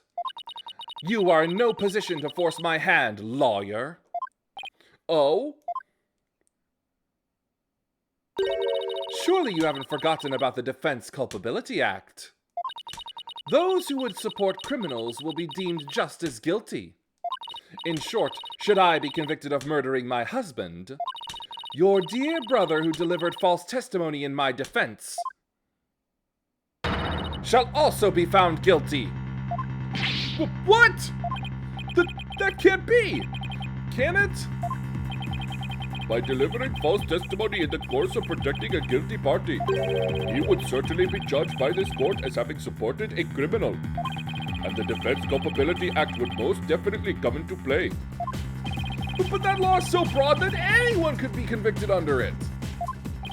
When it comes to the DC Act, even I am conflicted, and yet, as it currently stands, it is the law of the land. And as you said earlier, no one is above the law. Of all the absurd things I've seen, this law really takes the cake. Now what? What can we even do at this point? You need not look so forlorn. Dirk has been cleared of all charges.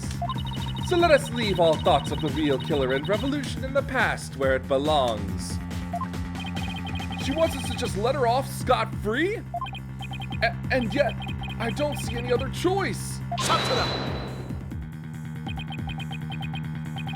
We cannot yield to her here, Apollo. If it will move the revolution forward, I will gladly face the DC Act. Now do it! Accuse Queen Garon of the crime she has committed. But Such insolence! what you speak of is not revolution. Our kingdom will not function without its sovereign. And Rafa cannot ascend the throne, for she is as yet incapable of channeling spirits. Thus, to accuse me is to wish destruction upon our fair kingdom, you terrorist! Terrorist? If you would still insist on accusing me, then as ruling sovereign of Karine, I proclaim the following.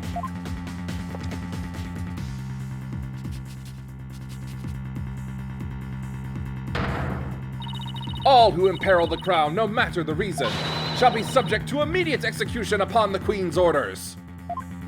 What? Immediate execution? Do you still not comprehend? Then let me be clear. For the sake of this kingdom's future, and in accordance with the laws of Karine, I command that you be put to death at once!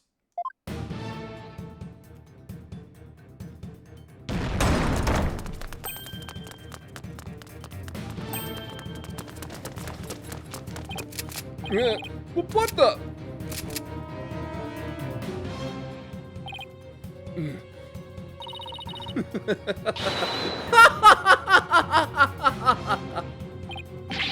Isn't this going a bit too far? Why is the Garon Royal Guard? They were on standby in case of an attack by foolishly optimistic terrorists. Now, if you would continue to oppose me, the very embodiment of the law, then under my regal authority you shall all be put to death! Objection! Oh, come on! This is insane, even for you! You can't possibly get away with something like this! This is a court of law! You can't just order our execution without due process! Hold it!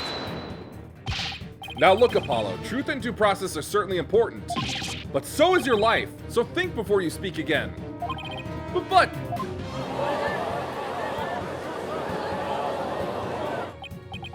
Please, Apollo, do not make this any worse than it already is. I cannot lose you to the Twilight Realm, too. What am I supposed to do? How do I win against an opponent that can rewrite the law as she sees fit? How can I ever bring her to justice? Is this really how it all ends? It is your life or your accusation, lawyer. You cannot hope for both. It is time to cease this insanity. What do I do? Should I accuse Queen Garan?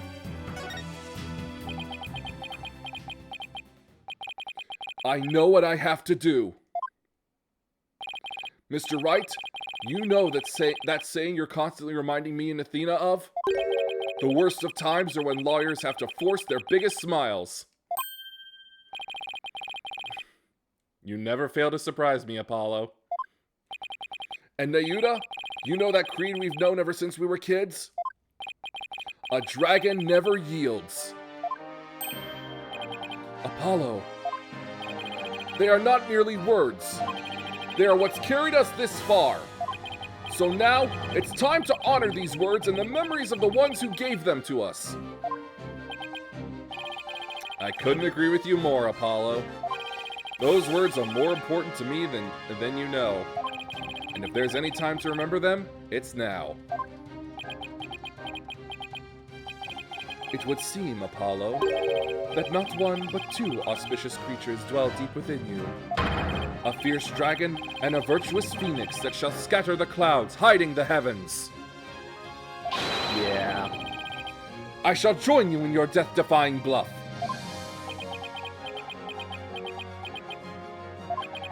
I think I finally understand what those words really mean, and the resolve they embody.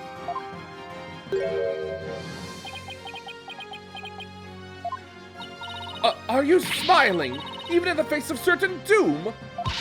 Is there no end to your defiance? Unfortunately for you, no. I won't let fear, or even the law, force me to abandon the pursuit of truth. Because there is another saying in my country, the truth will set you free. Indeed, that is precisely what Dirk sought to do through this trial. He wished for us to break free from a certain despicable spiders immobilizing silk threads. We won't be intimidated by unjust laws or given to fear. Abandoning the truth like that is just not a part of my playbook. There is only one path before us: revolution. The time to make Dirk's dream a reality is upon us. Your Eminence, if you are the law here in Karine, then your very existence is wrong! Does your desperate bleating know no end? I know it's a bit late to ask, but what's the plan? Well, if Garan is going to execute us on the spot under the Defense Culpability Act, and the law itself derives its power from the authority of the Crown, then there's only one thing to do. We dethrone her, right here, right now. All right, but how? It's not like we have a lot of time to come up with a way to do it either. I doubt she'll allow you to perform another cross-examination while we think. Don't worry, I'll come up with something. We'll be fine. We can't give up. Not now. We have to keep on fighting to the end. We can't allow these broken trials to go on. It's time to make things right.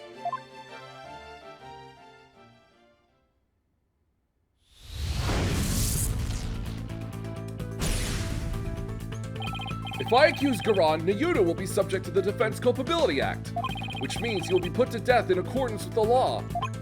So the only way out of this is to dethrone Garon right now. Could this be the key to dethroning Garon?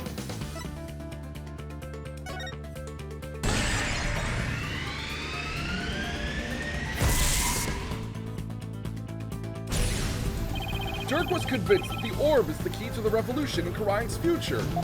In light of Garon's obsession with the orb, it makes a large amount of sense. She probably doesn't want anyone using it to gain spiritual powers and rights to the throne. Inga definitely tried to do just that, but that's where it starts to fall apart. Inga couldn't have channeled the founder even after abducting Miss Faye. After all,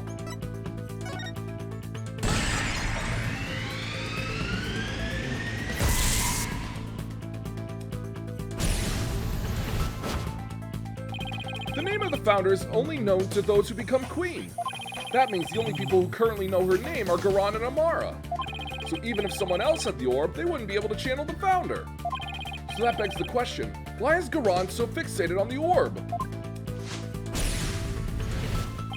Okay, let's not overthink this. Garon is obsessed with the orb because...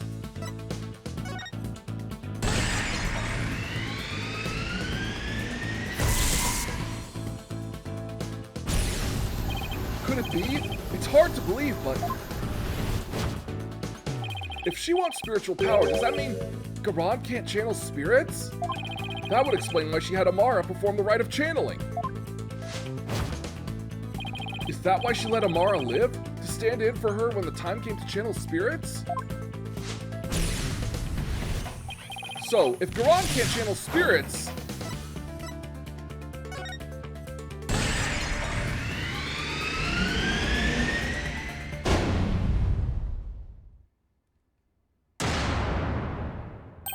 Garon's Defense Culpability Act was established under the Crown's authority. But if she has no claim to the throne, then the DC Act would become null and void. No, not just the DC Act. All of the insane laws she's enacted would be swept away in one fell swoop.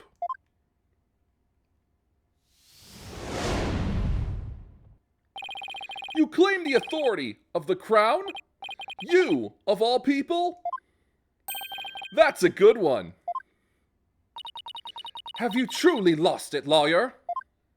Indeed, I would have the defense explain himself at once. It's easy, Your Majesty. Why is Queen Garon so obsessed with the Founder's orb? Why did she let Queen Amara live? And why was she having her mercifulness perform the rite of channeling in her place? The answers to these three questions point to a single conclusion. A fact that will shake this kingdom to its very core! I still do not follow, Apollo. Your Eminence, I have just one question for you, and please be honest. You can't actually channel spirits, can you? What? You believe the Queen is not capable of communing with the dead? The defense will explain himself at once. In Karai, the ability to channel spirits is an absolute requirement for a would-be queen. But, Your Eminence, if you were incapable of doing that, then you'd have no claim to the throne. Not only that, but every law you passed would be rendered null and void. And you, the Garon Royal Guard! You seem to be rather enamored with the Queen's supposed spiritual power. But what if she had none? What if she were just an ordinary person, a pretender to the throne? That's crazy talk! Impossible! Everyone knows only spirit mediums can become queen. Such blasphemy! On what grounds do you make such a defamatory claim? Queen Garon! If you think I'm just out to defame you, then prove it! Prove it using this piece of evidence you want so badly! Take that! All the conditions for summoning the Founder should be in place. With the orb, we know what the Founder looks like. And as Queen, you should know the Founder's name.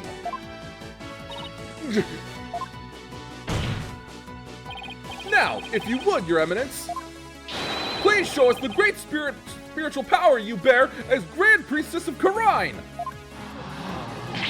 Oh, to witness Her Eminence's great power with our own eyes? That the Holy Mother will appear before us? Oh, great miracle of miracles!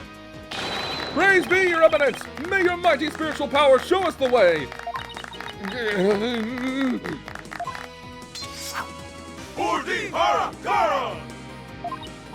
Enough! Enough, I say, you mindless cretins! Your Eminence? Can it be that you cannot? No, I want a lawyer! Summon one at once! Objection! Aren't you forgetting something? There aren't any lawyers left in Karine. You can thank your Defense Culpability Act for that. Your Eminence, please give us a glimpse of your magnificent spiritual power. Summon Her Holiness so that she may guide us. I have heard enough from you! Out of my sight, all of you! If you truly are capable of channeling spirits, then get on with it already, Your Eminence. You sneaky, underhanded wretch of a lawyer! That reminds me. You said something to this effect earlier. It is time to cease this insanity. Don't you feel stupid for saying that now? Indeed, of all the things she has said, I can think of nothing more ludicrous. Apollo, teach this deceitful, putrid queen a lesson she won't soon forget. Gladly, because it really is time to cease this insanity.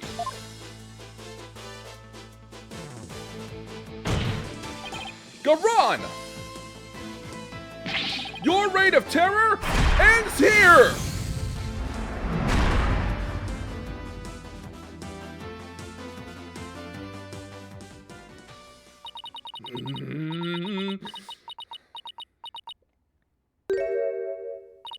Very well. Demonstrating my facility as a spirit medium is simple enough. Behold, the magnificent power to commune with the dead! Oh, Your Eminence!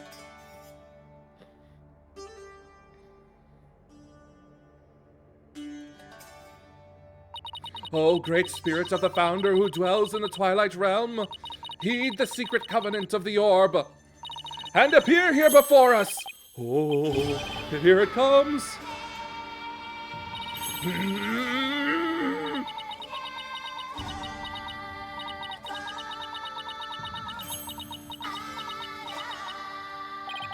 What's wrong? Are you not feeling well?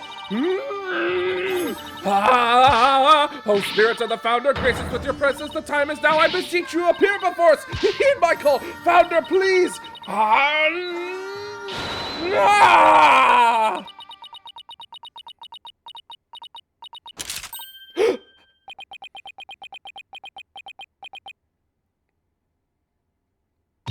No, wait. I was just warming up. The rite actually starts from now. Look.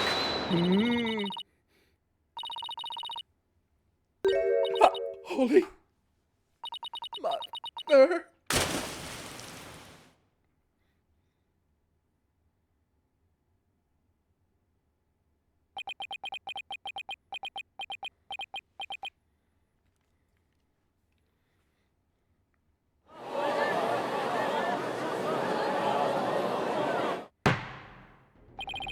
Prosecutor Sadbadi, how is Your Eminence? It seems she now believes that she herself is the Holy Mother. I see.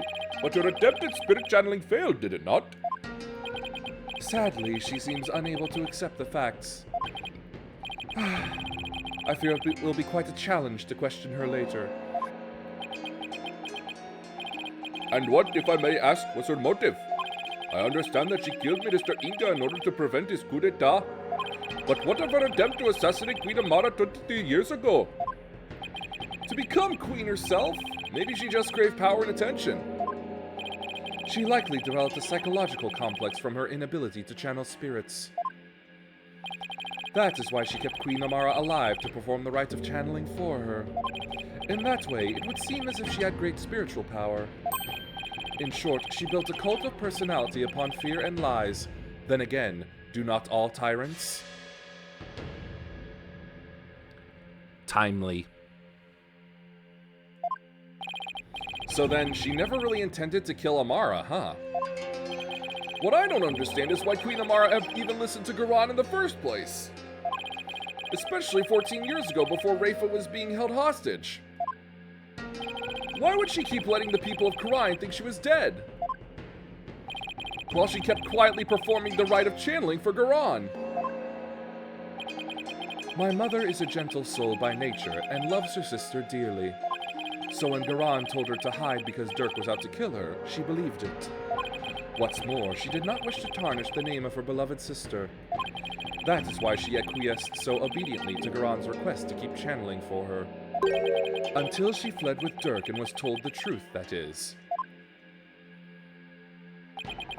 So that's what happened. And since Rafa was being held captive, I imagine Amara had no choice but to help cover up the truth behind Inga's murder. Yeah, living secretly as Rafa's servant Nena.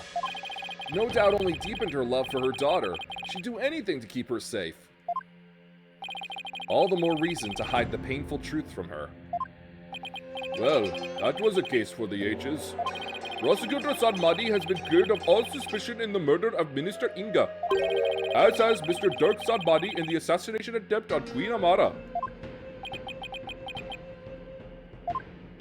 Now then, I think it is high time I handed down my verdict on Dirk and Nayuta Sadmadi.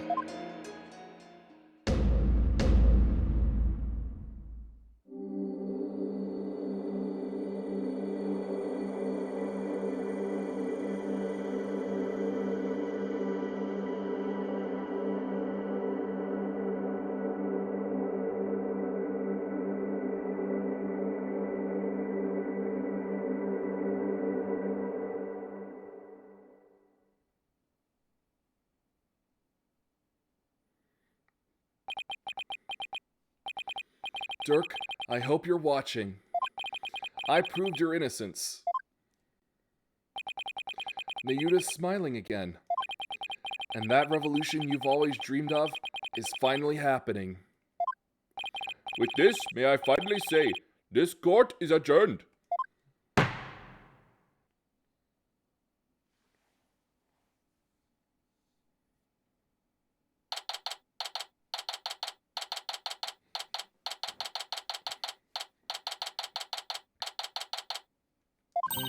Way to go, Apollo!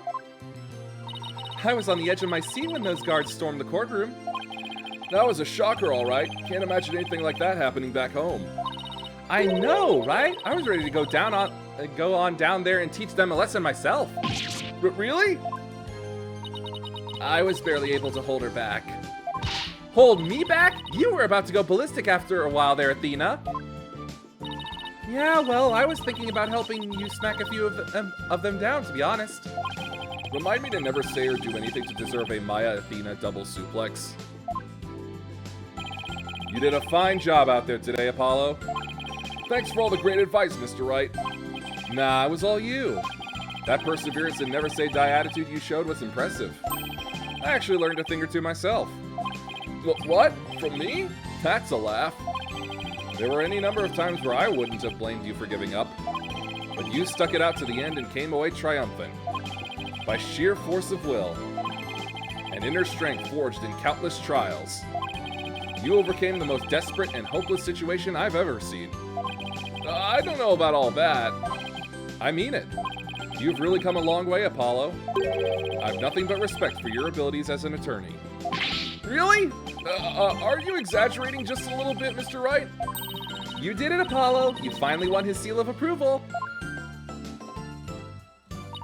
But what about me, Nick? My channeling's come a long way, too. After all, I was deemed worthy enough to be used in 2 major crimes already. Yeah, and 2 major chances for me to become someone for you to channel next. Honestly, I couldn't have done this without the support of each and every person here. Mr. Wright, Athena, Nayuta, and of course, Dirk. That was pretty cool, Polly. Trucy? Trucy? What are you doing here? It's magic. I'm afraid she employed the old let's stow away in Mr. Edgeworth's suitcase trick. What? Though it certainly explained why my suitcase was so heavy. Tell me you at least noticed it was heavier than usual. Trucy, do you even have a passport? My magic panties are an extra-dimensional space. It's like a mini universe in there. I can produce a passport at the drop of my hat.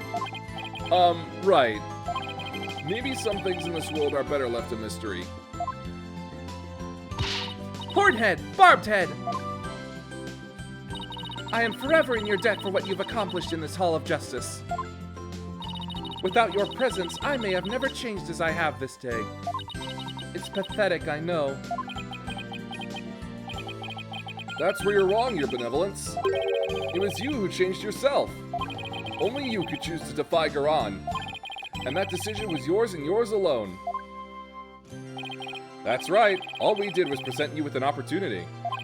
And you made use of it with gusto. This victory is yours, Your Benevolence. You should be proud of yourself. I see. So I am worthy of my title after all. Ha! I shall work to heal our kingdom so that it may know peace and prosperity once more. She sure bounced back quick. So, Your Benevolence, I take it you learned the truth of your origins? That you are the daughter of Dirk and Queen Amara. Yes, my mother, Her Eminence told me. She said it was a part of my disciplining. If you can call it that. Sounds more like blackmail. Keep quiet or I'll tell everyone you're the daughter of a criminal. My mother was so insufferable. Or should I say, my former mother. Sounds like there was no love lost there. But you cleared Dirk's name. My true father will no longer be known as a criminal. Therefore, I have nothing more to fear. So what's next for the Kingdom of Karine? I mean, you lost your queen, so... Her Benevolence Princess Rafa will ascend to the throne. Nayuda, but she can't channel spirits yet, right? Indeed, which is why I will act as regent on her behalf. Until the day she comes into her own. Yes, your help will be greatly appreciated, Prosecutor Sut.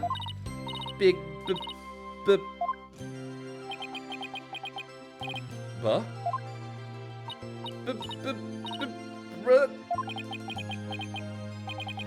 Is she going to say what I think she is? What are you looking at, you horn-headed nincompoop? Ouch! In any event, I will be assisted by Nayuda and Queen Amara for the time being. Queen Amara? Our country offers counsel to the rulers of neighboring kingdoms through channeling. It is a duty I intend to fulfill myself one day. But for now, I will have Queen Amara assist me in that capacity. So then, she's going to be alright? Yes, it seems the bullet went straight through her without doing any serious damage. That's a relief. You did it, AJ! Thanks to you, both Dirk and you to beat the charges against them. And you got the revolution rolling to boot. The revolution. Dirk. I guess you were right to believe in me after all. Yes, sir. There's going to be some major changes around here. The legal system's going to return to its rightful state, like how Dirk always wanted. And the name of Apollo Justice will go down in Karine's history. Yeah, right. Oh, Nayuda, before I forget, there was something I wanted to give you before I head back home. You wish to give me something? Yes, as Dirk's birth son, I think you should have this. Take that! This is Dirk's. I have to get back to the States. And I know you're a prosecutor and all, but as the man that's going to change Karine, it's only right that you have it. To change Karine? Yeah, in Dirk's place. Apollo, I am afraid I must refuse your gift. What? Why? There is something I would like to show you after the ad break.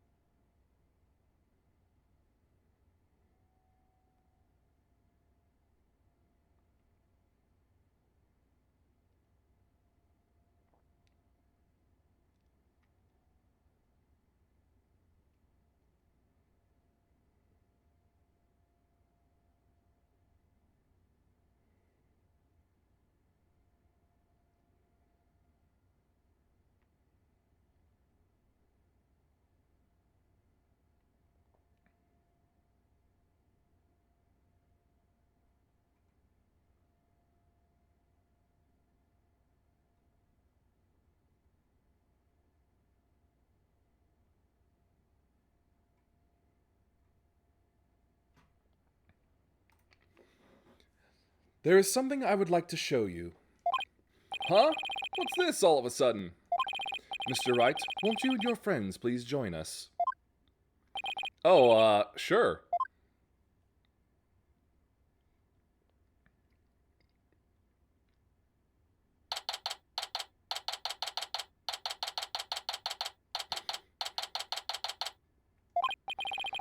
So why'd you bring us here, Nayuta?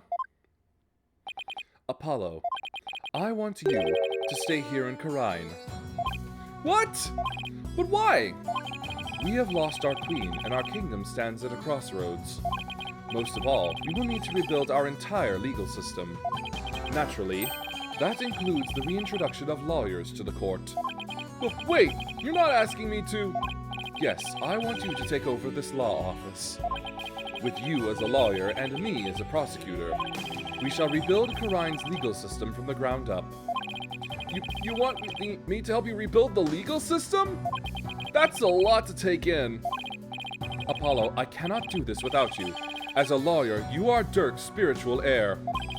And having studied in America, your legal knowledge will be indispensable. This is way out of my league. The revolution is still in its infancy, but it was Dirk's dream to restore the legal system to its rightful state. Will you not help me realize that dream?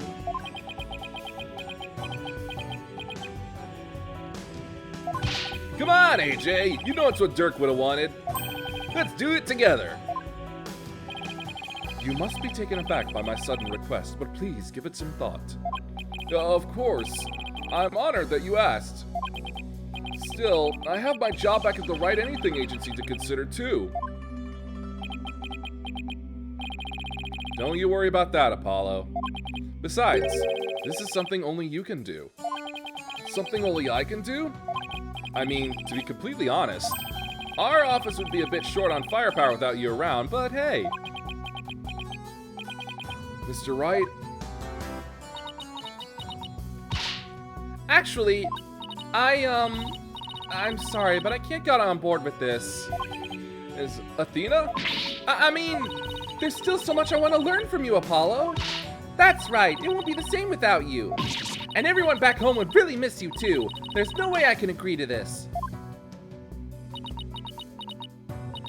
Still, if you really wanted to stay.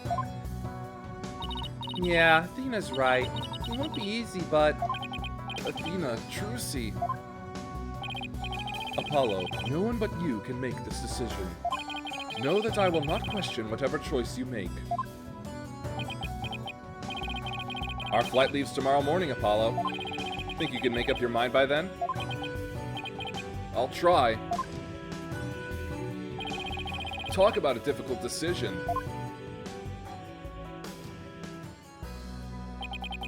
Should I go back to the US and continue working at the Right Anything Agency? Or should I stay in Karine and help Nayuta rebuild the legal system? What's the right thing for me to do?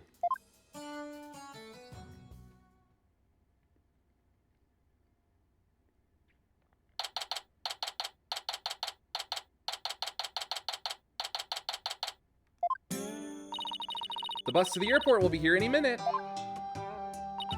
I wonder where Apollo is. Do you think he decided to stay here in Karine?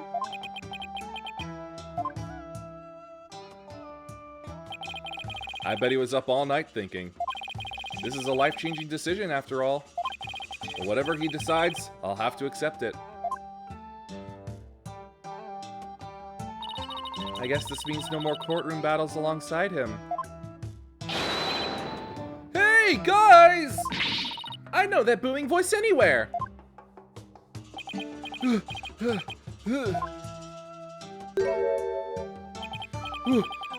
I made it! Apollo, you're here! Does this mean you're coming home with us? Well, about that.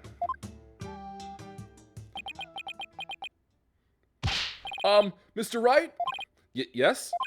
I've made up my mind. Here it is, the moment of truth. I still have so many things to learn from you. But I've decided to stay in Karine. You're staying? But... I feel like I have to pick up where Dirk left off. I can't let his sacrifice go to waste. I see. Plus, I want to teach others everything you've taught me about being a lawyer, Mr. Wright. Apollo. Dirk's roadmap for the future, and your teachings. I believe that these two things will save the people of this kingdom from further unrest. I want to do this. No, I have to do this! Apollo. I've never felt prouder. Proud to have had such an amazing attorney working under me. But someday, I'll return to the US. Once the new legal system here is firmly in place, I'll be back. Scout's honor! Will we really see you again, Apollo? You bet! Not that I have any idea how long it'll be. But I promise you this, everyone. I'll keep on learning and growing, and I'll come back to the US an even better lawyer. So don't you forget about me. Of course we won't, Apollo. There will always be a spot waiting for you back at the office. In the meantime, we'll be rooting for you. So knock 'em dead. You got it, Mr. Wright.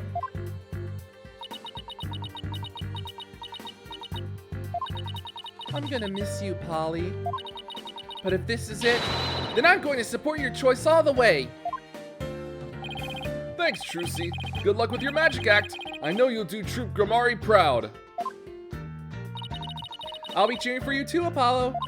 But don't think you're the only one with room to grow. The next time we meet, you probably won't even recognize me.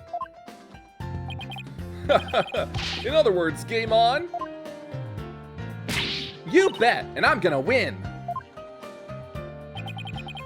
I'm going to miss you too, Apollo, but I can't wait to see where your new adventure will take you.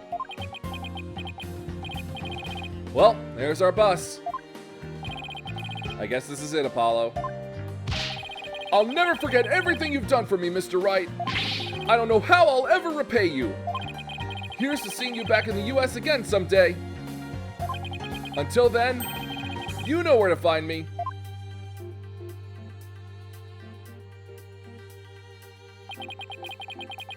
The legacy of those who came before us.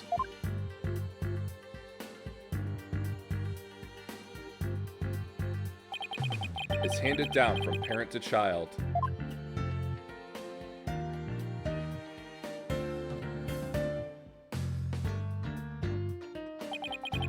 And from mentor to disciple. We must never stall or stagnate, but continue to grow and change. All that we've been taught, the beliefs and convictions that have been passed down to us, we must continue to nurture them so we, in turn, can pass them on to the next generation.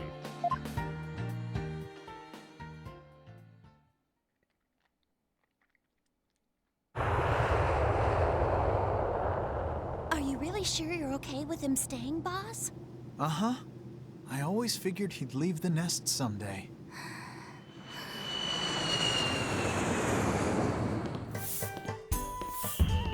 I think they're almost here. Just a little. Got it. Huh? Why don't we go and check it out, AJ?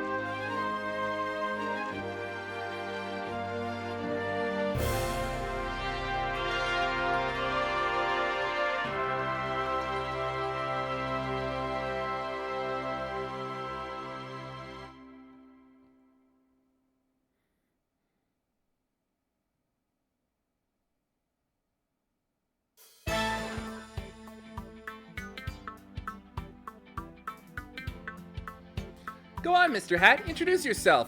I'm the amazing Mr. Hat. Nice to meet you. I want to take this opportunity to announce my solo debut.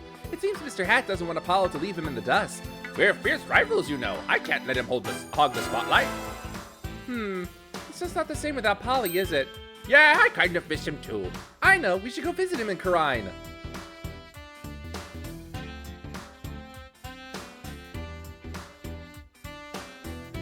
After seeing Mr. Justice in action, I got to thinking, what can I do for Karine? Then it came to me, tourism, that's what. I'll develop Karine's tourism industry and bring in more visitors. I'll roll out a night tourist center on the Founder's Orb, and make a museum dedicated to the Defiant Dragons. Boy, the ideas just keep on coming.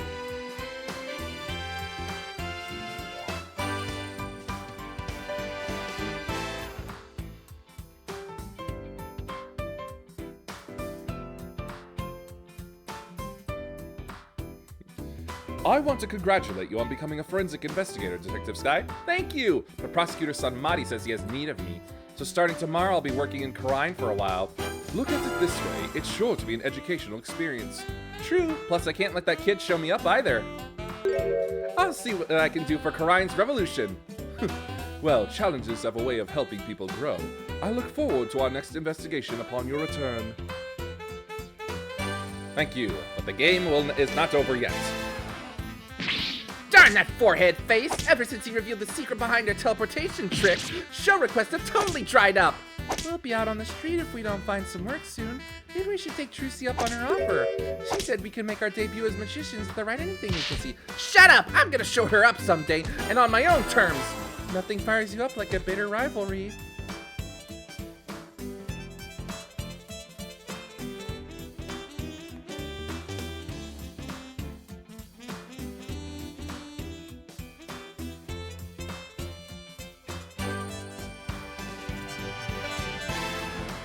I thought it was stuck there for a moment.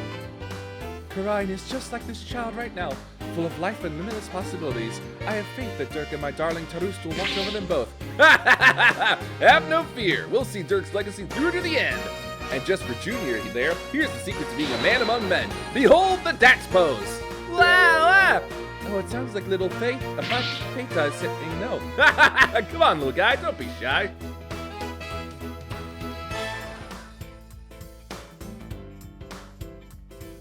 Yeah, they named the kid Faith, so he'd become Faith in me. I've been pulling double duty ever since Apollo left, but that's okay. I'm going to make Simon recognize me for the awesome lawyer that I am. She's squeaking in her boots. Widget, I can do it, and I will. Mr. Wright will be calling me his right-hand woman before you know it. Let's do it.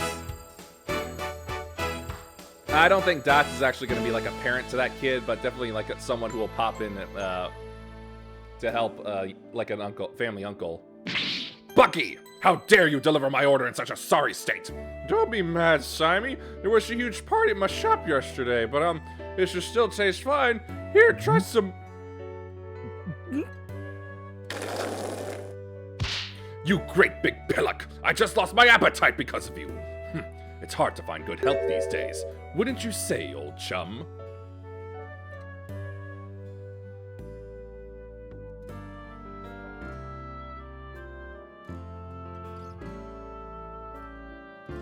That trial the other day really inspired me. I've even created a Rakugo routine based on Shisho's case. It's a mystery story that'll keep flipping the audience's thinking on its head. It's called The Scary Udon Noodle. You're giving away too much in the title. Keeping the Tornado School going is our way of paying penance and repaying our debt to Shisho. And that includes Rakugo training for that kid Owen.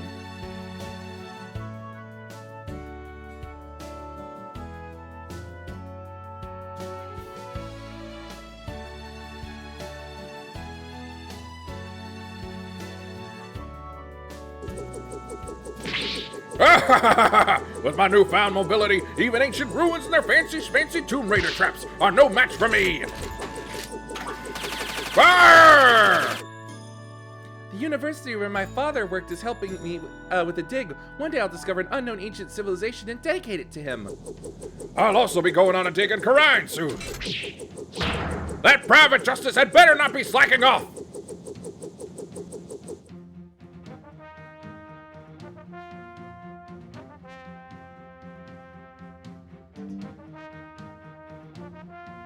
I'm going to be super busy now that I'm the head of the Fate Clan.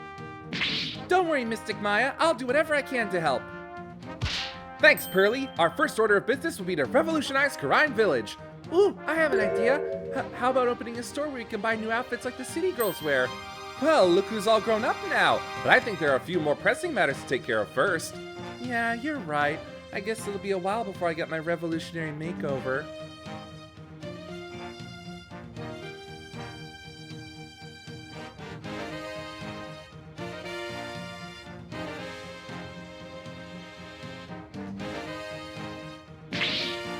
Mother! Now that you have stopped being Nana, I want a new Nana.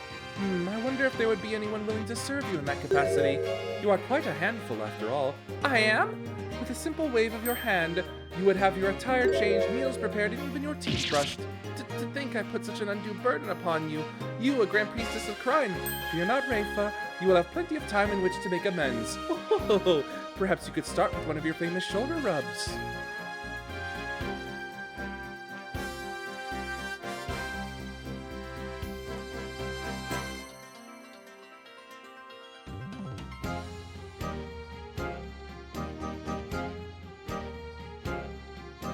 Her benevolence has taken to calling me Braidhead. Even worse, she trembles and her face turns red when she speaks to me. What have I done to deserve such animosity? While it is true that I am merciless within the Hall of Justice, to be given such a dismissive name is entirely uncalled for. Oh, what am I to do? Perhaps I should consult Apollo about this.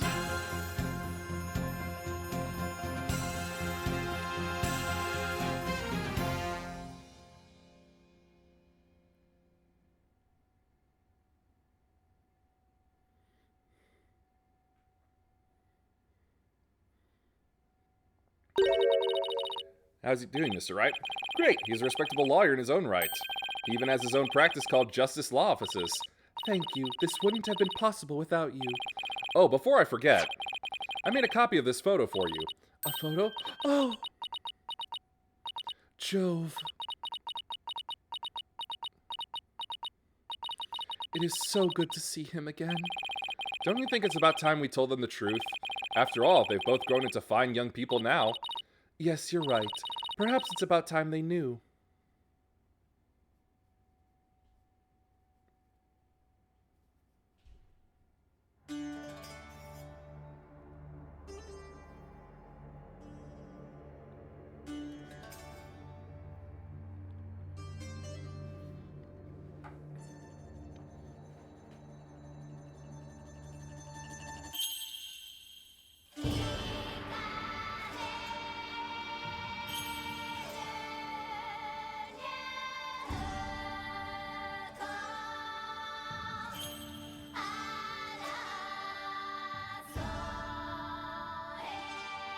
Wombat? What?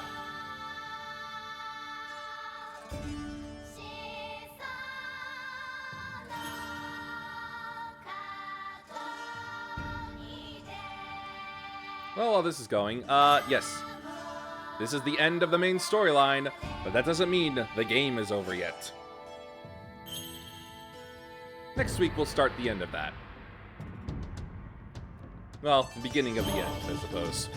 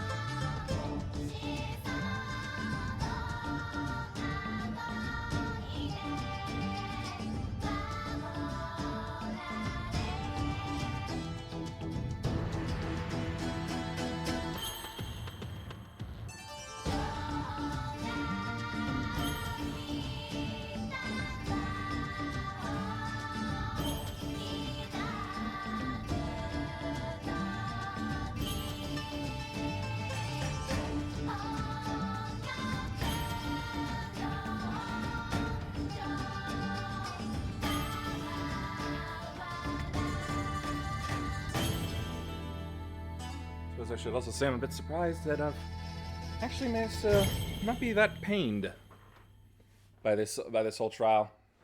Maybe I am getting better.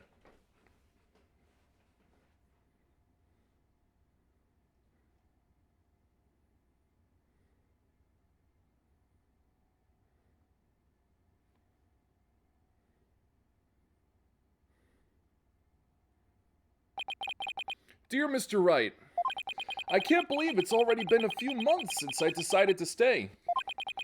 I'm sorry I haven't been good about keeping in touch, but things have been really hectic.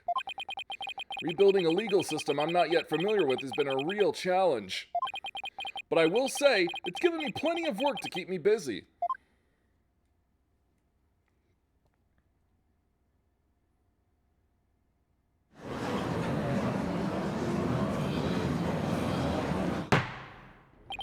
Have you not given the autopsy report even a cursory glance, Mr. Justice? It's just, I have 15 clients on my plate right now. Though I probably shouldn't have accepted all 15 at the same time. Talk to them!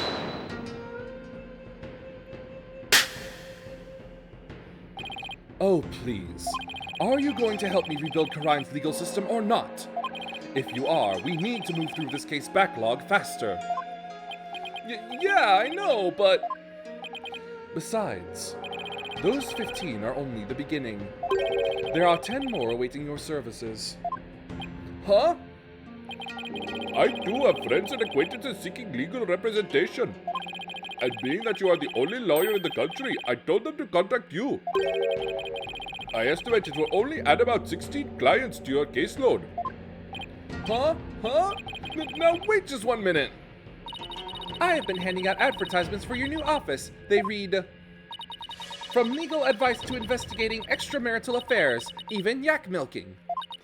For a limited time only, these services and more are free down at Justice Law offices.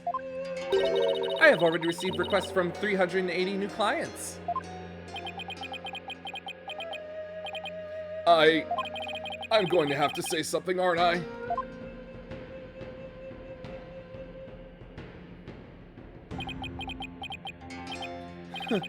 I trust you did your cords of steel exercises this morning. Well, go on. There's no need to hold back. Now that you mention it, we have yet to hear you shout today. Yes, and I have grown quite drowsy from these tedious proceedings. I could use a loud something to wake me up. Do not disappoint me, Hornhead. There's really only one thing to say at a time like this. It's a word I've said countless times in my career, but one I'll never tire of. Objection!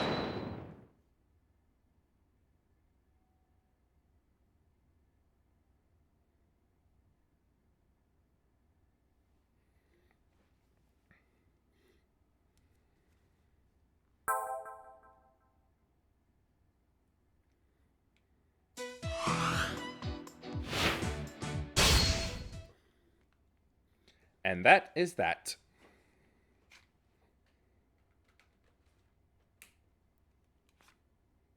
The main story of Spirit of Justice is complete.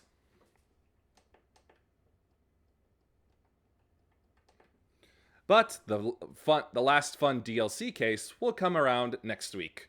After that, I'm really going to miss doing this.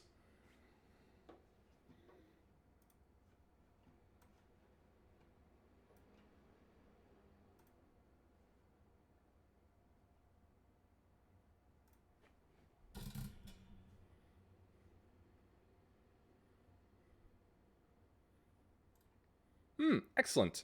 I found this new VTuber that I've taken a liking to. She's a centaur detective. So I figure, hey, why not go see her after doing this? I gotta spell that right. Name's a bit complicated.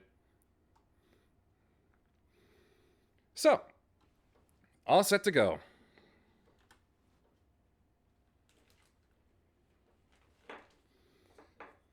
I find her quite fun. Hopefully you will too. We've arrived at our destination. No. Please watch your step as you disembark. Please follow if you liked. Thanks for watching, peace be with you, and may the forces of evil be confused on the way to your home. Bye!